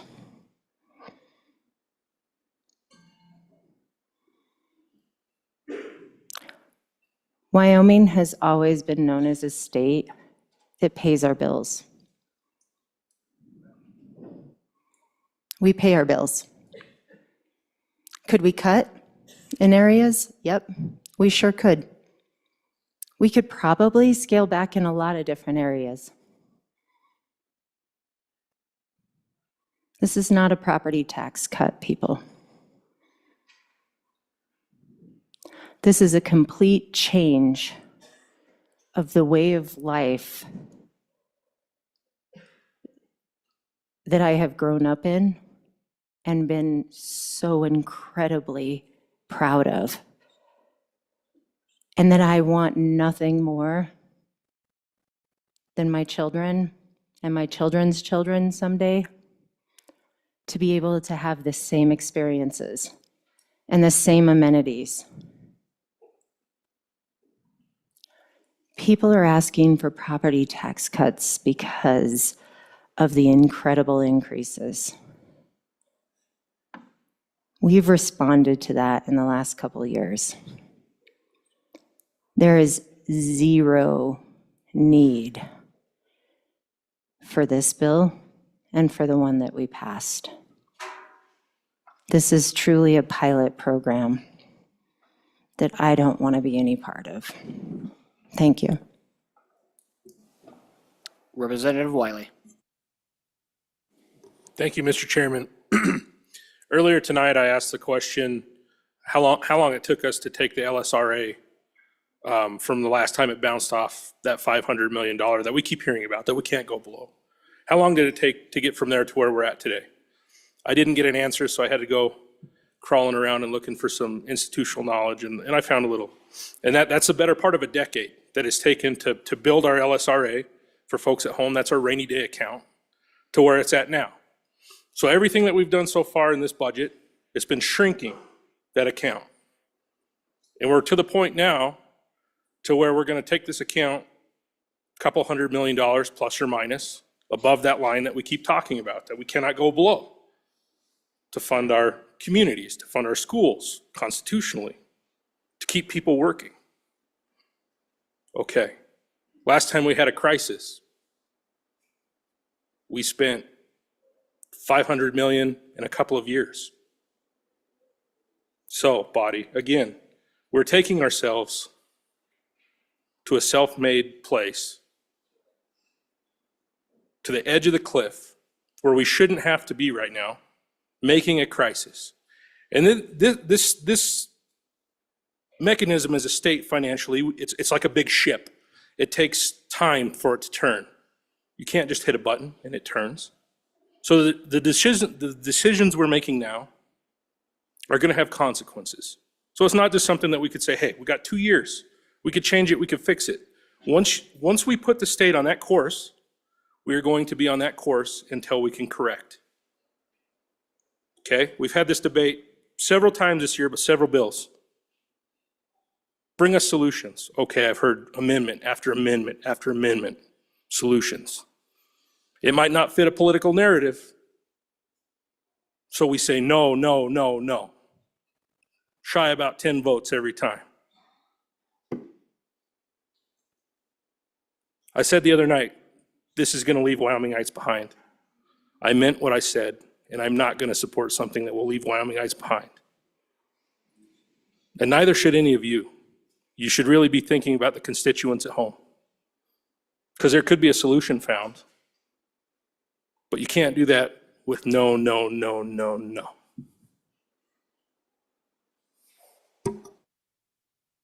Minority Whip Provenza. Thank you, Mr. Chairman. Body, I value accuracy and transparency, and I was wrong. The LISRA will fill our SFP. It will, as long as it exists. I still have concerns about the bill and what this will do in the long run, and I won't belabor the body with my concerns, but for my credibility and for the sake of the body, I want you to know that I was, in terms of the number of jobs, we can't say that right now because the LISRA is going to do its job as long as we have it. So thank you for your grace, body. Representative Thayer. Thank you, Mr. Chairman. What if, we just heard from the good representative to the county just west of me, what if solutions? My constituents have been blowing up my phone with this. They want property tax relief. They want local services. Constitutionally, we have to give those. But they keep texting me, what about solutions? What about balance? One of my counties, third largest county in the state, has 10 municipalities. It has thousands of miles of roads.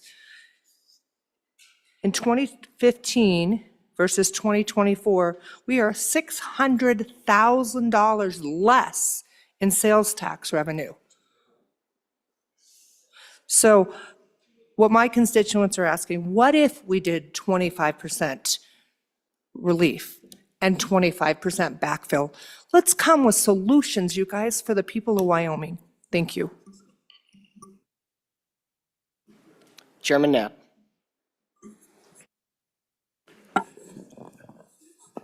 Well, I haven't talked much on this subject, but I've listened. And I thank both the speakers before me for being transparent and for offering solutions. You know, property tax relief started off as a very big crisis in our northwest part of the state, and then it spread to the northern part of the state, and then to the northeast part of the state, and then to the center of the state, because it wasn't the rates we were concerned about, it was the acquisition.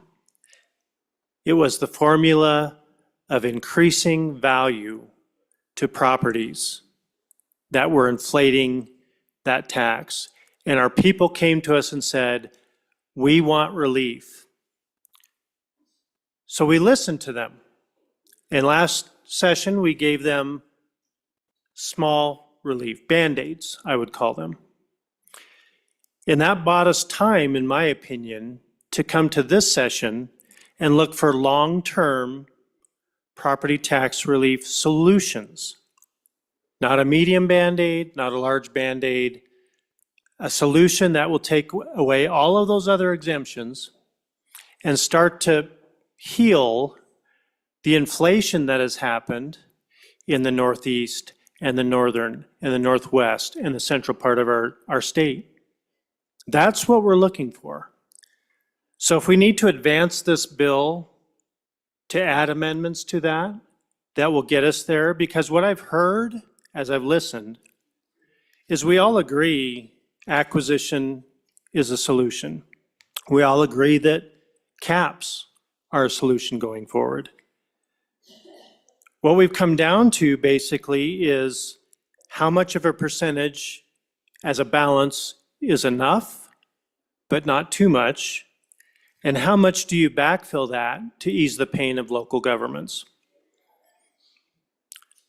So I know we appear on YouTube, and I don't know if there's one person watching anymore.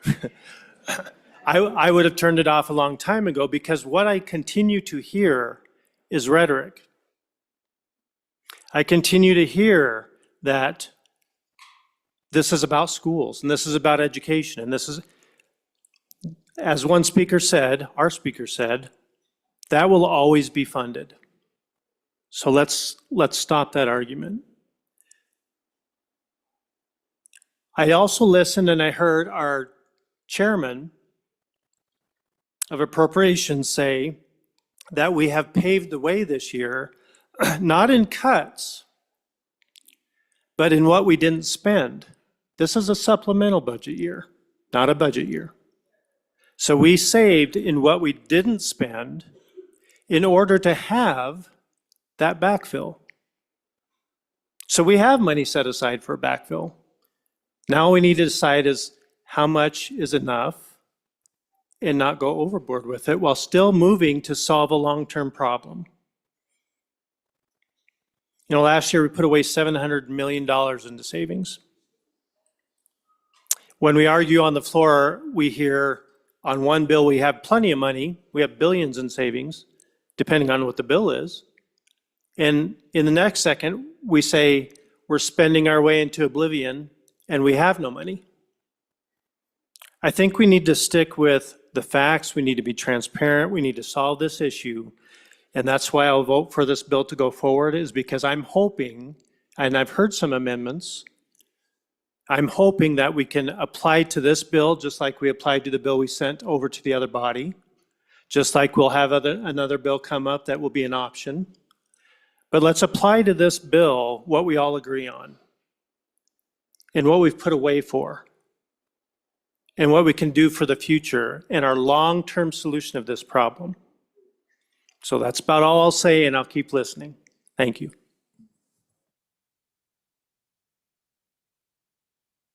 Chairman Knapp, I will say we did have some people drop off while you were speaking, but then it actually rebounded by the time you ended. So just to let you know. Representative Chestik, please. Thank you, Mr. Chairman. And I've made this comment in discussion on other bills this session, but I think it bears repeating that you can't get good information from voters if you ask them a question in isolation. Do you want to pay fewer taxes? The answer is always yes, right? The only way to get usable, actionable information is to ask a more complex question. What services are you willing to lose if we cut taxes? And you always get a very different answer when you do that. And as I've said in prior debates on prior bills, there was a scientifically valid study done a year or two ago after the big spike in real estate prices. So while that pain was being felt by taxpayers, and they asked the more complex question, what services are you willing to give up in order to get lower taxes? And the answer was somewhat surprising. that the majority of voters in almost every demographic, it was a representative sample all across the state of Wyoming, in almost every location, the answer was, we are satisfied with the amount of services we're getting for the taxes we're paying. I don't want to lose services, so I'm willing to pay those taxes. I don't want any more services. I don't want higher taxes. They were satisfied with what the level of services are compared to the taxes they're paying. This bill creates a hole in the budget, self-inflicted.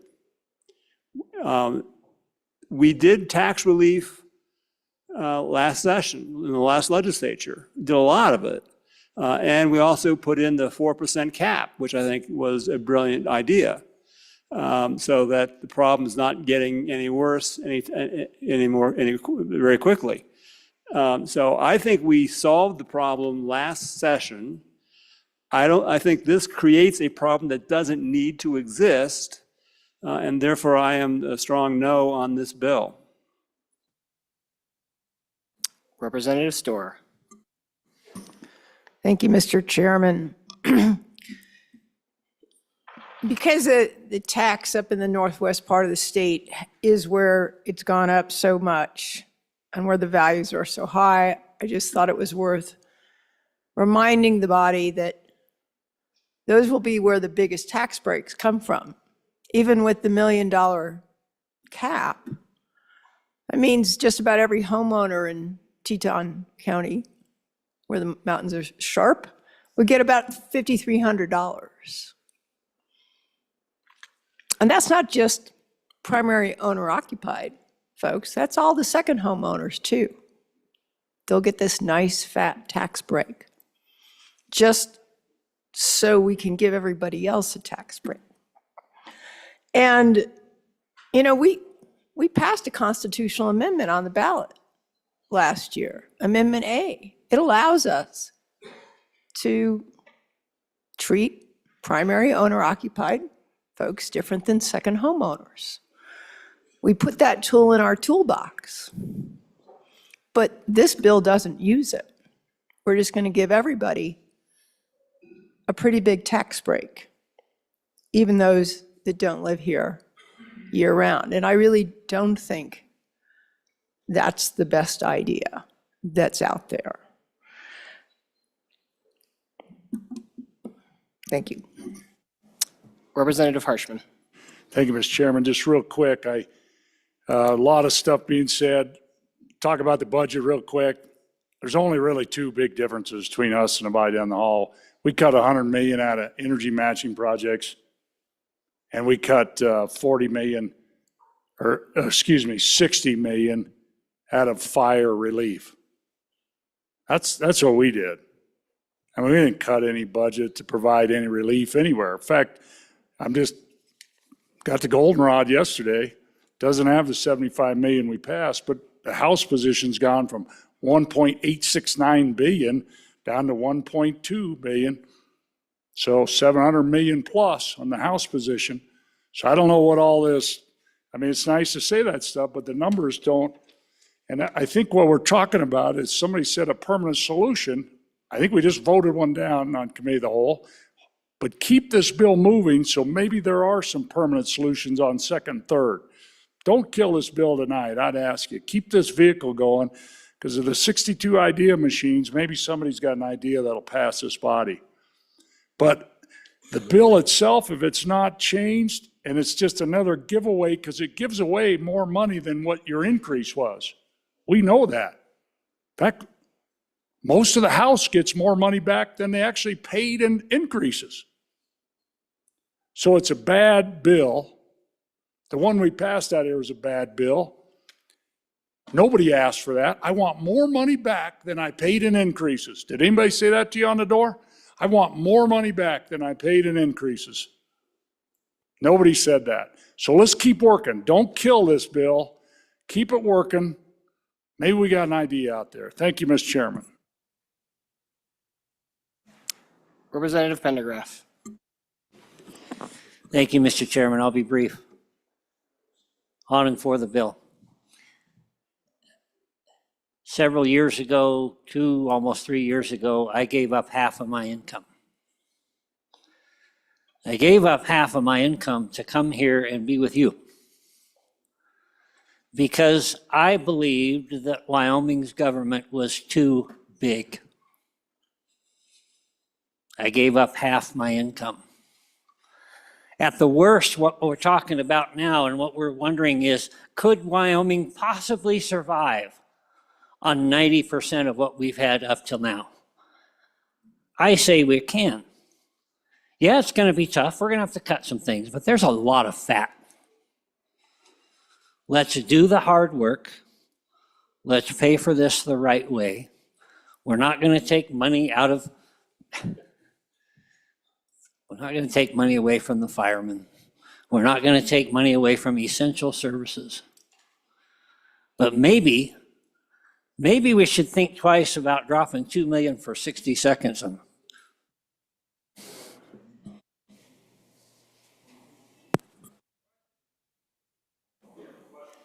Question having been called.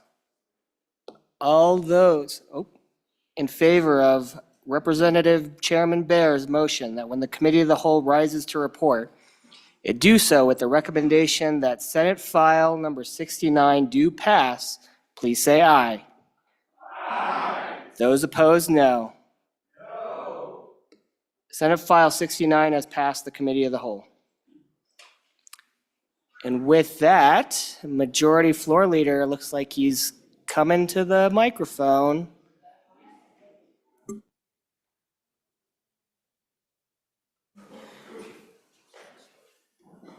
Majority Floor Leader Heiner. Mr. Chairman, thank you very much. I move this Committee of the Whole rise and report.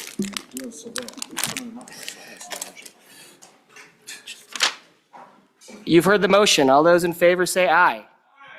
Opposed, no? No. Motion carries.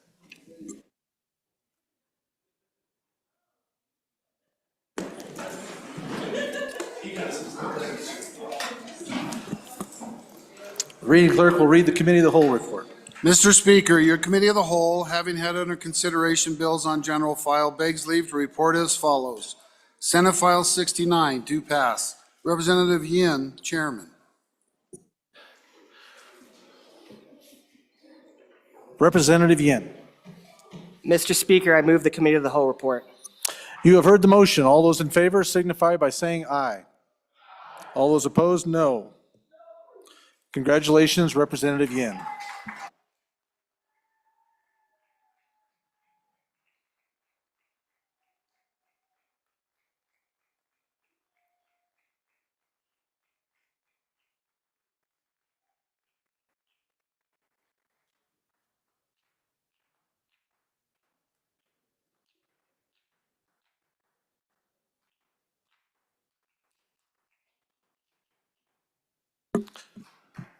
Standing Committee reports. Senate File 78, sponsored by Senator Hutchings, distribution of unsolicited absentee ballot request forms, an act relating to elections. Mr. Speaker, your Committee number 7, Corporations, Elections, and Political Subdivisions, to whom is referred Senate File 78 engrossed, distribution of unsolicited absentee ballot request forms, respectfully reports, same back to the House with the recommendation that do pass. Ayes, Representatives Brown, Heft, Johnson, Knapp, Locke, Lucas, Webb, Weber. Noes, Representative Yin. Representative Knapp, Chairman. Messages from the Senate. Message 271. Mr. Speaker, the bill listed below passed the Senate on third reading in an amended form by the vote indicated. Senate File 61, pollution control, property tax exemption, applicability. Ayes 30, excused 1. Message 272. Mr. Speaker, the bill listed below passed the Senate on third reading by the vote indicated. Senate File 166, political party formation amendments. Ayes 30, excused 1. Message 273. Mr. Speaker, the bill listed below passed the Senate on third reading by the vote indicated. Senate File 174, constitutional apportionment 2. Ayes 30, excused 1. Message 274. Mr. Speaker, the bill listed below passed the Senate on third reading in an amended form by the vote indicated. Senate File 181, eminent domain energy collection systems 2. Ayes 27, noes 3, excused 1. Message 275. Mr. Speaker, the bill listed below passed the Senate on third reading in an amended form by the vote indicated. Senate File 125, defining healthcare and protecting the people's welfare. Ayes 24, noes 6, excused 1. Message 276. Mr. Speaker, the bill listed below failed to pass the Senate's third reading by the vote indicated. Senate File 178, fixing reading failure. Ayes 6, noes 24, excused 1. Message 277. Mr. Speaker, the bill listed below passed the Senate on third reading by the vote indicated. Senate File 187, Public Employees Retirement Plan Contributions. Ayes 20, noes 10, excused 1. Mr. Speaker, Message 278. Mr. Speaker, the bill listed below failed to pass the Senate's third reading by the vote indicated. Senate File 189, Uniform Commercial Code Investment Securities Amendments. Ayes 10, noes 20, excused 1. Message 279. Mr. Speaker, the bill listed below passed the Senate on third reading in an amended form by the vote indicated. Senate File 190, Election Transparency. Ayes 29, noes 1, excused 1. Message 280. Mr. Speaker, the bill listed below passed the Senate on third reading in an amended form by the vote indicated. Senate File 195, Small Business Emergency Bridge Loan Program.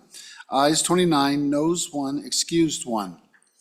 Message 281. Mr. Speaker, the bill listed below passed the Senate on third reading in an amended form by the vote indicated.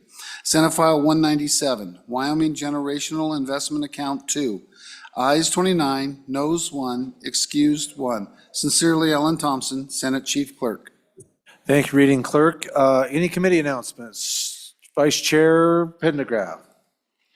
Thank you, Mr. Speaker. Your committee number 2 appropriations will meet upstairs tomorrow morning at 8 a.m. We'll be discussing Senate File 96 in gross, the Wyoming Gold Act, and Senate File 168, the BRA repeal. Thank you, Representative. Vice Chair Banks, number 5, Ag. Thank you, Mr. Speaker. Committee number 5, Agriculture, will meet tomorrow morning at 7:30 in room 3 to hear 3 bills, Senate File 120, Senate File 80, and Senate File 84. Thank you, Representative Stivar. Vice Chair Stivar, number 3, Revenue. Your number 3 committee revenue will meet tomorrow morning, 8 a.m., room 5, to hear 2 bills, Senate File 58 and Senate File 151. Thank you, Vice Chair. Chairman Byron, number 6, TRW. Mr. Speaker, privilege of the floor. Oh, well, yes, absolutely. In conjunction with my announcement for my committee tomorrow, I want to remind everyone that they have mailboxes over on the south wall. Some of you haven't been to them yet this year. But in there, there's an invitation to an event tomorrow night where you can eat your heart out in wild game. There's a pretty unique game there. So please check your invitation. Tomorrow's also Camo at the Capitol. So if you have a really cool camo tie or maybe a camo jacket or camo socks, please wear them. Anyway, back to the committee announcement. Committee number 6, TRW, Cultural Resources, is going to meet tomorrow in room 005 to hear, upon noon recess, to hear Senate File 88 and Senate File 108. Thank you, Chairman. Vice Chair Tarver, I'm assuming number 8, Transportation. Yes, sir, Mr. Speaker. Tomorrow upon noon recess, transportation will meet. I don't remember which room, but anyway, you'll figure it out downstairs to finish up Senate File 33. Thank you, Vice Chair Tarver. Representative Webb. Mr. Speaker, Chairman, Mr. Speaker, privilege of the floor, please. Yes, sir. Please proceed. I hate to break everybody's heart, but if you didn't get the email, we will not have a caucus meeting tonight for the Republicans. That's sad. Any other committee announcements? Seeing none, Mr. Majority Floor Leader. Mr. Speaker, I move that the House adjourn until 10 a.m. on tomorrow, Thursday, February 13th. You have heard the motion. All those in favor signify by saying aye. All those opposed, no. Motion motion's been adopted. There was a little twinge of fear went through a couple of you. I could feel it up here. All right. We will see you, ladies and gentlemen, back here tomorrow at 10 a.m., the 23rd day of session 2025, February the 13th. You have a wonderful evening.